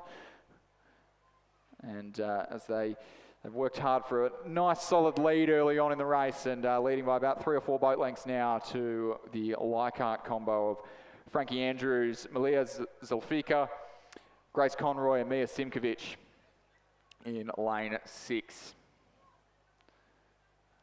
So barring disaster, this will go the way of the local crew, the hometown favourites from the Nepean Rowing Club as they enter the Red Boys, last 100 metres of the course, 37 strokes a minute, so really pumping the rate up in the closing stages. I'd say maybe just quite getting the best run on the boat, kind of just spinning the wheels a little bit, but hey, it seems to be working a good 50 or 60 metres or so of margin on their nearest competition from Leichhardt Rowing Club. Yeah, we've got such a combination here, haven't we? We've got school rowers, we've got youth rowers at clubs, and I must admit, and I think it's the same for Mossman, the Ascombe crews here have got complete novices. So their first ever regatta this is, and we've mixed them in with a few of the year 7s or year 9s to just give them a row, and it looks like Mossman are doing the same, because why wouldn't you? It's the Reindeer Regatta.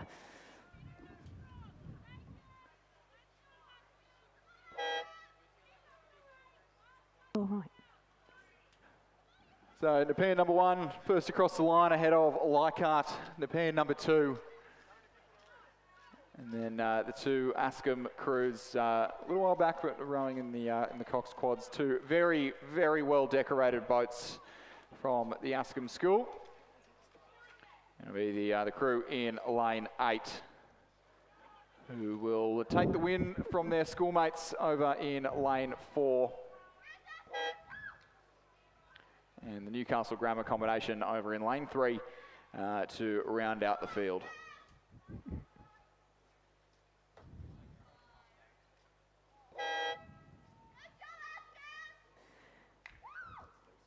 And with our final crew crossing the line, the results of our second division of the women's coxless quad was a win for Nepean's first crew, second for Leichhardt Rowing Club, third for Nepean 2, fourth for the Ascombe crew in lane 8, fifth for the Ascombe crew in lane 4, and sixth for the crew from Newcastle Grammar School.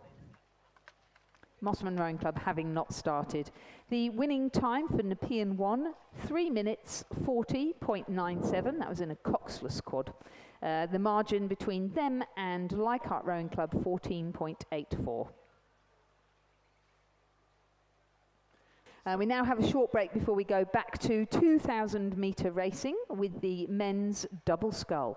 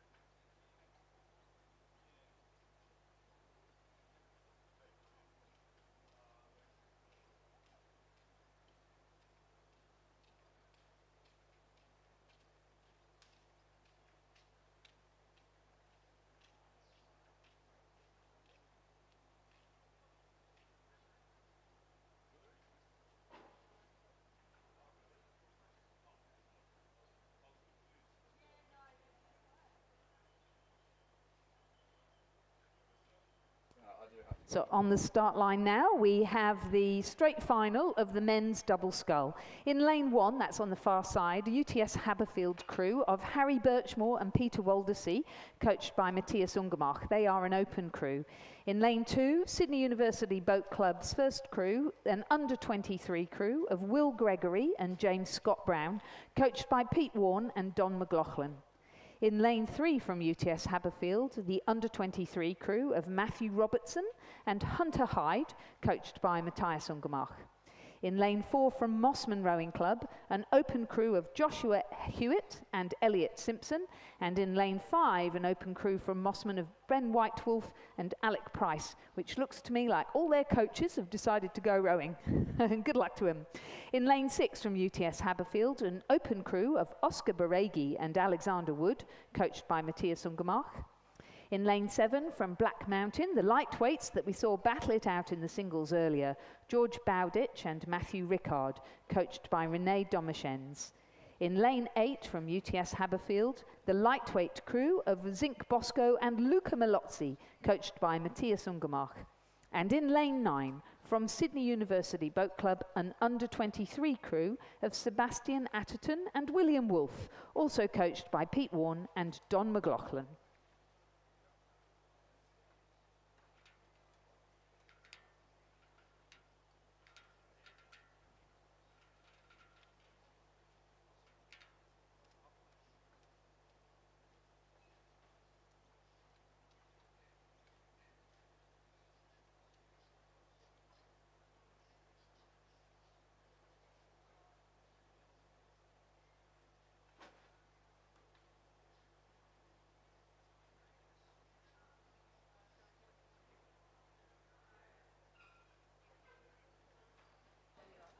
And they are making their way down the course now in what are still really lovely conditions. There's a little lift of wind giving them a slight tail breeze.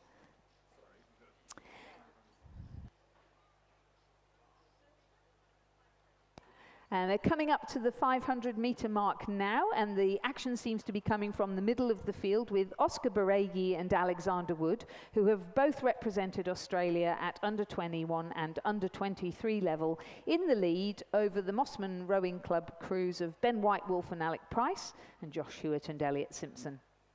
And on the other side of them is the Black Mountain lightweight crew and the UTS lightweight crew. Good afternoon, everyone. It's Kath up here with Lizzie Chapman, but I think she's going to scoot off to remove the trailer from the soggy park. It's good to be with you this afternoon. I'm not going to be able to fill these big shoes of Chris McCarthy and Lizzie Chapman by any stretch, and I'm also up here by myself with fairly poor vision, so you're in for a pretty average afternoon of commentary, I think. But we're looking at Zink Bosco here. Of course, he was a New South Wales Interstate Lightweight Men's 4 at Nationals in Sydney earlier this season. But he did win the national title in the under-23 men's pair at the Nationals with Nick Mather, and he's in today's boat in lane 8, Zink Bosco, with Luca Malauzi, coached by Matthias Ungermark. As they come through the 750 now, in race 79.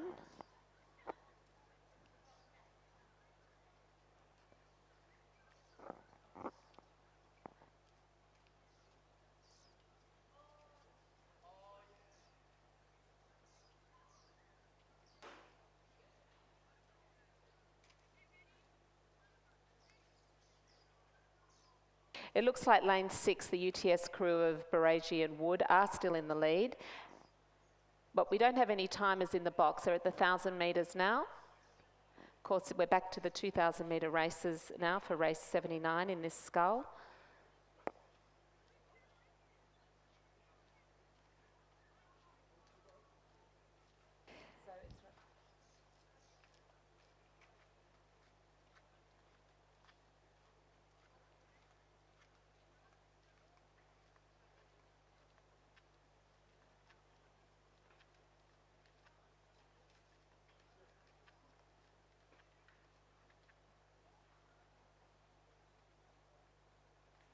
Really good to see in lane 8 that UTS crew of Zinc Bosco that you mentioned him earlier. What a good pedigree he has. He's already competed in double earlier on, and now here he is with Luca Malozzi, and they're currently sitting in second position behind Oscar Baregi and Alex Wood.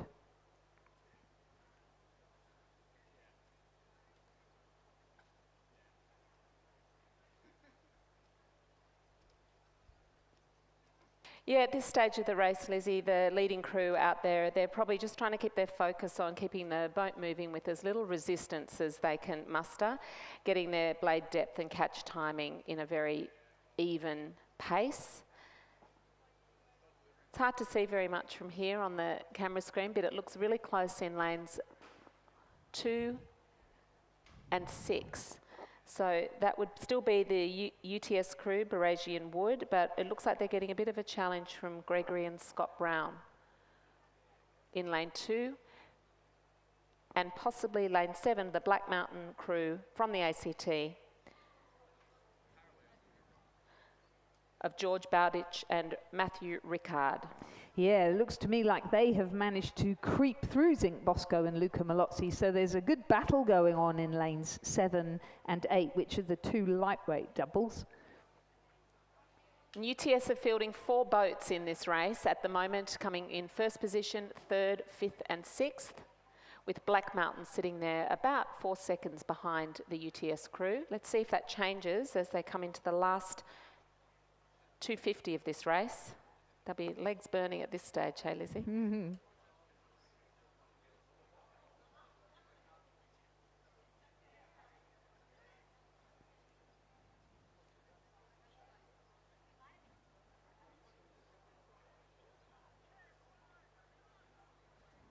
It'll be interesting to see whether lane 2, the Black Mountain crew, can inch ahead now of that Baregi and Wood crew. But as they're coming into the finish line down the last straight, the pressure's on. They're using every ounce of what's remaining in their leg drive. Their core stability, getting it moving through the water. But I think we're going to have a win right in the middle of the course. Looks fairly strong and obvious that that crew, the black and white stripes of Baregi and Wood, across the finish line in first place. Black Mountain crew of Bowditch and Rickard are going to take second place. That's at least a boat length and a half. And in third place, it's a bit of a battle, but I think lane 8 has it, and that's the UTS crew of Boston and Malozzi, followed by lane 2, Sydney University's Gregory and Scott Brown. The official results now are unofficial, so 7:03.52 for UTS, Black Mountain, UTS, Sydney University 1, UTS, Mossman, UTS, look at that, they're all in there. All the elite clubs. So yeah, confirming the results of the men's double scull, race number 79 on our programme. A win for the UTS Open crew of Oscar Baregi and Alexander Wood. In second place, the Black Mountain lightweight crew of George Bowditch and Matthew Rickard, and in third place, the lightweight UTS Haberfield crew of Zinc Bosco and Luca Malozzi. In fourth place, the under-23 crew from Sydney University Boat Club of Will Gregory and James Scott Brown. In fifth, the under-23 crew from a UTS of Matthew Robertson and Hunter Hyde. In sixth, from Mossman Rowing Club, the open crew of Josh Hewitt and Elliot Simpson. In seventh, the open crew from UTS of Harry Birchmore and Peter Waldersey. And in eighth, the open double from Mossman Rowing Club of Ben Whitewolf and Alec Price. I've missed somebody there. Sydney University, I'm sorry, they were eighth. Sebastian Atherton and Will Wolfe, the new under-23 doubles formation. And so Mossman Rowing Club 2 were ninth. The winning time for Baregi and Wood was 7 minutes, 3.52 seconds, and the margin between them and their lightweight crew was 3.48.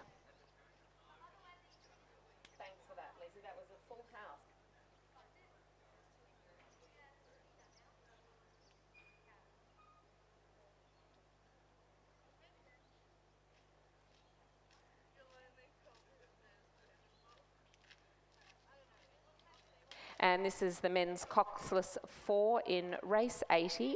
We do have one scratching in lane 5 for this crew, that's the UTS Open.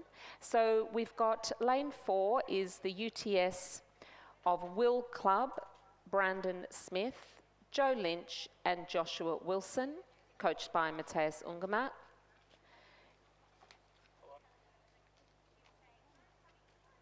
Parker, Charles Bram, Robert Olivier and William Pender, coached by Matthias Ungemat, Amos Noon and Judith Ungemat. In lane 7, St Peter's Cambridge crew of Jacob Kampenhout, Leo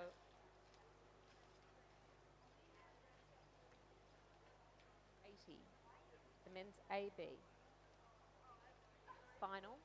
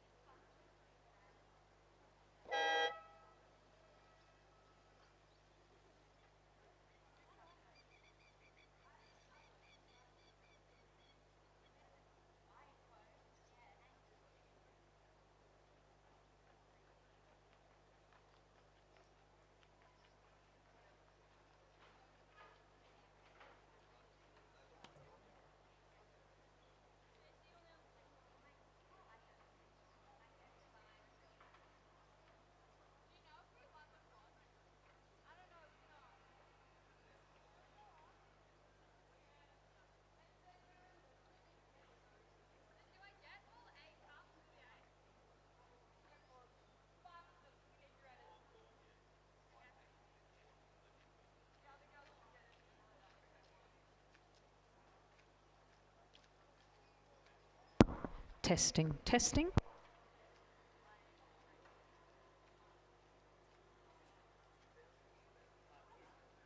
Okay, so we've got a few little announcements from Rowing New South Wales, and that is a big thank you to the Regatta shop, the official event clothing partner of Rowing New South Wales.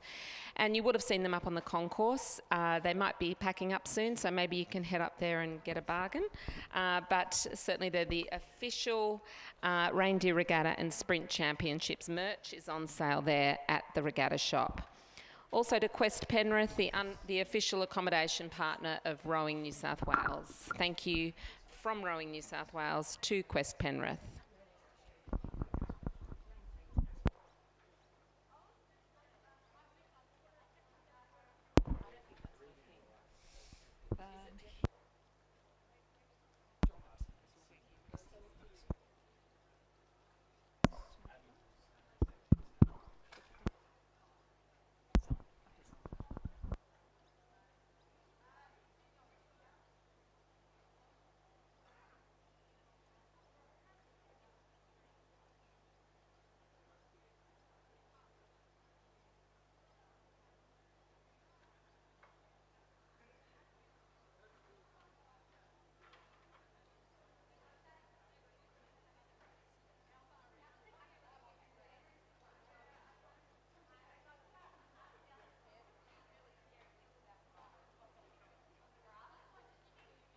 I've got Sydney Rowing Club's Nick Whalen up here in the commentary box with me, so I'm already eternally grateful to you, Nick, because I was going to be up here by myself otherwise. So Nick's going to do his inaugural Virgin commentary stint, and he's going to read out who the rowers are in this race, race 81. Off you go. Over to you, Nick. So on the way we have race 81, the women's single scull. In lane 2, Zoe Phillips from St Peter's, Cambridge. Lane 3, Ashford Thomas, Uni of Queensland.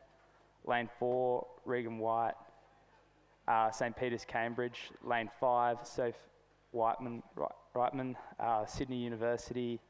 Lane 6, Abby Wilson, St. Peter's, Cambridge. Lane 7, Molly McCausland from Sydney University. And lane 8, Kiara Beasley from Sydney University.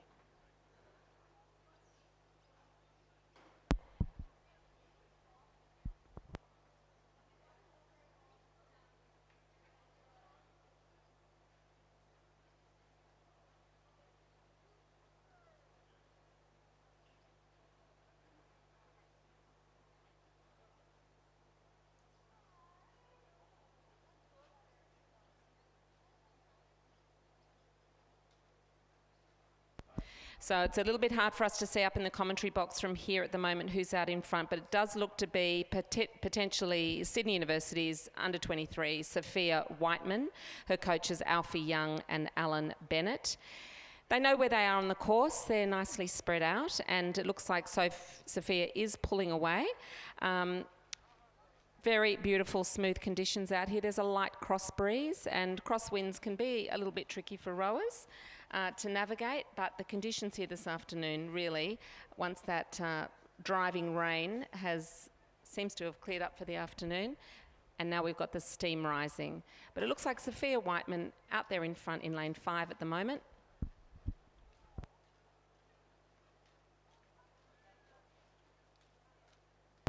And it's really a mental game out there at the moment. It's you're halfway down the course, and that's when the true test of endurance and willpower really start to kick in, especially in these 2,000 metre races. They'd be burning and feeling pretty sluggish and hot, I would say. Have you been in that position before, Nick? Yeah, a few times. It's not too enjoyable. Coming into the last 250 now, I've got my eyes and ears here on the course. It looks to be lane 5. It is Sophia Whiteman doing a fantastic job bringing it in. She's working hard, but it's going to be a very comfortable win for her. Followed by lane 7, or that looks like 6 to me. And I've only got one eye working, Nick. It's lane 6, St. Peter's, Cambridge, Abby Wilson. Oh, it's 7, you're right. Good on you, Molly McCausland. But over the finish line in first place, Sophia Whiteman.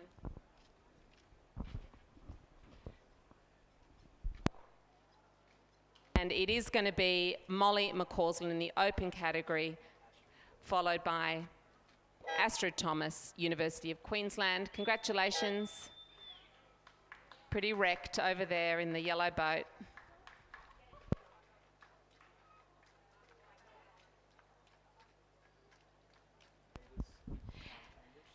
So Zoe Phillips in lane 2 is going to cross the finish line next, I would say, right over there on the far side of the course. That's Zoe Phillips from St. Peter's, Cambridge.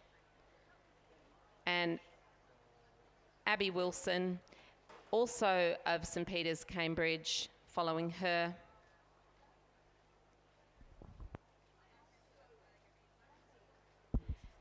And the third of teammates, Reagan, is taking it slow, just getting some good catch on the water as she's using her leg drive to keep the boat moving. She might have had a few difficulties in the middle part of the race, but it is a long kind of 250 stroke piece. Looking over her shoulder, wishing that the finish line would come up a bit sooner and a bit quicker. But there's Abby Wilson crossing the finish line now. Well done.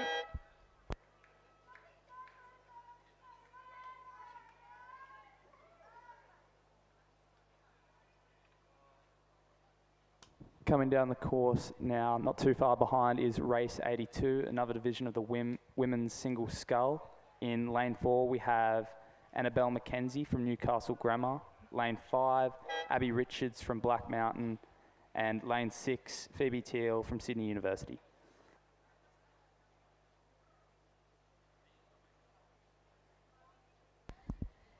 Many of these girls were competing recently down in the Unisport Nationals in Canberra. Sophie Whiteman, who won the last race, was part of the winning women's 8 in September, just a few weeks ago at the Unisport Nationals in Canberra, and she contributed to the Sydney Uni winning of the women's and the overall point score at that regatta.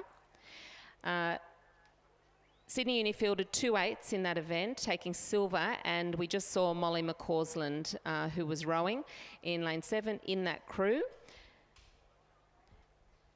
And that had over 6,000 university athletes from across Australia at the Unisport Nationals Rowing Regatta. It's an annual event, and across the whole range of men's, women's, 8s, cox 4s and sculling.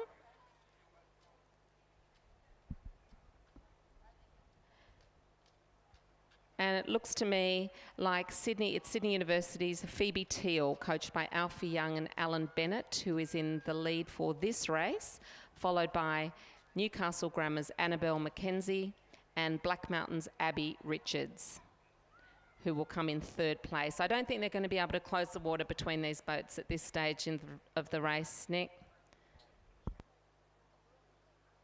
No, I don't think so. It's a long way to make up in this last 100 metres of the race. I believe this is an all lightweight race.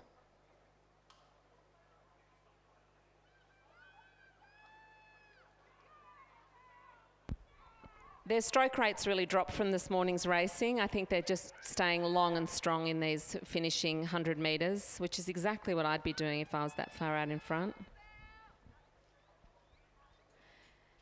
But it is going to be Phoebe Teal, lightweight from Sydney University, who's going to take the first podium position in race 82 of the Women's Open Lightweight Under 23 Single Scull. This is Division 2. And congratulations there to Phoebe, with Annabelle McKenzie from Newcastle Grammar. Fine race there to finish 2nd, and Abby Richards should be proud to represent Black Mountain, finishing 3rd in race 82.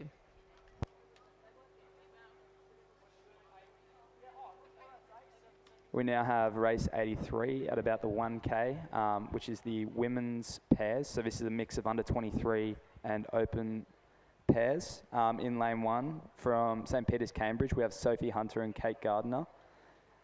In lane 2 from St. Peter's, Cambridge, we have Lucy Crampton and Zara O'Leary. In lane 3 from Sydney University, we have Jamie Ford and India Hobbs. In lane 4 from Uni of Queensland, we have Sophie Crane and Felicity Bishop. Lane 5 from Sydney University, we have Olivia Natalie and Tiffany Boffer. In lane 6, we have from Sydney University, Taylor Curl and Eleanor Price. In lane 7 from Sydney University, we have Zoe McKellar and Emily Shepherd. In lane 8 from University of New South Wales, we have Olivia Zago and Annabelle Shing. And in lane 9, we have a Sydney University and Sydney Rowing Club composite with Freya Neville and Stephanie Preffler. Yeah, it's great to see so many individual rowers competing in pairs for Sydney University. They've got a couple of composites, and they've got a field of really strong under 23 rowers in this Open. So they're fielding 1, 2, 3, 4, 5 crews from Sydney University, including the composite there from Sydney Rowing Club and Sydney University Boat Club. Just recapping the last race, race 82, Phoebe Teal finished that race in the official time of 8 minutes 25.53, and Annabelle was 7.97 seconds behind her, followed by Abby Richards 3 seconds behind her. And at the moment, it looks like Sydney University's Caudle and Price at the 1500 are leading with an 8-second margin over Zoe McKellar and Emily Shepherd of Sydney University. In 3rd, Jamie Ford and India Hobbs. 4th at the moment, Sydney Uni are fielding the top 4 positions. In 5th place, the University of New South Wales, Zago Singh. There's a big margin between the first 4 Sydney University boats and the 5th place. There's a 27-second gap there. So it's definitely a race of 2 halves. And it looks like barreling up right in the middle of the course is going to be Taylor Cordy and Eleanor Price, coached by Thomas Larich. And that lane 6 Sydney University team are going to take this race easily and by several boat lengths. So that's a really good result for Taylor Cordy and Eleanor Price. In lane 7, Sydney University's Zoe McKellar and Emily Shepherd. And I think Sydney Uni are going to take the first 4 positions of this race. Crossing the finish line in 3rd place now with a 6-second margin is Jamie Ford and India Hobbs, followed closely by Olivia Natty and Tiffany Botha.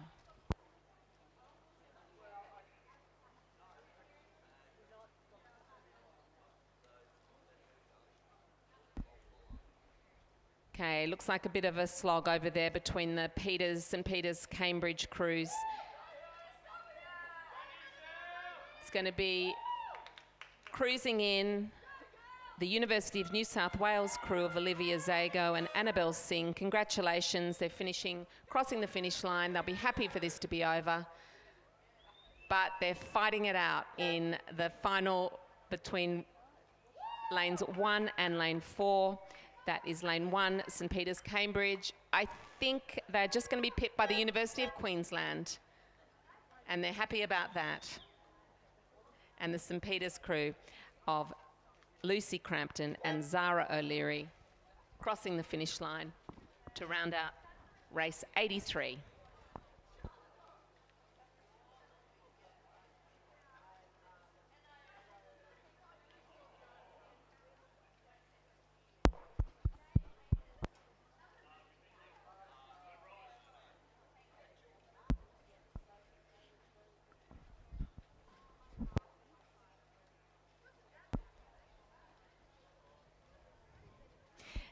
And the official time there for Taylor Caudle and Eleanor Price, 7 minutes, 33.77 seconds. That's a pretty cracking time for the afternoon racing here at Penrith. And I think we could say today's conditions are, by all accounts, now sunny. I don't know if we ended up tipping the mercury above 30 degrees. I think it was forecast to be 33 out here today. But the weather is often more extreme out here in Penrith, being at the base of the mountains and on the Penrith Plains. Today's no exception. It's been pretty muggy.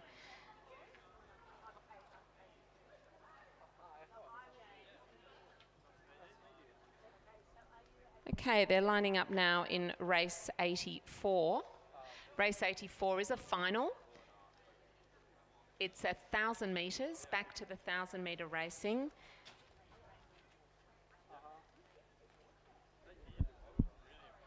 Over to Nick, he's going to tell us who's in this race. It's going to be a test of your literacy and numeracy here, Nick. So for this race, 84, we have the women's C&D grade Cox 4s from Sydney University. From the University of New South Wales. We have Charlotte Swenix in the bow, Georgina Browning, Emmy Watson, Alicia Burke, and Emma Very Cox as the coxswain, coached by Chris Barnes.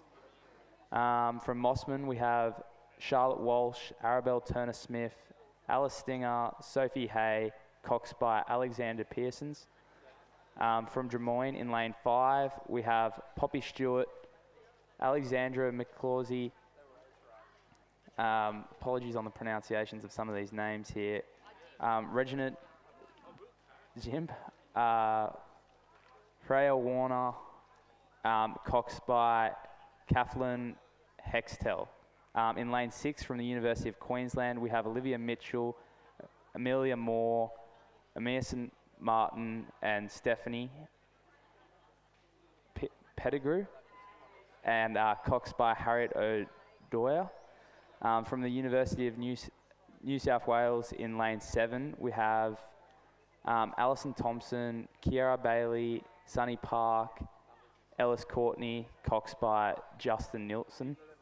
And in lane 8 from Leichhardt, we have Mia Sickelbox, Grace Corney, Marla Zuriflix, and Maya Libster, coxed by Lily McHughes. You did a really good job there. They've got a strong start. They're making big fat puddles as the coxers. Their role is so important in just steering the boat and coordinating the crew's rhythm. There looks to be a bit of a crash up there. They're out of their lane. Mossman and Drummoyne look to have had a bit of a crash. It slowed Mossman down, but they're correcting their course now. Bit of excitement up there at the 900 metres. Yeah, it's quite interesting there. For a coxed 4, you'd expect the steering to be okay, but it looks like there's a few difficulties there. Well, I was going to say the coxswains use the rudder, which is controlled by foot pedals or a rope to navigate the course precisely. So, I mean, they do need to read the water conditions and anticipate their opponent's moves. So it's possible that there are a couple of errors that occurred there to cause that unfortunate slowing down and blade clashing. They seem to be going fairly frantically, I have to say. They might be having a bit of... the camera work seems to have moved off the rowers for the time being.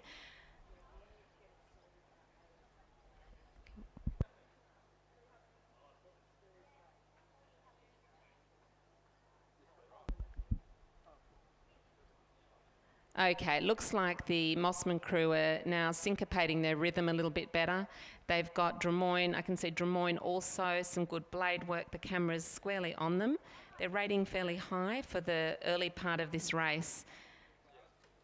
Trying to nose ahead to get a bit of a lead so that the end of the race is not so grueling, because as they're coming into the halfway point, they're going to start to be feeling the lactic acid build up in their legs as they still try to connect and push through, getting a good swing, looking over at their opponents.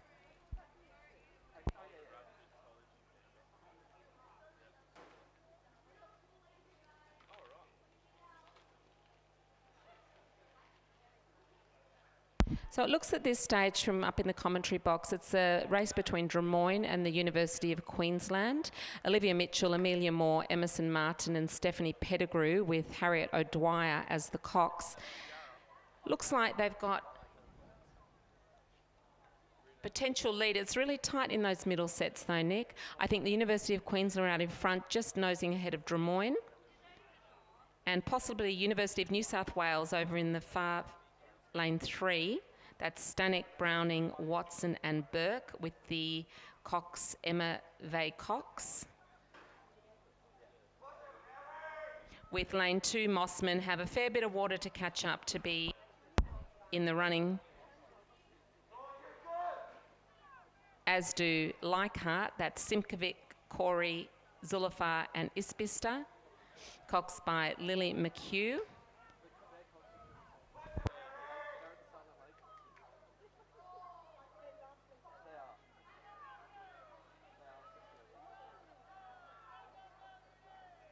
And it is the University of Queensland in lane 6.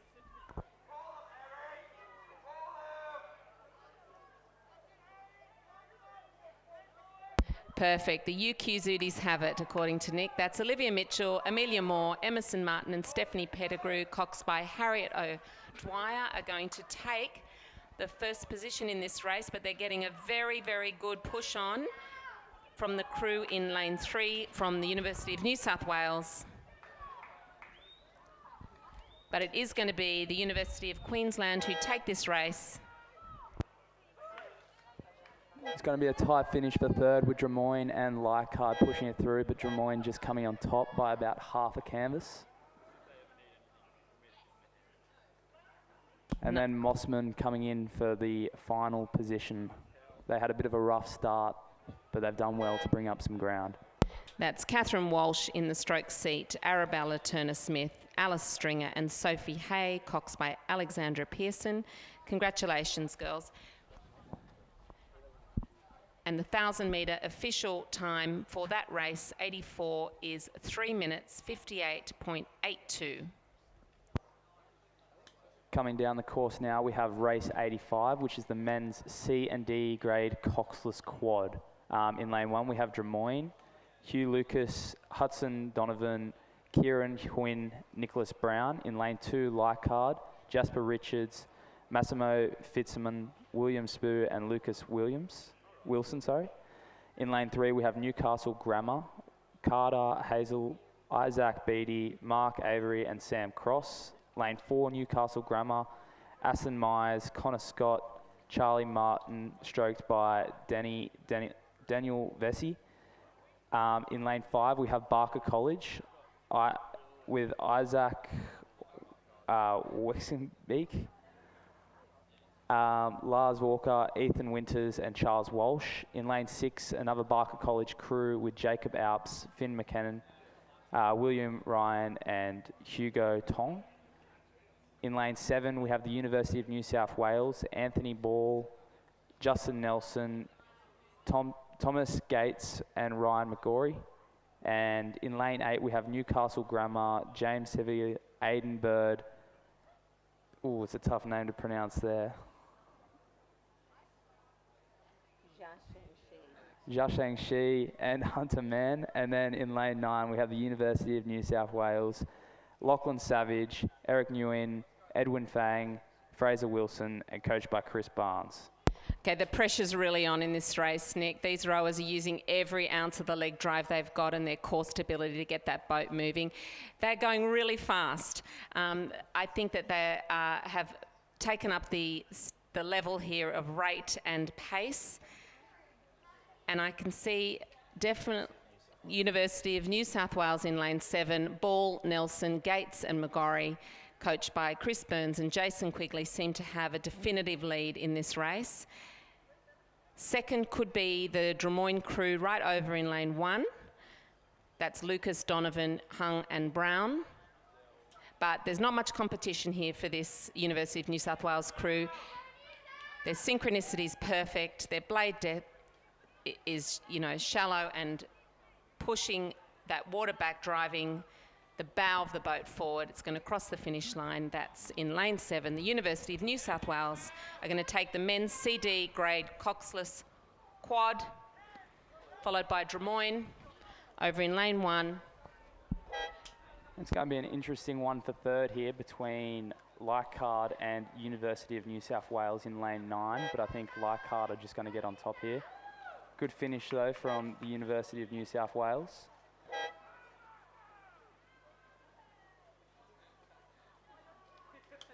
And it appears we've got Barker College coming through now. They've lost the bow number. They've got a few Christmas decorations coming off the boat. Oh, here come the Santas. Here they are in lane 6. That is Barker College, Jacob Apps, Finn McKechnie, William Ryan and Hugo Tonge in the bow seat. Well done, Hugo.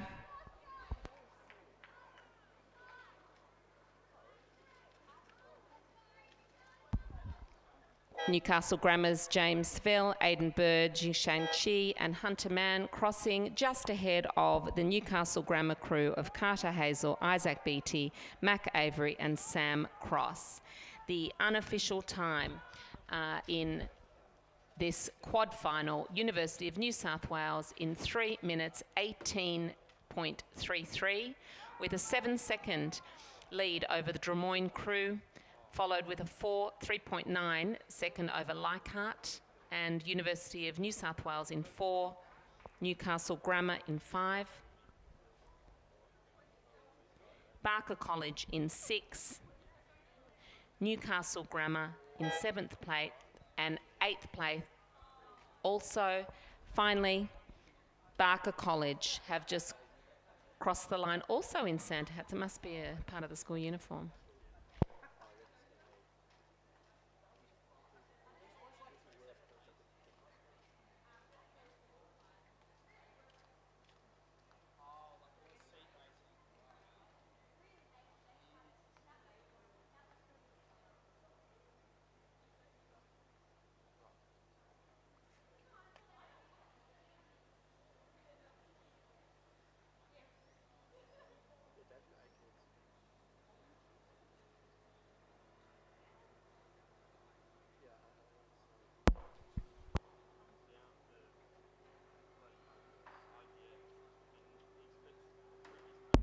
And we've just got a few announcements in this little break from for the Reindeer Regatta, thanks to Rowing New South Wales. They would really encourage you to subscribe to the Rowing New South Wales e-news. It's the best way to keep up to date on what's happening in rowing around the state. You'll get some exclusive deals from Rowing New South Wales valued partners, and you can head to rowingnewsouthwales.asn.au/subscribe for more details. Now, you're not a masters rower, Nick, because you look way too young to me. I am not a masters rower. Which club do you row for, Nick? I row for Sydney Rowing Club. That's a nice club. I know a few people there, but they're in the masters category. Yeah, no, it's a pretty good club. We've got a big program at the moment. We put out, I think it was 4 men's 8s today and 3 women's 8s. So Pretty nice. What was boat loading like? it was very painful. I think it took us all about an hour to get them on. We had to take 2 trailers out today. So It's an absolutely hectic punish. I'm just using those words. I don't actually know what they mean because I'm Gen Z, but you know, I'm trying to be cool. So talking of masters, the Australian Masters Rowing Championships are back in Sydney next year. Rowing New South Wales and Rowing Australia are excited to welcome everyone to Cirque for a week of high quality masters rowing. Did you hear that, Nick? High quality. I'm excited. You should be. Head to the Regatta page on Rowing Australia's calendar to see the indicative schedule now. Entries will open in February 2025, so you can do your Christmas regatta planning over the coming break for the Australian Masters Rowing Championships. Are you a coach, Nick? Do you do any coaching of young rowers? I do coach at Sydney Grammar. It's quite good, quite entertaining, keeps you busy. Where do they row from? They row, they're on the north side of the Parramatta River, not too far from the Sydney Rowing Club shed in Abbotsford, and a bit further down from the King's Boat Shed and Shore Boat Shed around Putney. Nice. So you've got a good gig. You got your tinny licence. You head out there with your megaphone. Yeah, I got my boat license, megaphone. It's quite relaxing, but rather stressful some afternoons. Keeps you living in the lifestyle that you're accustomed to. Yeah. Well, Rowing New South Wales would like to encourage people just like you, Nick, to do their Level 2 coaching course in January. So the Level 2 coaching accreditation, Rowing New South Wales and Manning River Rowing Club are running the Level 2 course commencing on the 9th of January, just the day before the Taree Summer Regatta. It's a great opportunity, especially if you're from a regional club or school. So if you're out there listening on the live stream, then head to rowingnewsouthwales.asn.au/events to register for the Level 2 coaching course in January. But we almost missed the excitement that's happening up at the 1,000 metres here, Nick, with the race 86. Race 86 is in fact a 2K race. I thought they were up at the starting blocks. Do you want to tell us who's in it, or would you like me to? You can go. I'll go. I've got it up. So 86 is the men's A and B quads and a mix of the open men's quads. This is going to be an interesting race. In lane 1, we have St. George, Thomas Masters, Rory Cole, Kurt Armstrong and James Hunt from St. George in lane 3. In lane 4, we have Mossman, Alec Price, Ben Whitewolf, Elliot Simpson and Joshua Hewitt. In lane 5, we have St. Peter's Cambridge, Jack Callick, Ethan Harrison, Carter Taylor and Jacob Comhunt. And then in lane 6, Newcastle Grammar, Will Bird, Michael Chung, Lucas Burton and Rowan Brown. In lane 7 from UTS, we have Kaylin Rowley, Jack Power, Oscar Baregi and Luca Morozzi.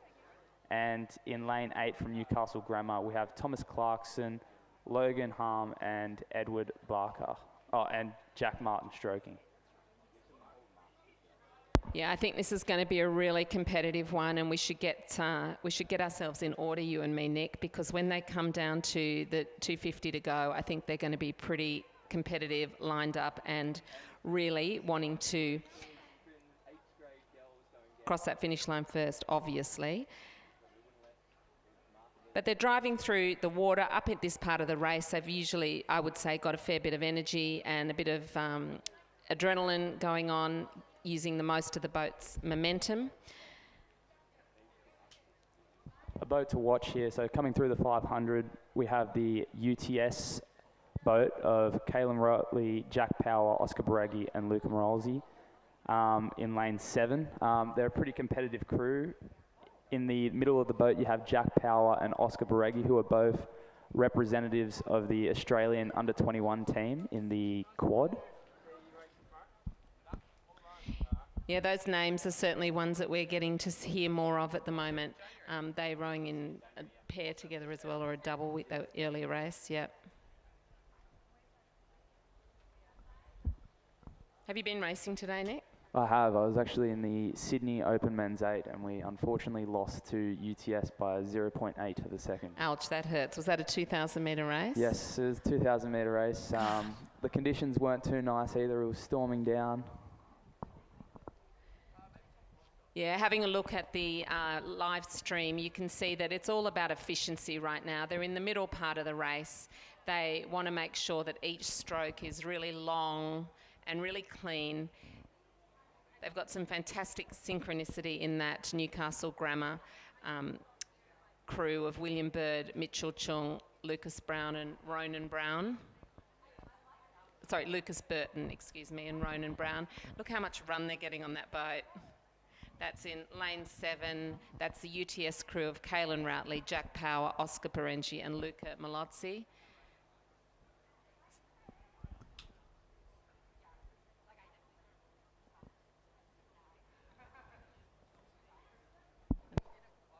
Yeah, so the UTS crew have just come through the 1K with a time of 3:15.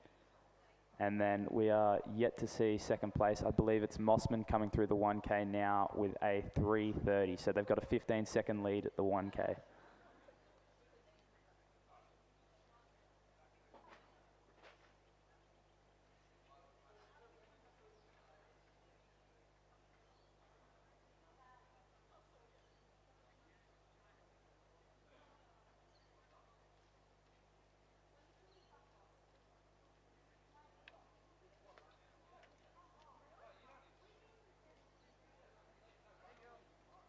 I can almost feel the intensity building in this race up here in the commentary box. We can really get our best view on the live stream as well.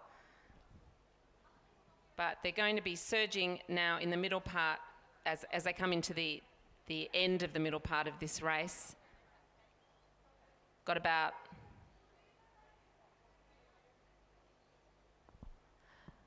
400 metres to go, do you reckon, Nick? Yeah, approaching the final 500 now, I think.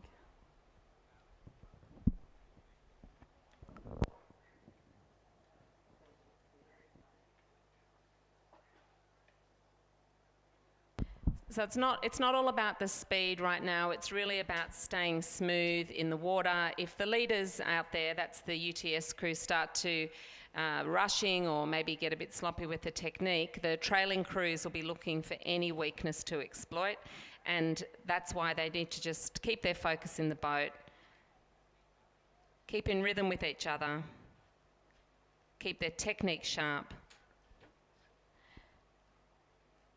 But I'll put $100 on the UTS crew taking out first in this final.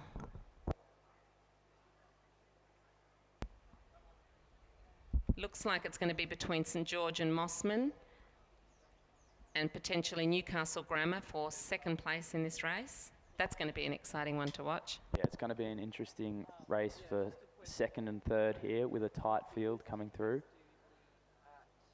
Oh, it just appears that St George has caught a crab over in lane 3.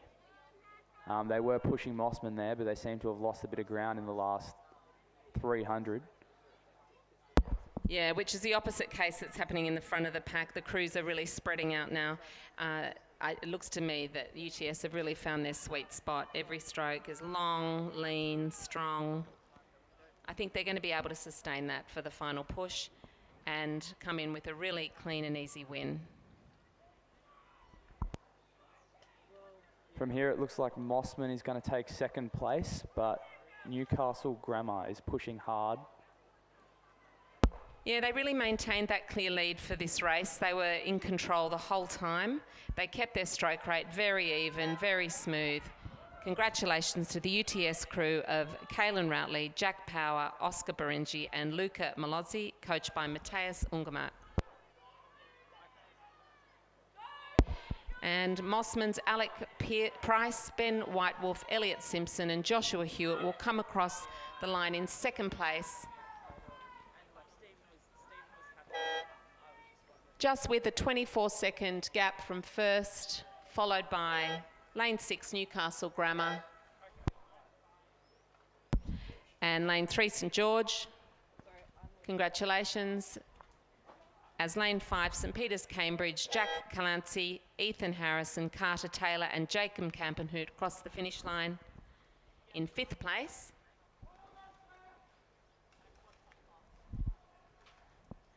And they took it across the line in 6th place. That's Newcastle Grammar's Thomas Clarkson, Logan Harmon, Edward Baker and Jack Martin. And the BROs turning around on the course. We couldn't be here without them today, looking after the health and safety of all the rowers and athletes. Thank you to the BROs who have given their time today. It would be quite pleasant on the water, but brutal in another way. No relief from the humidity. Lining up at the 1K now, we have race 87, the Masters Coxless 4.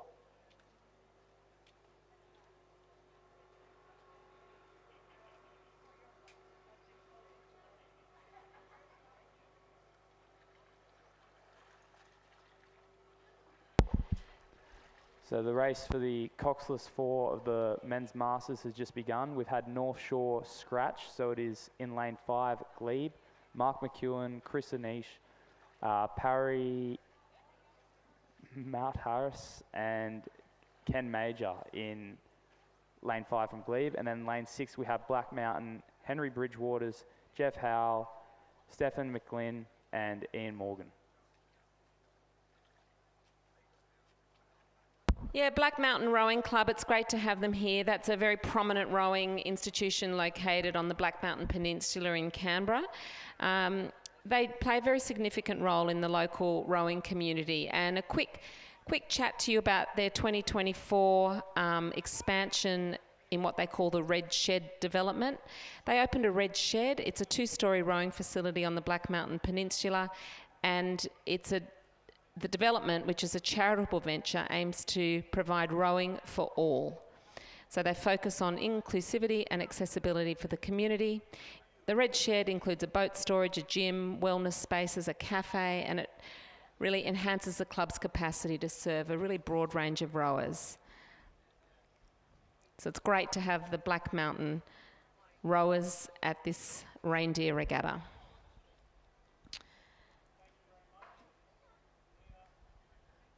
And they're really pushing out. Black Mountain look to have the lead at this stage over Glebe. Yeah, Glebe. Yeah. So it is the Black Mountain crew, Henry Bridgewater, Jeff Howell, Stephen McGlynn and Ian Mongan. There's a name synonymous with rowing, volunteering and selfless acts of kindness. Ian has been in the rowing community of the Masters for Black Mountain for decades, and it's great to see them out in front in this 2-boat race. They're actually very close to one another from this angle.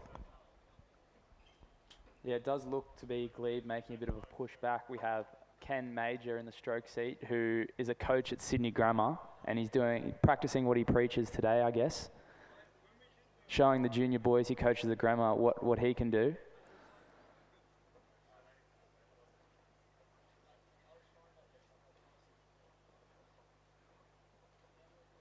I think all they really need to do here is just maintain their consistency right now.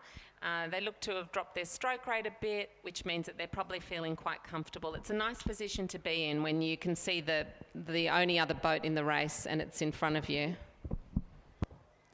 Yeah, it appears Black Mountain have walked away now. They're just getting their blades in, getting a bit more connected than Glebe.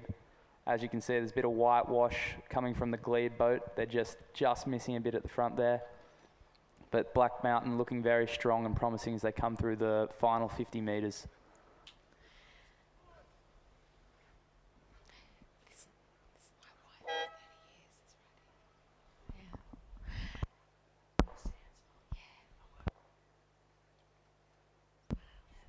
Nick and I have just made a beautiful connection up here in the commentary box. We'll talk to you about that later, but race 88, I'm calling this one because I know lots of the rowers in this race, and it's a very exciting one. In lane 3, North Shore's amazing Rachel Lash and Nicola Kennedy, coached by Kim Rudder. They're off a 10-second handicap. That's going to be an exciting one to watch. Lane 4, Shell Harbour City, Courtney Williams and Sandra Brigden, also off 10 seconds. The North Shore Crew in lane 5 of Catherine Boland and Olivia Tonge, coached by Guy Morgan, also off 10 seconds. In lane 6, Leichhardt 1 off 13 seconds, Nikki Lepresti and India Evans, coached by Steve Sherry. In lane 7, the Leichhardt 3 crew of Belinda Brigham and Jane Hutchinson, also off 10 seconds, both very cool women, those two. And my favourite in the North Shore, lane 8, Jo Hodgkinson and Louise McCoach, coached by Peter Kwok and Kim Rudder, are off go. So the North Shore crew in lane 8, that's closest to the grandstand, they're an E crew, and they've been rowing together just since the start of this season in this pair. They've been going phenomenally well, training several times a week down there on the Lane Cove River. So it's going to be very interesting to see how this plays out.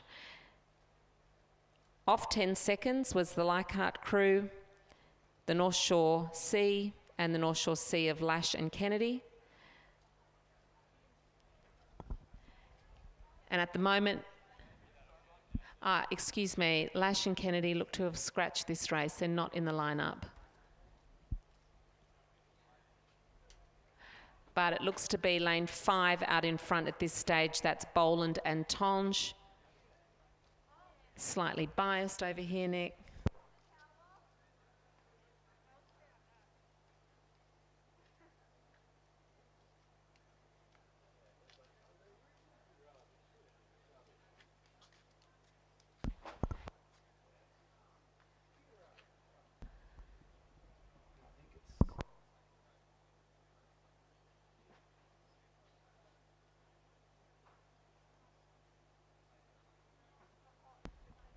They're just past the 500 now. It's tricky to see what's happening here because it looks like a very tight race between lane 8 and 5. So the North Shore crews are battling it out at this stage.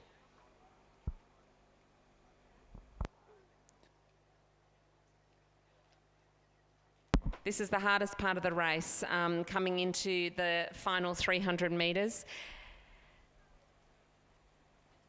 It's really just about staying strong and hanging on at this stage, keeping a clear head, not looking out of the boat, not worrying too much about what's happening in the lane next to you.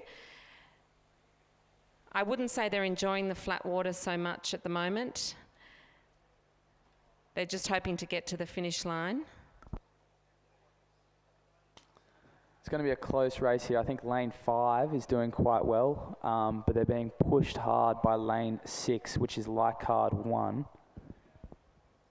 Got a couple of New South Wales state rowers in this field across the board, but if North Shore's Boland and Tonge can hold off Lepresti and Evans, they are going to cross the finish line first. This is going to be neck and neck, but I think the North Shore crew have got it. If they just keep a calm head now and keep long and strong, they're going to take this race. But they are being pushed right through the centre of the course by the Leichhardt crew of Lepresti and Evans, but it is going to be the North Shore crew of Catherine Boland in the bow seat and Olivia Tonge in stroke seat. They're going to be thrilled with that result. They left their run a bit late. Leichhardt in second. It's going to be Hodgkinson and McCoach from North Shore in lane 8, crossing the finish line in style. Congratulations, girls. And a race between Shell Harbour City And Leichhardt 3, I think Leichhardt 3 just took it. It might be a photo finish, and it is. Unofficially, the 4th and 5th position is a photo finish. But the North Shore crew, unofficial time, 4 minutes, 0.27 seconds, have taken race 88, Division 1 of the Women's Masters pair. As we move into Division 2 of the Women's Masters pair, this is a 1,000-metre race, also chock-a-block full of some very fine Masters rowers. In lane 3, the North Shore F crew off 22 seconds of Vicky Grundy and Sarah Culhane. The North Shore F crew also off 22 seconds of Peggy McBride and Nikki Blackwell. The Black Mountain Composite off 22 seconds, Sky Smith from Drummoyne Rowing Club and Colleen Chapman from Black Mountain Rowing Club. Names that you'll recognise are the H crew off Go for North Shore, Susan Walter and Susan Wannon. In lane 7, the Leichhardt E crew off 29 seconds of Susan Huggett and M. Barrick. And the North Shore crew of Julie Bohm and Rhonda Decker, also an F crew, off 22 seconds. So the only boat off Go here is the H categories, Susan Walter and Susan Wannon. The matriarchs of North Shore Rowing Club, I suspect they'll go very well and probably hold their lead.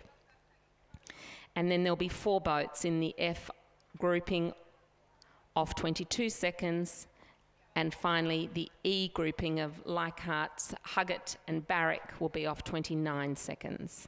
Let's have a look where it's sitting now, Nick.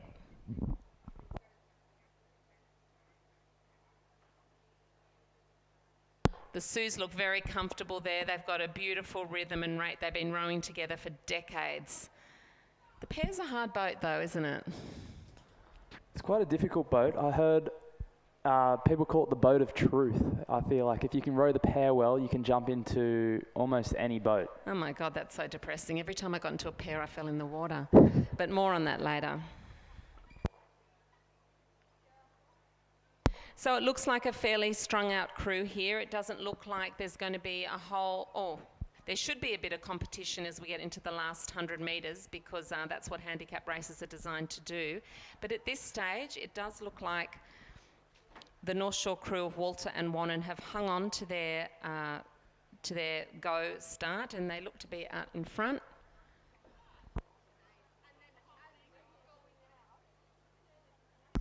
And they've got a lot of experience doing races like this, so they'll know exactly where they are in the course. They'll know what they need to have left in the tank to get across the finish line and hold that lead. They're incredible women, incredible athletes. I think Sue Wannon has the age category World Erg top score record. Yeah, thanks. And I hope all of their grandkids are watching on proudly to see their grandmas and nanas out here at Cirque putting on a show. They're getting a challenge now, it looks like, from North Shore's Peggy McBride and Nikki Blackwell in lane 4, which is unsurprising. They've also been rowing together for decades and they've got a huge amount of experience in all categories of racing. But it is going to come down to the wire as Peggy and Nikki wind up in their usual style, effortless, easy technique, driven by athleticism and determination. And I think it is going to be the case that we're going to see the Blackwell-McBride combination come in, even with a wonky bow number, they can still do it. In lane 4 to North Shore, well done, followed by Sue Wannon and Sue Walter. What a privilege to see you ladies row. And to Susan Huggett and M. Barrick, who really made up time on their 29-second handicap. Congratulations. And the crew 8 of Bowman Decker are giving the other North Shore crew a bit of a go. One more stroke and I think they've got it. That's lane 8, Decker and Bohm. Congratulations on bringing in 4th place over Vicky Grundy and Sarah Culhane. And finally, crossing the line, the Black Mountain Composite of Sky Smith and Colleen Chapman. That was a fantastic race, ladies. Thank you. That was Division 2 of the Women's Masters pair.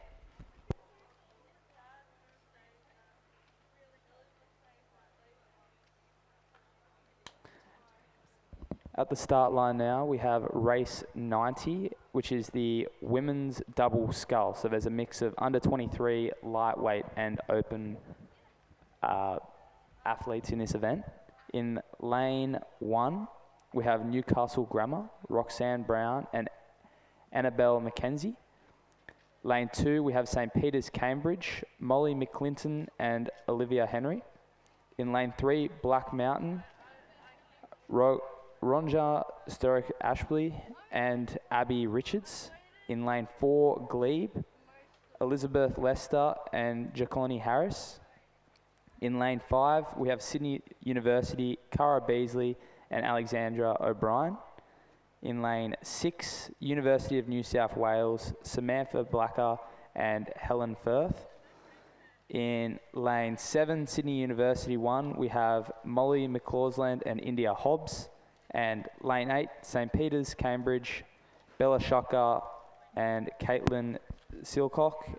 And in lane 9, we have Newcastle Grammar, Sadie Smart and Molly Boyle. And they've just taken their first few strokes as they've left the starting blocks at the 2,000 metres. Those first few strokes are all about getting up the boat speed.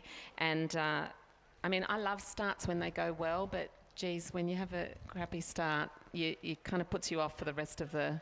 It does really set you back. It makes it quite hard to catch up. You'll find the good crews will come through in the middle K if they have a rough start, but for some it can be the do or die. And Coach Thomas Lowrich of the Sydney University Open, Molly McCausland and India Hobbs. Tom Lowrich is co-coaching the King's Cup crew at Nationals at Barrington next year. And he's well known in the rowing community as an Olympian, rowing in Athens at the men's 4. He's got a lot to give the sport, moving himself through the juniors and then to world championships. But that King's Cup crew at Nationals at Barrington, that's where Tom is co-coaching. So that'll be an interesting one to watch.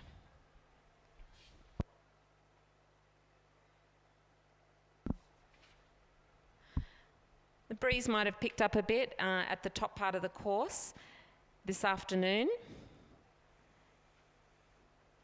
But the double scull is a little bit more stable maybe than a pair, I would say. I feel less jittery in a double. Yeah, it's a bit easier to stay in, I feel, in a double than a pair. I've capsized in a pair before, but I've never capsized in a double. But the same technique applies about keeping that sequence, arms away, rock over, like the sculling principles. I mean, can you get away with a bit more in a double, do you reckon, Nick? Yeah, I feel like you can. Especially if you're in the bow seat. Yeah, in the bow seat when no one can see you.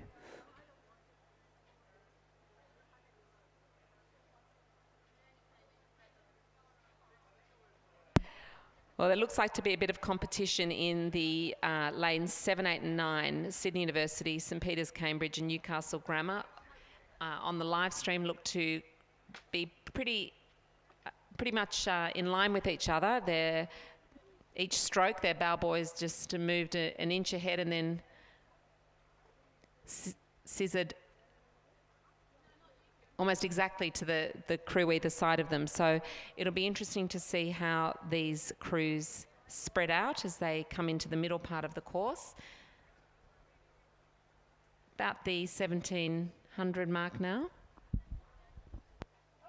It's going to be an interesting race. I know a few of these under 23 athletes had just competed in the women's pair less than an hour ago, so their legs will be feeling it as they come through the 1K mark here.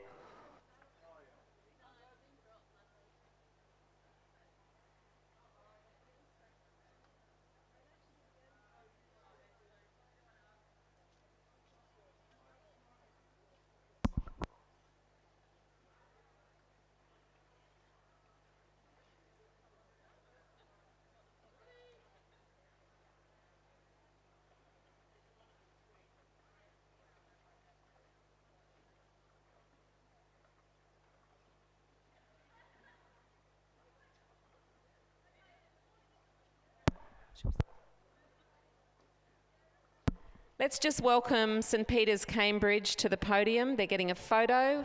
Welcome to Sydney and to the International Rowing Course. Course hosted the 2000 Olympic Games. They're getting a photo for their scrapbooks and probably, is there such a thing as a scrapbook anymore, Nick? You don't even know what that is, do you? I don't have a scrapbook, unfortunately. Everything's just on the phone these days. It's lovely to have them here. They've been in a lot of races. It's great to see.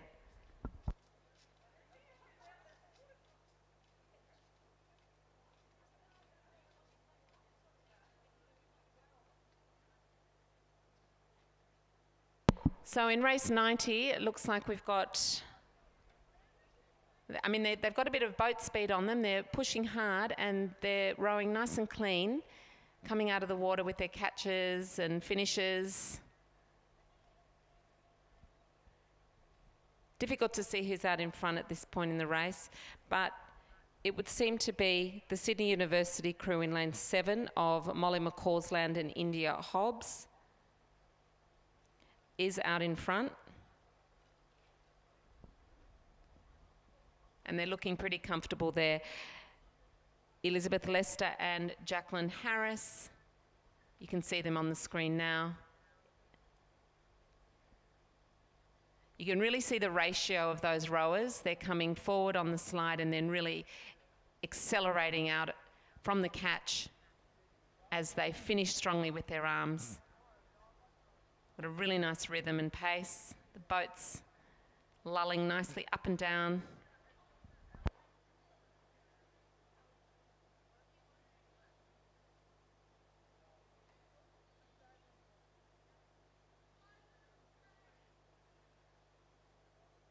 Yeah, the lane 7 girls are looking really strong as they're entering into the last 300 metres of this race. Oh, they just passed the 1500. They are out in front, followed by lane 3, the Black Mountain crew of Reindeer Sturka Ashby and Abby Richards, coached by Renee Domichez.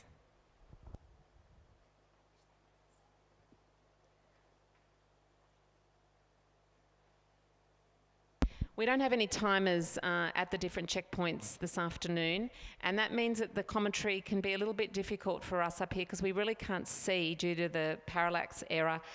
When you're looking down the course, it's quite difficult to see which boats are out in front. But as they're coming into the final 300 metres of this race, it looks to be a race between lane 3, Black Mountain, and lane 7, Sydney University.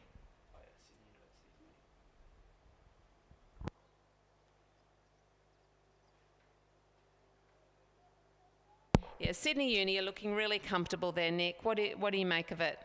Yeah, I think it's a convincing lead. I know that India Hobbs did the pair not that long ago, so very impressive for her to come down the course twice and get great results within an hour. Yeah, this is the final, so there's some great boat run there on the Sydney University boat. You can see they're very synchronised with their blades. Black Mountain are pushing up on them a little bit. They're not going to let them get away with this easily, but they're winding up a bit now. They're going to come in and finish this race in lane 7, Sydney University of Molly McCausland and India Hobbs, coached by Tom Larich. Congratulations on an emphatic win, girls. And there's some cheering in the stands. I'm sure that's for the Sydney Uni crew, the Black Mountain crew of Reindeer Sturka Ashby and Abby Richards, and the beautiful green boat of, that must be St Peter's Cambridge, Molly McClintock and Olivia Henry in lane 2. And lane 1's coming through now. That's the Newcastle Grammar of Roxana Brown and Annabelle McKenzie. And UNSW's lane 6, Samantha Backler and Helen Frith, coached by Chris Burns and Justin Quigley. Lane 4, Glebe, Elizabeth Lester and Jacqueline Harris.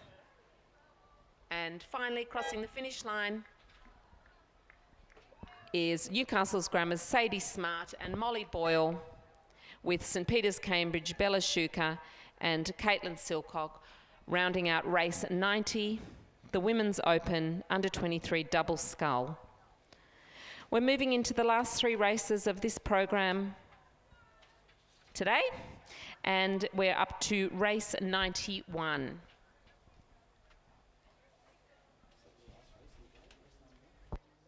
Oh, last 3 crews of the last race of the day. Thank you, Nick. Race 91 certainly does appear to be the last race of this Reindeer Regatta.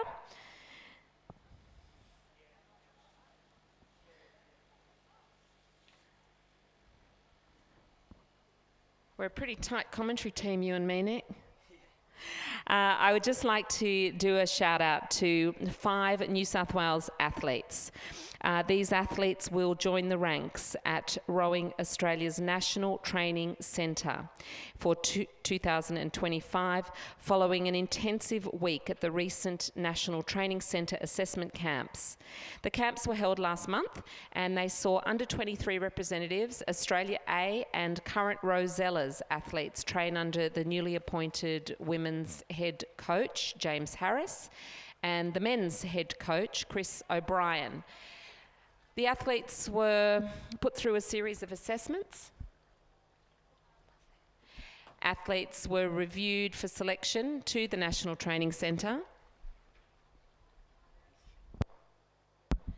And they established a new lineup of talent for the upcoming year. So, with most hearty congratulations to the following New South Wales athletes who will join the ranks at Rowing Australia's National Training Centre: Marcus Delamata from Sydney University Boat Club, Nick Pender from UTS Haberfield Rowing Club. Congratulations to Georgie Gleeson, Sydney University Rowing Club, Eleanor Price, Sydney University Boat Club, and Emily Shepherd from Sydney University Boat Club. Congratulations for the new National Training Centre intake for 2025.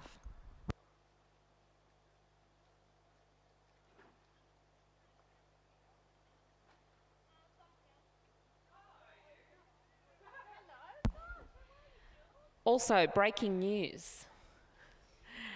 Congratulations to Barker College. This is an important announcement. I can see why. Thank you very much, Rowing New South Wales. We have a best dressed team for this regatta. This is the Reindeer Regatta, and they are taking home a night's stay at the Quest Penrith, the official accommodation partner of Rowing New South Wales. We would like to congratulate Barker College. I kind of did a spoiler there, Nick. I said the winner before I announced what it was for. Let me do better on the next one. Best dressed crew has a co-winner. It was a sculler from race 9, a single sculler. They're taking a $100 voucher from the Regatta shop home, and that, well, it doesn't say the name. It just says Barker's single sculler from race 9. Well, who is it? We'll have to talk to Sam. Yeah, bring it up here. We need a name. Who was the race 9 single sculler? Congratulations goes to Ascombe School, whose quads in races 5 and 54 are the co-winners of our best dressed boat. The Santa Sleigh and the Christmas tree, which fell off, were real highlights. They're taking home some Ardentia body wash for active skin. What do you think? Well done, Ascombe. Very interesting. Would you like to read one of these, Nick? Not today? Not today. You're going to I'll be stay reading out away. the last race. Congratulations to the next co-winners of the Best Dressed Crew. The Best Dressed Crew were in race 49, single sculler, and the quad in race 77. And that goes to, drum roll please, Nick, Newcastle Grammar School. So that's the single scullers in race 49 and the quad in race 77. And you're taking home some prize packs courtesy of Perfect Balance Rowing. Well done, Newcastle Grammar. You can go to the prizes tent and pick up these goodies. We better get down there and get some of that body wash for active skin, I think, Nick. Yeah, it would be good. Not All sure right, the men so- from Sydney Rowing Club could take that. Tomorrow morning, the Reindeer Regatta reconvenes at this venue for the morning session, and there's some more perfect balance rowing prize packs up for grabs. So here's what you need to do. If you want to take home some perfect balance rowing prizes, go and get your tinsel and your reindeer ears. Masters rowers, particular call out to you. And you can wear them tomorrow to the Reindeer Regatta and be in the running for those perfect balance prize packs. Thank you everyone for contributing to the festive Christmas atmosphere today. Of particular thanks to Rowing New South Wales, Melissa Ashton-Garrard as the CEO, and all of the crew at Rowing New South Wales who have put on the Reindeer Regatta. It started off wet and rainy, but finished okay. It's coming out quite sunny now, and it's good for our final race of the day, race 91. We have the women's coxless 4. Well done. In lane 4, we have Sydney University's Open 4 with Taylor Cuddle, Eleanor Price, Zoe McKellar, and Emily Shepherd. In lane 5, we have University of Queensland, Felicity Bishop, Sophie Crane, Ella Welsh, and Willa Dunbar. And in lane 6, we have the University of New South Wales, Annabelle Singler, Alicia Burke, Olivia Zago, and Annabelle Fuller. As we come into the last 500 here, it appears we have Sydney University's Open 4 with an established lead over the University of Queensland. And I think the University of New South Wales has scratched from this race. Yeah, they really, that Sydney University Open crew of Caudle, Price, McKellar and Shepherd have really eased away, looking very solid, getting a really clear water lead. All those ergs must be paying off. You know, having that base of fitness, that real aerobic fitness to build the anaerobic capability to be able to really make it look so easy and so elegant to keep that pace and keep that power, especially in this middle part of the race. It's the hardest, don't you think it's the hardest part between 500 and 250? I mean, it never ends, honestly. Yeah, it's the longest part of the race, I feel. Oh, it's brutal. Can't stand it. I always question, why do I row in that part of the race? But these girls of Sydney University in lane 4, how comfortable do they look? I mean, it's quite textbook right there. Look at that beautiful run on the boat. A nice tandem rig there in the middle of the boat. I was wondering where that all was. It looked a bit fast-spaced to me. Thank God you're here, Nick. And it's a very comfortable win in this final race 91, a 2,000 metre race. It looks like they just started. Congratulations to Taylor Caudle in the stroke seat, Eleanor Price, Zoe McKellar and Emily Shepherd. Could you please make a bell sound, because they have crossed the finish line and it didn't go off? No, I believe the buzzer went. Did it really? Yeah. And the University of Queensland.